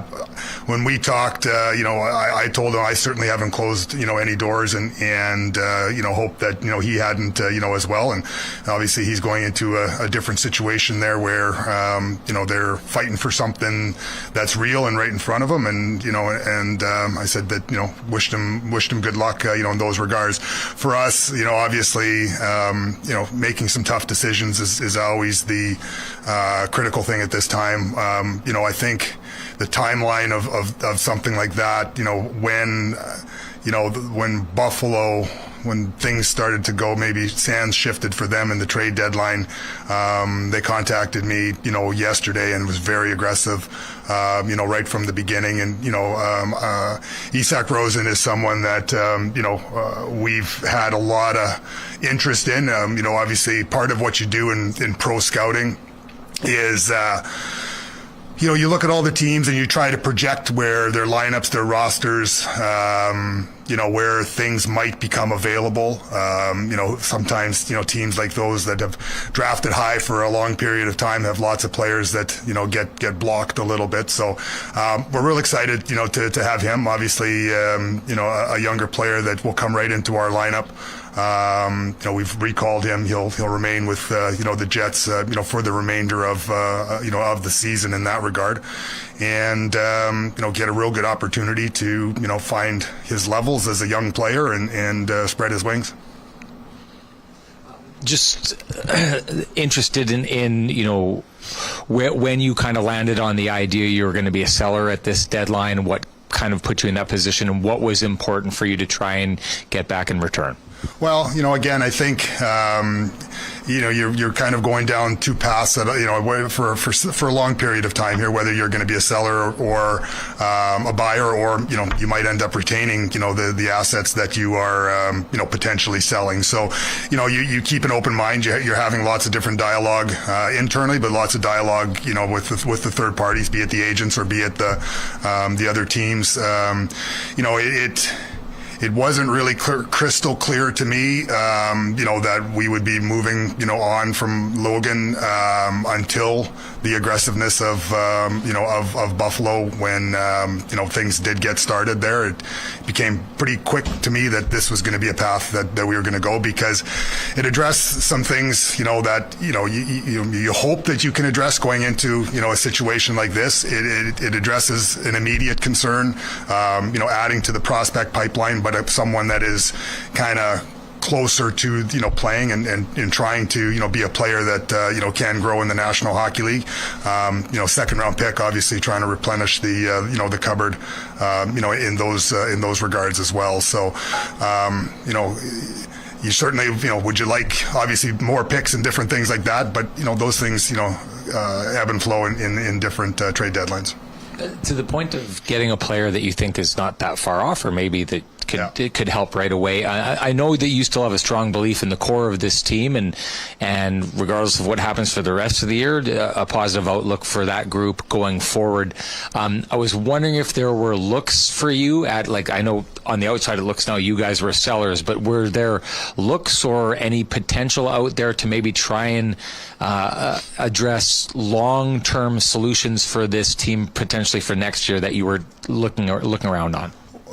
So I guess, that's what we think we did address. We hope we've addressed a long-term solution here with Isaac Rosine coming in. Again, trying to build around this core is what, we've been, trying to do, whether it's through letting your prospects grow and let them, come in. Brad Labbert, I don't know if you guys saw, we're recalling him here right now. So he'll be up and in the lineup. Obviously, you've seen, the progression of Solomonson, over the period of time here. So, those are the things that we're actively doing. We essentially got a second round pick back in here. We've got obviously some other picks as well. Could those lead to summertime, situations when you don't have, capital to do anything? It can't, so when you do replenish it somehow, then, you do have options. That's when it comes. A second round pick at the trade deadline is, kind of gets thrown around like it's nothing. A second round pick when you get close to the draft, it's a very powerful, tool. With Rosen, if I recall correctly, he was picked a few spots before Chaz Lucius in 2021. So would this be a situation where you consult your amateur side as well? For sure. You go back, you go back over the reports, within the system. But again, I think, for us, this didn't come out of the blue. This is something that, again, I go back to pro scouting meetings and you talk about and you say, what might be potential if these guys, come into a situation where, they do become a buyer, or what would we want to do? Or are there players that you would want to, try to go use those picks that you have at different points in time to try to go get, in the summer or whatever. And lo and behold, this player came available. So, but from an amateur's perspective, you go back, not only over the reports, you go back over the lists, you keep all the lists, the historical, things. And, again, that's something that, came back strongly as well. One of the reasons that we're here and you did move assets is that this season really hasn't gone as planned when it all began. For sure. At this stage, are there maybe two or three things that you would attribute the disappointing standing spot to? Well, again, obviously, there's probably lots of things that, culminate at one point in time. I think that, starting the season with several guys out, certainly wasn't ideal. It took a lot of those guys a long period of time really opportunity to come back and get their games, back in shape. Anything I say is going to sound like excuses and stuff like that, but that's, there is a reality to, how things happen, inopportune, injuries. Obviously, when you lose a guy like Helly to injury, it's not so much even about who's in the net. It's about, the mentality, of the team, in those regards, and you still, have to play. And the hard part for us is, you look at, I think we have 10, overtime losses, shootout overtime losses this year. I don't know that we had that in, culmination of how many years, if you look at 2 seasons ago and all those overtimes, seem to, fall in our favor. So it's a difficult time. You look at the regulation wins. We've got the same amount of regulation wins, or within a couple of a lot of those teams that are, fighting for, bigger and better things, at this point in time. But your record's your record, and you have to deal with it. Obviously, I don't think we've played, to our Jets identity that we've played, so much for the last 2 years. I think you heard us talk about when we don't play like we need to play to be successful, we're not. And I think, there's some things, for whatever reason, that didn't, fall in those regards. You look at our defensive metrics and stuff like that, like those are things that, are, when we get them back to being very strong, I think we'll be a team that, will be successful. When you make a decision to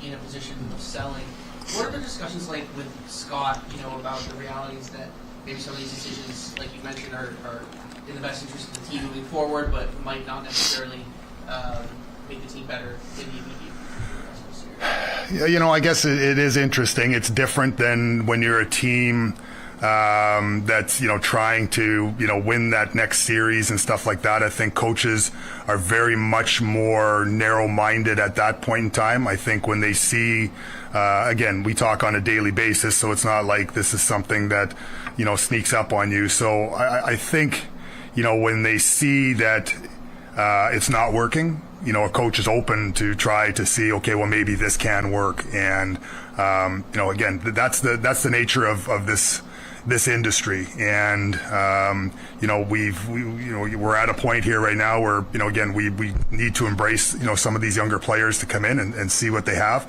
and like I said, take advantage of their opportunity. This is going to be an opportunity for a lot of guys.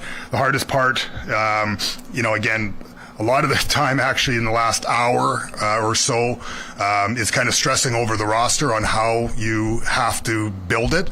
Having several guys injured over the last period of time here makes it very, very difficult.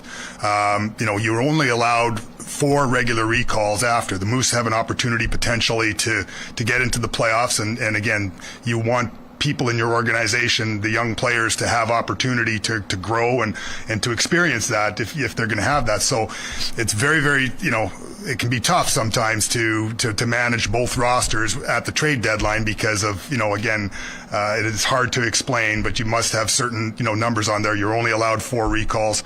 You can flip one guy out for a 5th now. That's what they changed in the new CBA. But, when you're in a situation like us where we have 4 or 5, maybe more guys you'd like to get into the lineup, get a game, get some experience, it's challenging.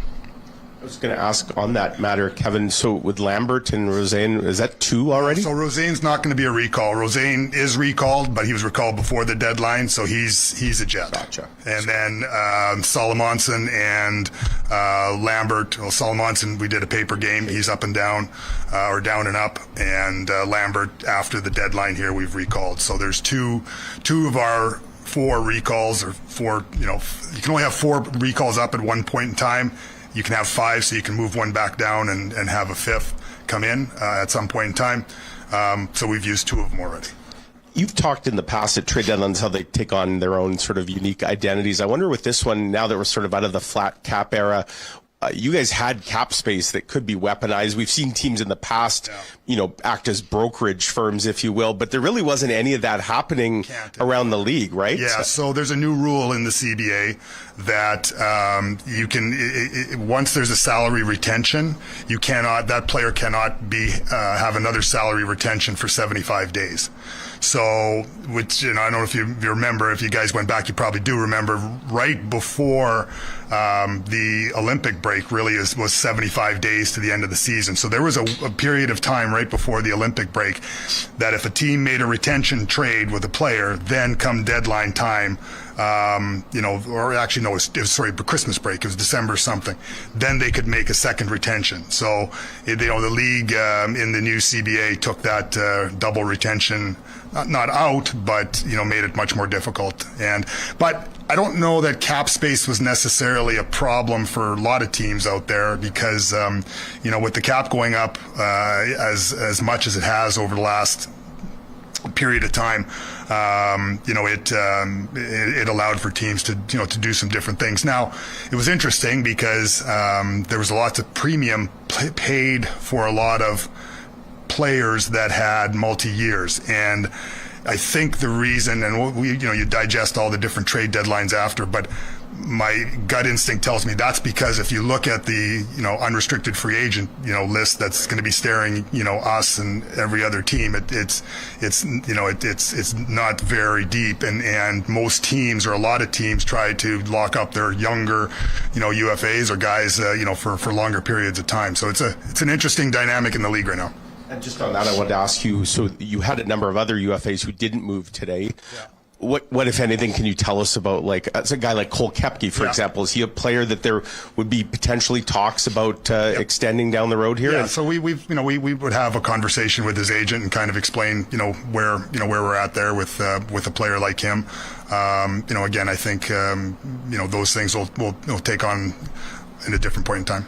I know your focus is on your own team. What are your thoughts on what happened in the Central Division specifically in the last couple of days? I tell you that I saw all the different things. I think some things are still happening as I was walking in. I think there were some things going on. Again, it's a very tough division. There's no question about it. There's obviously there's some teams that are very, very deep in their cycle of players and cycle of life as an organization, and it's going to be interesting. Again, as you all know, someone in that that middle 2-3 spot is going to be going home here in 2 weeks after the playoffs start. It's a very difficult thing to see. A very powerful team. What's your message to Brad Lambert? Kind of been an interesting season, scored his first NHL goal, but hasn't had the offensive success that most expected him to have this year. Again, offensive success is an interesting thing. I think that, I think he'll get an opportunity, at least I hope that he'll get an opportunity to, play some different roles than he's been able to play, coming up here, when we're, like I say, in the mode of chasing down a roster, chasing down a playoff position or different things like that. I think coaches coach differently then. So I think, again, you don't just get or lose skill. The skill is all there. I think, the speed is certainly there. It's NHL, caliber. And again, it's about taking, opportunity. Again, open your ears to what the coaches are saying, open your eyes, and compete. I think that's the biggest thing. I think, understanding the level of compete to play at the National Hockey League level is something that, I think younger players, it takes them a while to truly understand, what you need to do on a nightly basis. It's one thing to get there, and we've always said that. It's another thing to stay. You made a concerted effort to surround your prospects with good veterans down on the Moose this summer. So how have you seen those guys help, and the prospect development overall?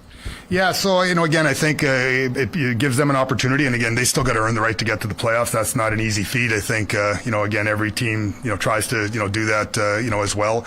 But it is a good mixture there. There's some veteran guys, I think, that have, had success that'll help prepare the younger guys for, the grind of these last, 20 games or whatever games they have, going down the stretch. It's a delicate balance of you want to give your prospects an opportunity to, flourish and play in roles that they need to play in to be successful, but in the same part, you need to try to win. So it's playing in the American Hockey League, coaching, in the American Hockey League is a delicate balance because, you're serving a bunch of different masters in the sense of development versus winning versus making sure you get to the playoffs so that there can be development so that you can win. So it's kind of like it's that dichotomy there that happens, all the time. Hard though, knowing that you can't recall some of the prospects maybe that you'd want to, give them a shot or their first NHL game? Absolutely. Again, one player that I do hope we can find, an opportunity down the line, is, a guy that plays his heart and soul out for us all the time is Tyrell Bauer. You'd love to be able to get a guy, an opportunity because, he plays so hard for that group. But again, we've got, you got defensemen up, you got emergency rules, you got all those kind of things that, potentially, come into play. Ville Heinola is up with us. He'll remain with the Jets for the remainder, of the season as well. So gives him an opportunity to, see where things are at with him. But again, roster rules and everything like that, somewhat dictate to make sure that you're having those recalls available for the players that you need to have. Still have a handful of UFAs here. So how would you assess your deadline compared to what you hope to accomplish heading into it? Again, we moved Tanner Pearson. We weren't really concerned necessarily about, the return we were going to get with, a player like Tanner. I think, for us, we kind of were straight with him and said, like, if we're in a situation here where it's, we're going to play some younger guys, you might end up sitting. I'm going to try and find something for you that works for you and your family. Not going to be so much about what I get in return. It's going to be, trying to find something, that works. So, for some of the UFAs, that's what you try to do. It's not, it's not perfect. But others, like I say, the conversation might be a little different with their agent, is saying, at some point in time, maybe we'll look at it and see if we can, get something done. And some of the players, again, they'll seek other opportunities, at different points. I don't know how many deals were made, but it was an interesting deadline. I think a lot more bluster than results. I don't know whether that's, the social media age that we're in here right now, that, everybody's an insider for the last 6 to 8, 12 weeks. Everybody's got a scoop. Everybody got a guy that's got a guy that's got a guy that, heard that they're looking at this person or that person. And I tell you, if there's anything that brings some levity sometimes in difficult times, is seeing and reading, who I have an interest in on some other team that I've really never talked to their general manager about. So, an example? No. A lot of things got you to this point from a year ago where you couldn't have seen yourself be here in this position, obviously. How would you assess the job starting these days? Well, again, I think the coaches wear it, every day. I think, you can see the stress levels, on their face. I know there's things they want to try to do better, and, some days maybe it's something's not available to them or what, but, they're working hard at. I know that. Obviously, the special teams, which, again, were very successful and helped carry us, are certainly something that, again, you need to find a way to be better if you're going to be a successful team, as we were for last year and the last couple of years. So again, everything starts with me. I've got to be better. I think that's something that again, you go into the signing deadlines and different things like that. You have a plan of trying to see if there's different people out there, and again, when you knew what was evolving in front of you with some of the players that might not be back, and you try to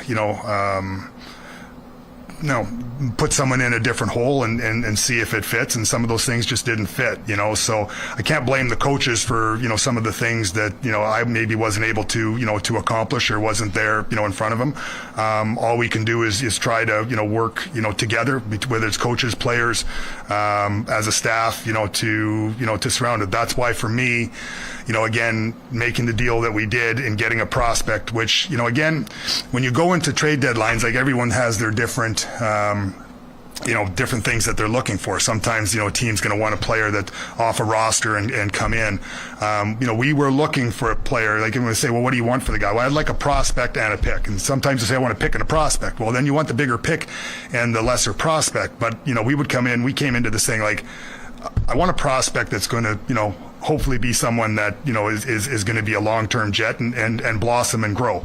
And that's the hard part with younger players is, they need to get there to get their opportunity, but they need their opportunity to get there as well. So that was a focus, for us, and hopefully, again, it's I know Arnie was in the room with us there, and again, there's a level of excitement to see, okay, what's Isak going to do for us, coming into our lineup right now. Now Brad is in the lineup. Like, how am I going to use it? How is it going to?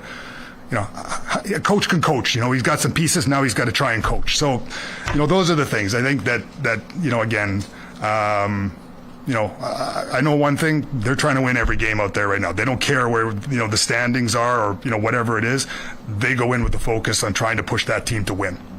Scott has said that prospect makes them younger and faster. It makes you younger and faster. Yeah, I was running. Did you see me run in? I was really fast. Okay. Maybe. The knock is you made this team older and slower last summer. How do you respond to that? Well, there's no question. Like, the players that we ended up bringing in, are older. Again, maybe they're not in their prime when it comes, to skating. But again, it was it's one of those things where you evaluate kind of what's in front of you. One of the things that again is very. I don't know what the right word is. You want to be very judicial about is putting a young player in a situation where they can't succeed and they're not ready to succeed, and then you chew them up and spit them out, because that's the National Hockey League has been is notorious for for doing that. We were hoping that our young guys would maybe force us to make some decisions earlier, but now they're going to get their opportunities in front of us. So again, certainly again it goes back to where I think I've got to be better, but again I got to work with the lists that are in front of me. So the opportunity, like I say, to get that second round pick back, again gives us another piece that we didn't have 24 hours ago of looking at other rosters maybe and seeing. Now, I'm not saying that just sit here and say he's trading that pick, but again, that's it's all about opportunity in front of you. Sorry, just one more question from me, if that's okay. On one of those guys you brought in, Jonathan Toews, obviously a very unique situation. You mentioned Tanner Pearson and working with him if there was a fit. Can you just take us through, like, Jonathan, did he not really have any interest in looking? I mean, obviously you brought him in with the idea that hopefully he could help you guys push for a cup. It doesn't necessarily look like that may be the case this year. So was there any talk? Did you consider approaching him, or maybe? No. So, again, when we negotiated that contract, we negotiated, a full no move, in there. Basically, to me, in a situation, like that's me saying to him, I'm not coming to you unless you're coming to me. Right. And, so that's a situation where I totally respect the player and the individual there. And the fact he doesn't come to you, what does that say about him?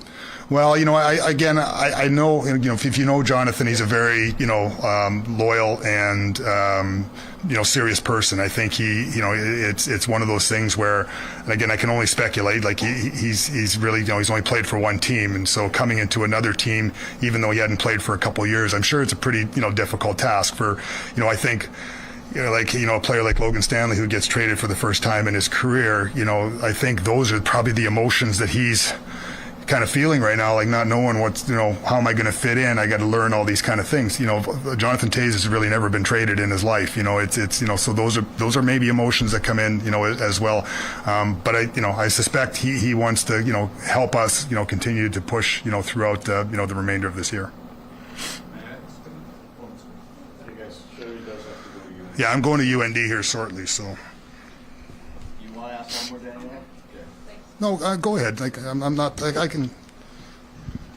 My question is sort of moving forward. I look at that second line as a spot that's driven a lot of results for you in the past during some of your best years, and I guess the question is it more likely that something you do can restore that via acquisition? Is that about coaching? And like, I look at Connor and Scheifele, they're so good. Can they not drive two separate lines? Maybe Velarde's the guy, or is it something you've got to do and sort of step in and find that piece? Yeah, so I think, again, obviously, if you look at different things, I think the chemistry that Scheif and KC have is a very special thing. Yes, they are both drivers. There's no question about it, but again, I think that, them playing together, and I don't know if that's where you're going with this question and stuff like that, is I think it's very a unique situation that I think works very well and has been very successful. I think you've seen, Gabe moving, around a little bit, but I think it goes back to trying to find other players that maybe can fit into that role. And, can it be a Rosine? Can it be a Lambert? Those are things now, I guess, like I say, the coach gets to try and experiment, with some new guys. Again, at some point in time, hopefully there's a Braden, Yeager that gets his chance maybe here, to come up and play in a role like that gives you, those kind of options. But we have to embrace where we're at right now. We have to embrace the opportunity, that is in front of us here to assess our organization. We've never been able to, do that. And that's, again, it's a testament to, where we've been and different things like that. So that's the opportunity that we, have to, go after right now. Thanks. Awesome. Thanks a lot. All right, so there was Kevin Cheveldayoff in a very memorable presser, I have to say. We'll bring the guys in. I'd love to get your reaction in the chat. I know there was a lot of interesting comments throughout it. Open, accountable from Kevin Cheveldayoff, and honest about where the team is at right now. And listen, a little bit of a different tone, and one that I think from what I saw in the chat was very well received. I got to tell you, folks, you all know where I'm coming from. I want this team to do well. I want, the best for the city, for the organization, for the fans. I want to see them win. The stuff that I've been talking about on this program every day throughout this season, or particularly the last 6 weeks heading into the trade deadline, I think he hit them all. We've talked about the return of a player that's ready to come into the lineup right now in Rosine. Very surprising. There was already some people going, I hope he gets a game with the Jets. As you heard from Cheveldayoff, he's not even eligible for the Moose. He is a Jet, and he's on the Jet roster. He will be a Jet for the rest of the year. Check. That is awesome. The Pearson move, opening up a spot for another younger player to come in and make the most of these final 20 games. The Lambert call-up. We heard about the way that they're going to be used and the opportunities for it. Now, some people say, well, have they learned their lesson about blocking guys? Listen, this is a different situation. This is a team that's sort of out of it right now for all intents and purposes because of the map. This is when you do that. You don't do that when you're winning a President's Trophy. You're trying to play your best roster each and every night and be the best team you can be. This is a little bit different. They've got a little bit more wiggle room. It is an opportunity for the organization that we've been saying. This season might be lost, but let's make the most of these final 21 games to put them in the best situation for next year. And I thought Chevy hit every single one of those notes in what he just had to say. And then the other thing, and I know T. Konopali's losing it. A fan favorite of Moose fans and many of us here on WST. I've said it before. There is not a guy in this organization that I think that has earned a couple games in the NHL more than Tyrell Bauer. And to hear Chevy say in that they are hoping to give him a chance, absolutely, that is great news. So listen, we're maybe a little different than a lot of shows where people are trying to play both sides. I'm owning it. I want this team to do well. This has been a miserable season for me, as well as many of you. I think this last 24 hours has been a really good one for the Winnipeg Jets. And I got to tell you that for all the heat that Kevin Cheveldayoff had been taking, and he said it himself, he needs to be better. A lot of the moves that they made didn't work out. That was exactly the tone that I think this fan base needed to hear today at the end of the trade deadline. Let's bring the boys back in. Remo, you kind of heard what I had to say. Where are you at on what we just heard from Chevy? Yeah, when you think you give out the trade deadline grades, we set the over-under on trades 2.5, and Here they hit the over, and Tanner Pearson for his 7th coming in just under the wire. But the big trade they did, the Schenn trade, I think they hit, Ken called it a double. Sure, I'll go with that. They got a player who's going to help them in the NHL. We'll see what he comes to. They got the 2 picks back, and you freed up some roster spots. And, they know where they are in the standings right now. Not a playoff team. Very, very, very outside chance they get there. But Lambert called up. Rosen, he's in. Heinola in. We'll see if he gets in over Bryson. But I think there's some intrigue now for the final stretch of games. And credit to Chevy. We took some heat for the midseason press conference, but this one he thought he was pretty open and honest, and it was certainly appreciated by everyone here in the chat. Connor? Yeah, definitely a different tone coming from the chat. I remember, Remis, you and I did the presser mid-season coming out of that 11-game losing streak, and the chat is a little bit more, open to this honesty and the admission that, he takes responsibility for the players in the offseason and how, he brought in older and slower players and you looked at those opportunities and it hasn't worked out the way he wanted. And for me, the biggest thing was on Isaac Rosen, says they've had interest in him for a while. And kind of had eyes on him. And like you said, Huss, they immediately said he is a Winnipeg Jet. He's going to be up playing NHL games and get a full opportunity down the stretch here. For me, that's huge. He also said the same thing about Ville Heinola, who's going to be up and a Winnipeg Jet for the rest of the season. That was interesting to me. He said they papered Elias Salamonson, which makes him eligible for the AHL playoffs. Brad Lambert gets the call up, and he said he'll draw into the lineup. Lambert will. So, there's a bit of a turn going to the youth in these final 21 games, which I was talking to Christian Amel of CJOB yesterday during the game. The Stanley and Schenn roster-related scratches was almost like the first admission all year that something was going wrong, right? That was it. Like, it was like, oh, this team is recognizing that these players are going to get traded because they're in a bad spot. Like, that is an admission that they might be a seller at the deadline kind of thing. But Rosen coming in, Heinola being up the rest of the year, Lambert being up the rest of the year. Chevy also saying maybe getting Bauer in a game. He even mentioned Braden Yeager in his last answer, maybe being a guy that comes up and gets a look at the end of the season.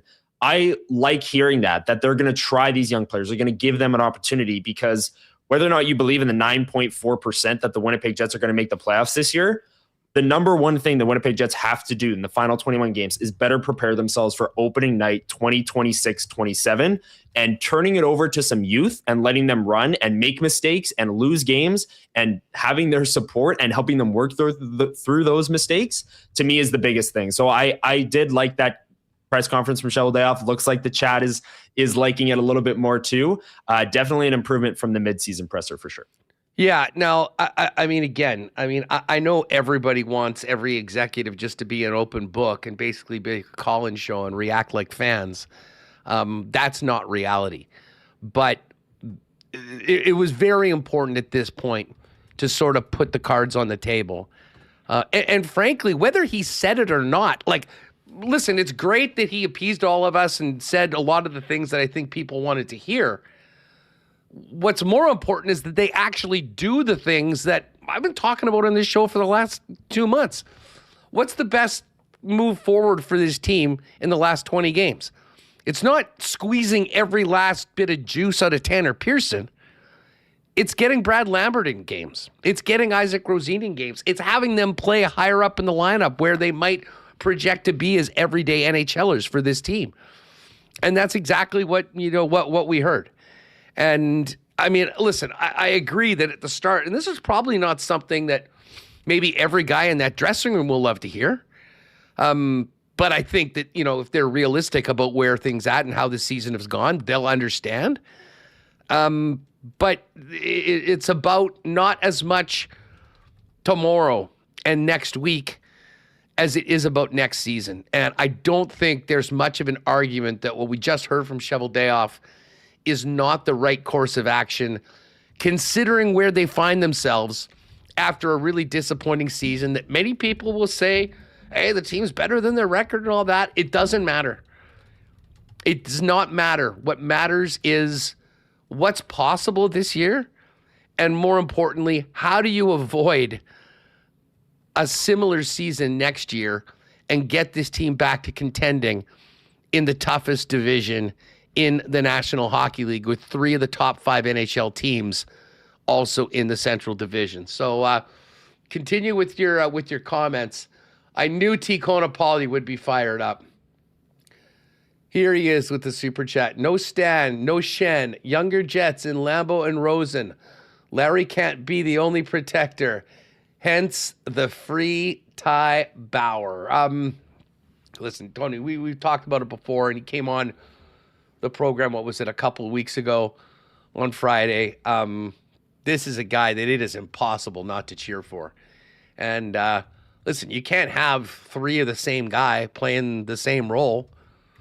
There is an opportunity right now. And hopefully he'll get some games, and hopefully he'll acquit himself well.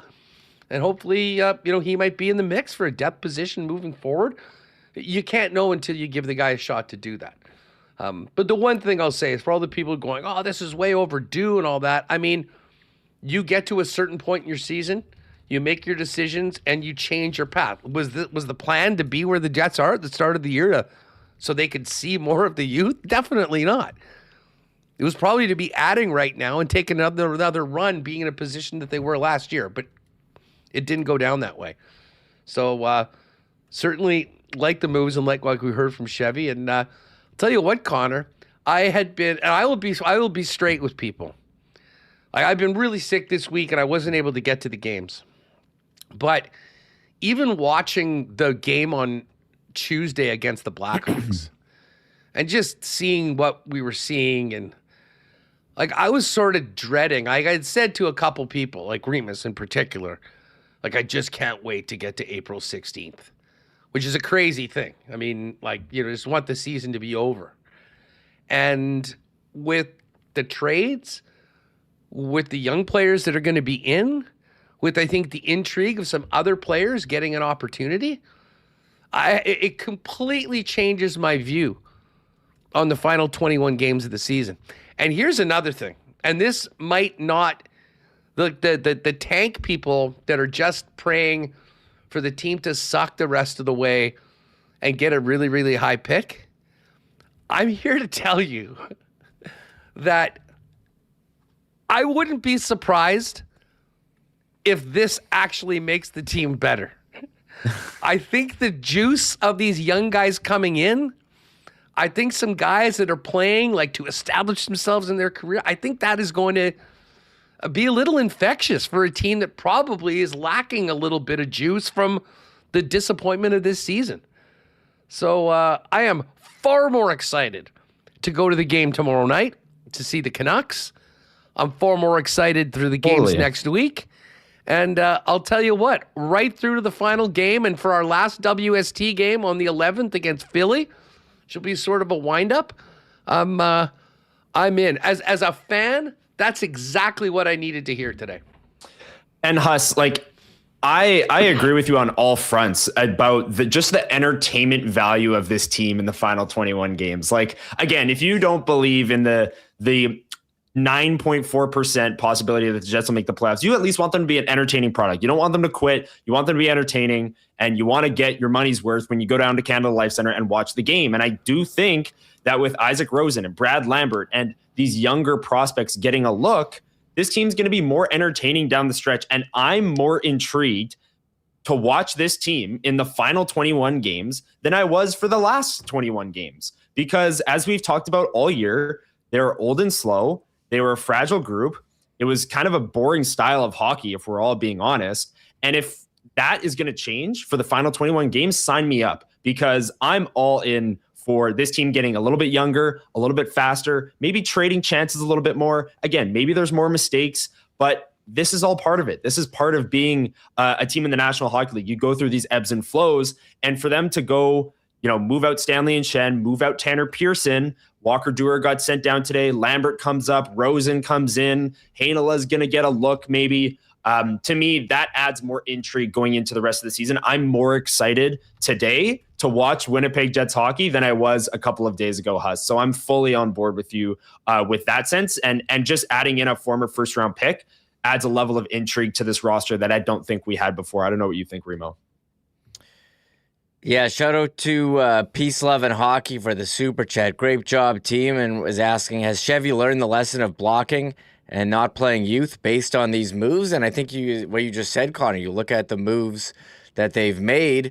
They've opened up spots to call up Brad Lambert by moving out Tanner Pearson. Ville Heinola getting a shot, even though he's going to become a UFA and likely won't be part of the organization. But, he said, okay, they traded for Rosen, a 22-year-old former first-round pick. He's going to be a Winnipeg Jet. He's not going down to the Moose, not even a paper transaction to play in the playoffs, as Chevy said in that press conference. So I think certainly, as you said, exciting. And look, would it be more beneficial for them to lose and get a high pick? Probably, but the players in the lineup aren't going to play like that, and they're putting in a bit of a younger lineup. And look, whatever's going to happen is going to end up happening, and we'll see where it lands. But I do agree that there's certainly more intrigue and excitement now that, I don't want to say they've waved the white flag, but they've moved out some veterans here, opened up some spots, acquired a young player who could be part of the future of this organization. Yeah. And I think, there's definitely a little more intrigue now with this lineup. And I just had someone text me, is this lineup that they're dressing tomorrow, how is it really that much worse than the one they had against Chicago on Tuesday? We'll have to wait and see. Yeah, we'll see what the third pairing looks like. I mean, dude, they just beat Tampa Bay with a preseason defense core roster. They had Phillips, Heinola, and who else? Who else is the Hayden AHL Fleury. guy? Hayden Fleury who hasn't been here all year. Was the most minutes. And Salamonson wasn't with the team at the start of the year. They just beat a top 5 team in the league with a preseason defense core. I know. And Hockey's just on weird, Peace man. and Loves Hockey, I mean, just on that point, I guess I sort of mentioned this beforehand. We got to the super chat. There's times you do this. I mean, you know who's not doing what the Jets are doing right now? Colorado, Dallas, Minnesota, because they're locked in on the playoffs and winning the cup. I mean, this is, as disappointing as it is an opportunity to go back there. And listen, as Chevy said, they would have loved maybe some of those younger players at the beginning of this season that were in the lineup to come in and make it so that they weren't going back to the Moose, and that didn't happen. But right now, for these final 20 games, Rosie, the new guy, he's in. Brad Lambert is in. We'll see what happens with potentially another call-up or two, as he mentioned. Braden Yeager and both Ty Bauer was mentioned. Bauer's going to get a game, a couple. Tico Napoli is already saying that it's March 19th against the Boston Bruins. Get ready, Tanner Jeannot. So I don't know whether we'll get that far to putting the fight card together. We'll have to get Bauer out on April 18th to the UFC to cheer on his former teammate, Jeff Malotte's brother, Mike Malotte. But anyways, that was some good stuff from everyone in the chat, and really do appreciate all the bits. By the way, we've had way over 500 people the entire day. Can we get some likes here? If you have not already, hit that thumbs up button. I know I'm probably negligent in reminding people to do that.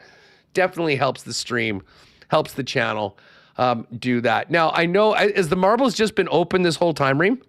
Yeah, it's been open for an hour. We've got 241 marbles.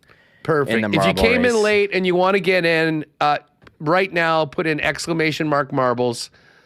I do want to get to the Cool Bet lines. And I'm telling you right now, I have already, while we were listening to Chevy, I texted Jake and Pat.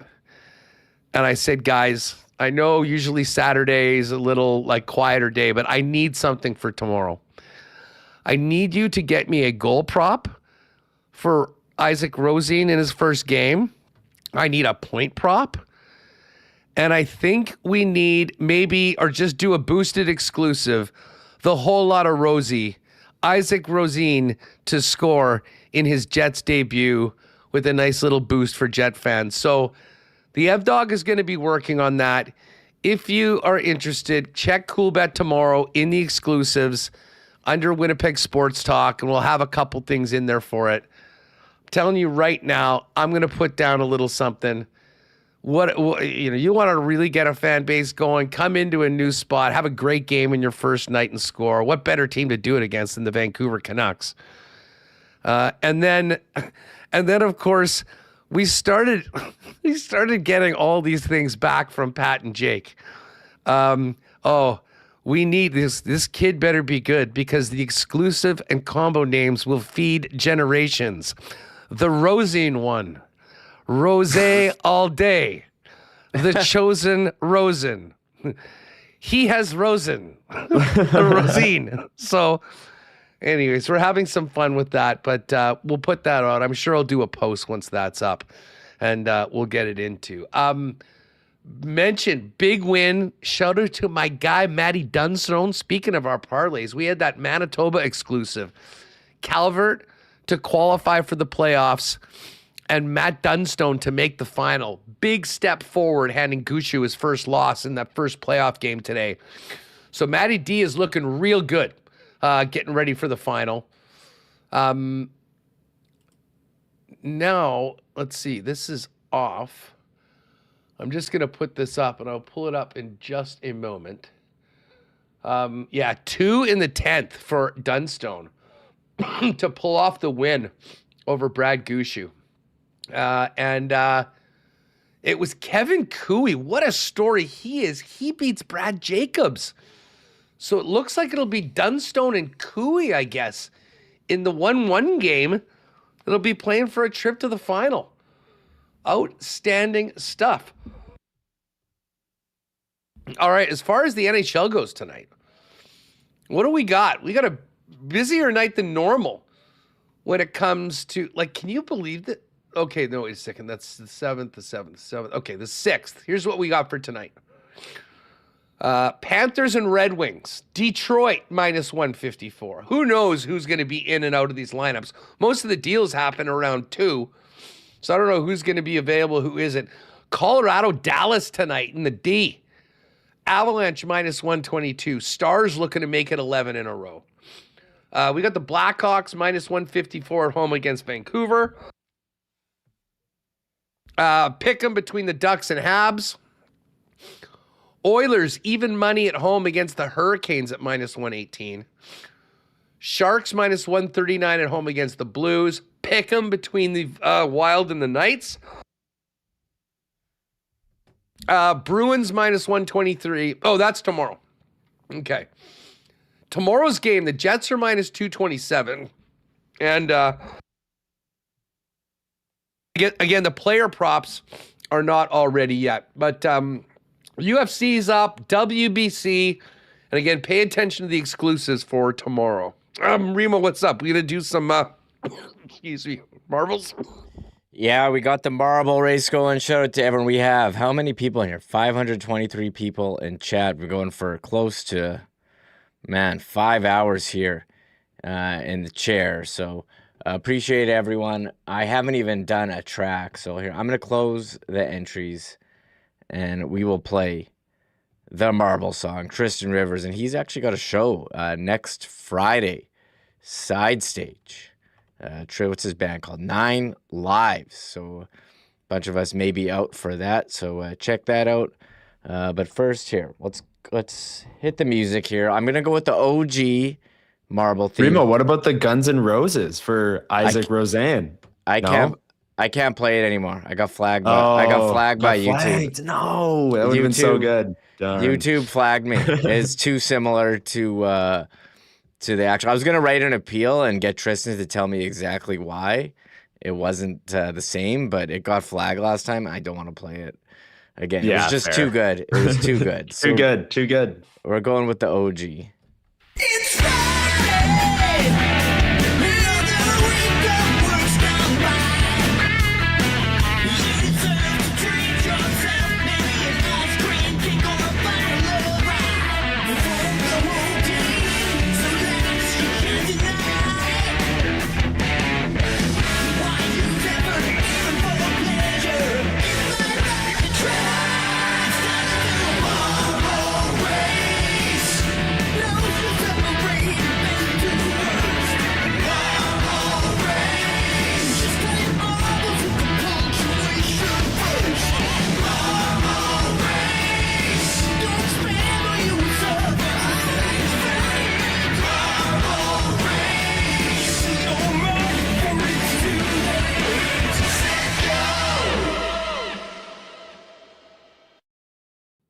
All right, where are we going today in the marble race? Reed? Let me load it all up here.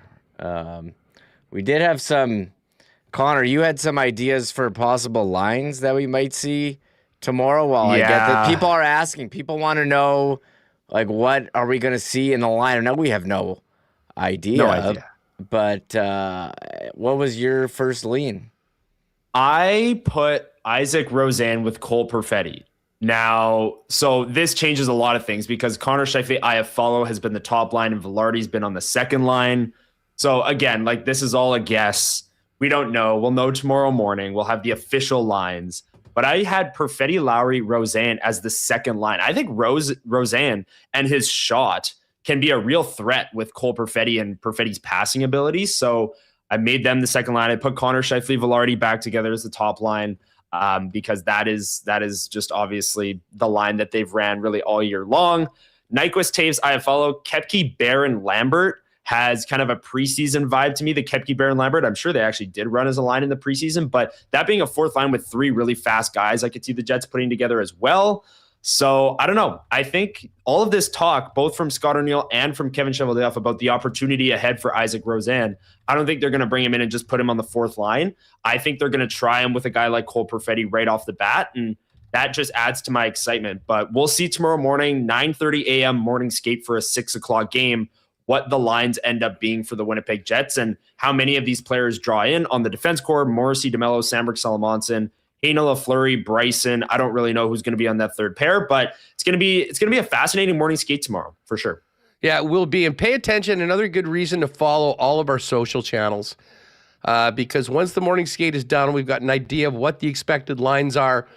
We'll throw out the Clean Line lines for our friends at Clean Line Plumbing, Heating, and Electrical on your X, your Insta, your Facebook for what to look forward to tomorrow night for country night, Jets and Canucks. But that's going to be secondary to the return of Lambert and the debut of Rosie. Do we have a number for Rosie yet? Have they said that? Oh, I don't know, but I'll check the website. But we did confirm that Bogdan Kiselevich wore 52, so you were right about that. Okay, that I gotta tell you, what a pull! And never played a game. To remember a guy's number that was acquired for a 7th round pick at the deadline and never played, I will Barry Horowitz myself for that one. I will put that up against anyone. Okay. Anyone else known. And I don't know why I know that. Like it might have been like, at the Fan Fest where they've got the game-worn jerseys that never really got used or whatever. Yes. I think I might have seen a 52 Kiselevich. Remember him? On for $10. I remember that. And then I'm looking at Jacob Bryson. I've never seen anyone have this number before, guys. Look at what his number is on the website. It's 2 dashes. Right here. No, that's a joke. They just haven't filled it in. But imagine if someone just had like a hyphen as their number instead. So Jacob Bryson's number not revealed right now. Isaac Rosen not even on the Jets website listed. So we'll wait and see. Didn't he wear like 53 or something? 63 with the Sabres. 63 with the Sabres, but maybe they gave him a real number. No. I want to say 19 with the Rochester Americans. Well, that's which not is taken. available. Yeah, I know. Probably not getting that. Won't be getting 18. And then I think in junior or in the World Juniors or something, who were 23, little Sean Monahan action, but I don't know. We'll see. But 63 was his number with the Sabres, so that is very much available. Again, that's a training camp number. I think I'm predicting he gets a legitimate NHL number. I can see 23. I think I'm going to guess 23. 23. I like it. I like it. I think I'll be in on that. We have any? When was the last time we had a 16? Andrew Ladd? Well, who was after? There's someone wore it after Sean him. Matthias? Yeah, I think it was him. Matt Hendricks was 15. 15, right? Yeah. So director of morale. I think it was. Yeah. I think it was Matthias. Yeah, 16. Yeah. Par Lindholm wore 28. If we're on the topic of deadline acquisitions that played like a game or two for the Winnipeg Jets. Are you sure it wasn't 23? Lindholm? Parr? Yes. Parr Lindholm no, was 28, I'm pretty sure. Yeah. Monahan was 23. And I don't know if there's been a 23 before that. I could be wrong on that, but I'm sure, Reem, we could sit here and talk about jersey numbers for hours. Parr Lindholm was actually 22, according to No Hockey way. Reference. Yeah, 22. Sorry, No, we'll have to do a challenge some point. Yeah, we will. We'll do a. I have to get Lyss involved. She's all over the obscure Jets. Yeah. Waiters says Ponikarovsky 23. Pony. Yep. Ride it. Dark Moon says 20. Give him 27. Too soon. Okay, for crying out loud, Remis, it's 4:00. Can we please do this marble race? I got to get it ready. I thought we were just going to sit here and talk about numbers. Isn't that what we're doing? Yep. I'm dying here, man. My computer is not working. Okay, here. We got 276. You want me to put you in? Yeah, please. Okay, I'll load it up. Sorry, 1 sec. I'm getting yelled at by the chat, too. I guess we're like an hour late on when we normally do it, but look, it was a long show. We had Chevy. We're working too hard. I've got. I did. You really are dying there, Huss. I'm sorry. So let me just grab the mark. People are asking what track. Someone said slippery slope. I was gonna do a different one that we normally do. We will see. I'm pulling up, and I do have dinner plans that this is cutting into as well. But we'll see. I'm pulling up the track. But what? Big anniversary show on Monday, everybody. 5 years of WST. We didn't really do much today. Our birthday is Sunday, but we will be off. Sunday Live. It'll be Sunday Live, exactly. That's the way Join we us then. celebrated. 9 a.m. Lyss and I will maybe do a fun segment or something. I know we weren't the ones that have been here for all 5 years, but we can definitely, maybe a Chud's Power Sports power poll of some kind. It's like Degrassi. It's like WST, the next generation. Yeah, exactly. We did have to do the power poll today of trade deadline. You can do whatever you want. Trade deadline winners, or we're gonna do big Stan moments. I'll give you my 5 big Stan moments. Okay. Let me start with number. Hold on. I will say, okay, number 1 or number 5 was it wasn't really a moment, but the discussions of the expansion draft. Who are they going to protect, Connor?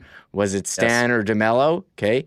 Number 4, when he fought the Leafs and went like this after, and it's a GIF on our thing. I got it on the behind me. That was up there. In our chat room too. Number 3. When he sat on Kaprizov and injured him, and all the Minnesota fans went absolutely bonkers. Okay, that was the other one. Number 2, when he punched Brady Tkachuk and got a fine, and Tkachuk's like, "Oh no, I've got tape on my glove. Everyone knows that I can't fight." After instigating, and number 1 was the 2 goals against Carey Price. Those are my top 5 Stans moments. Here's one that I think could be a player on that, Remo. How about his hit on Jordan Kyrou in the playoffs? Sorry, that was actually on there. That was actually on there. I think was one of the biggest hits I've ever seen in my life. Truly. Kyrou did not see it coming and just got absolutely steamrolled. And Kyrou wasn't really a factor in the series either. I don't know if he was playing through something, but Stan crushed him on that. So I'd put that in my top 5. It was a huge hit. Yeah, definitely. So here, let me pick the track. People are saying we want slippery slopes. We're just going to do it and get out of here. Right has slippery. Someone said we hadn't done it in 2026. I'm fine with the slopes. Let me load it in here.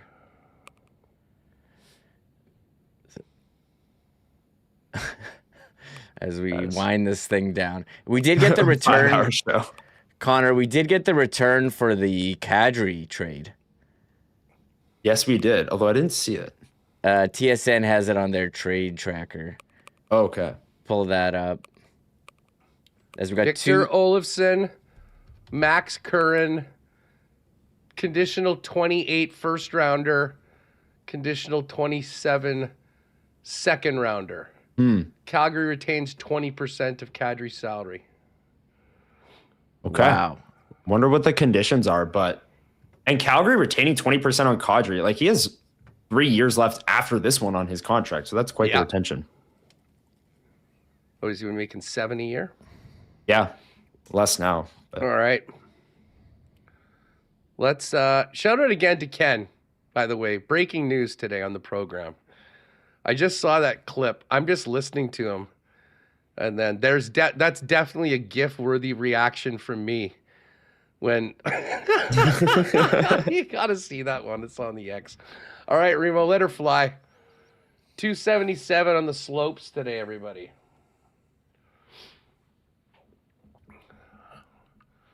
The good old slippery slopes. Let's see if any of the insiders, while we have this. Chris Johnson. Maybe reporter Chris has the... No, he's just talking about the Leafs.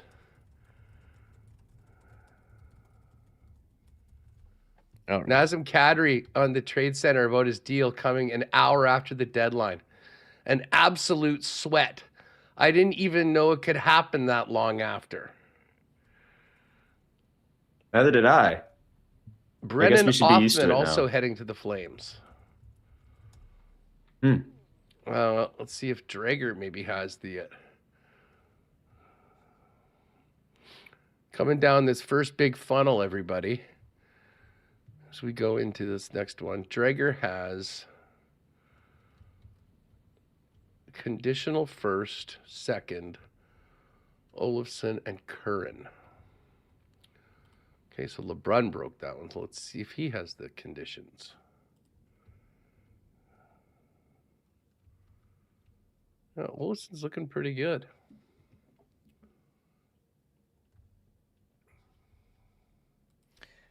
Here, I think we got getting some other super chats in there, Huss. I got to read them. Please do.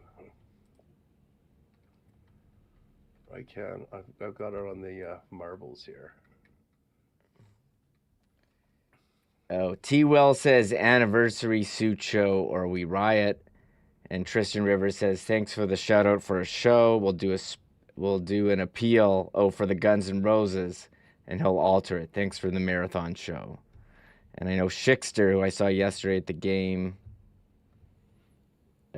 he had a super chat earlier asking for a suit show, 5-year anniversary suit show. And who else is it? Jeddy Tom says he's loving the show. Great job. Yeah, can I just wear a hazmat suit for the suit show, considering how radioactive I felt for the last few days? They didn't say what kind of suit, so I think that counts. That'll play. Yeah, that'll work.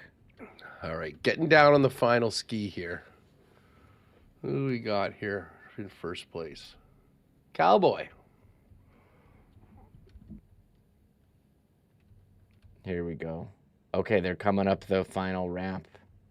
Who's there? K-Shave, DJ Cool, Peskineski, Stickman. Oh, there's Mary Jane. Mary Jane.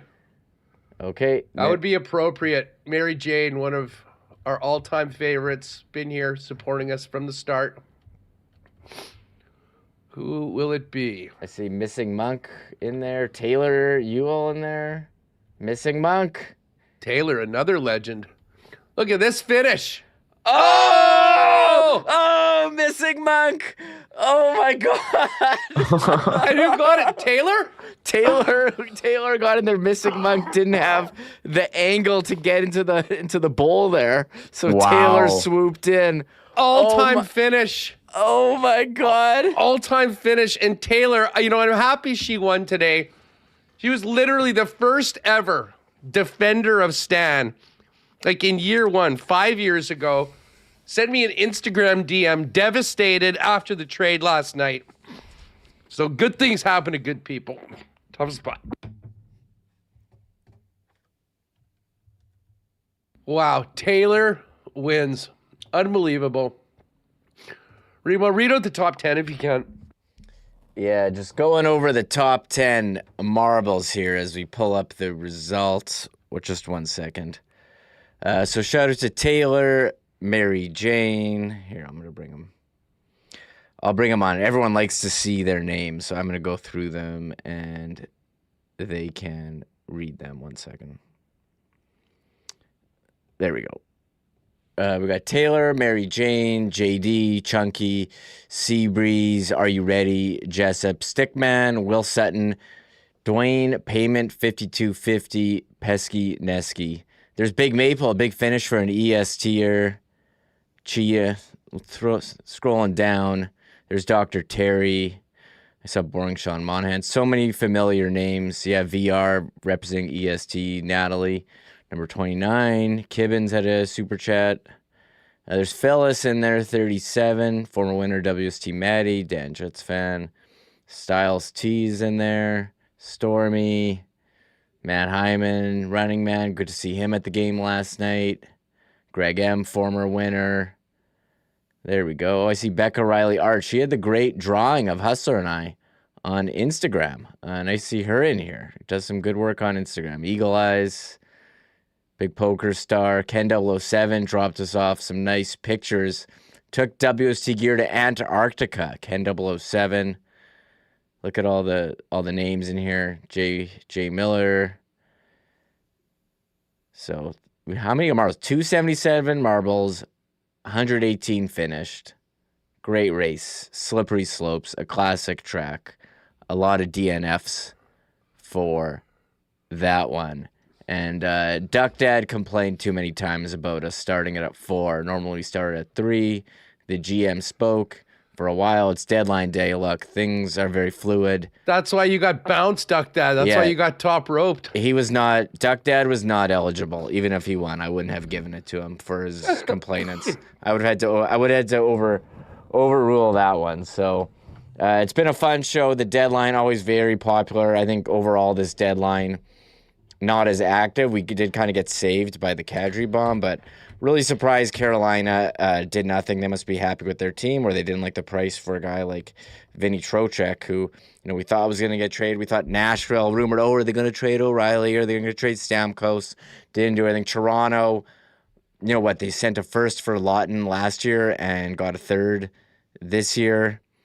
People not happy with Brad Treliving. You talk about disappointing seasons. I think the Jets are certainly up there, but Toronto has to be big step back from before. And they sat out OEL and didn't trade him. Like if teams are sitting out guys in anticipation of trading them and then not doing that, I don't know. Seems not ideal, Connor. I don't know where you stand on that one.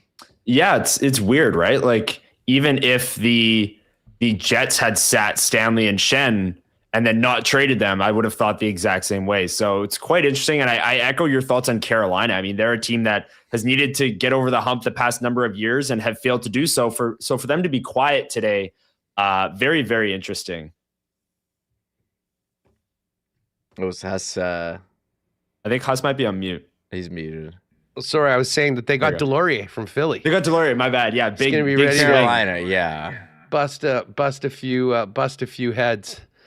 Good stuff. You guys, thanks for holding it down. As I say, this has been, I thought that the ultimate flu game show, Remo, was when I had COVID for our first 4-hour one of these. This one, we're now at 5:15.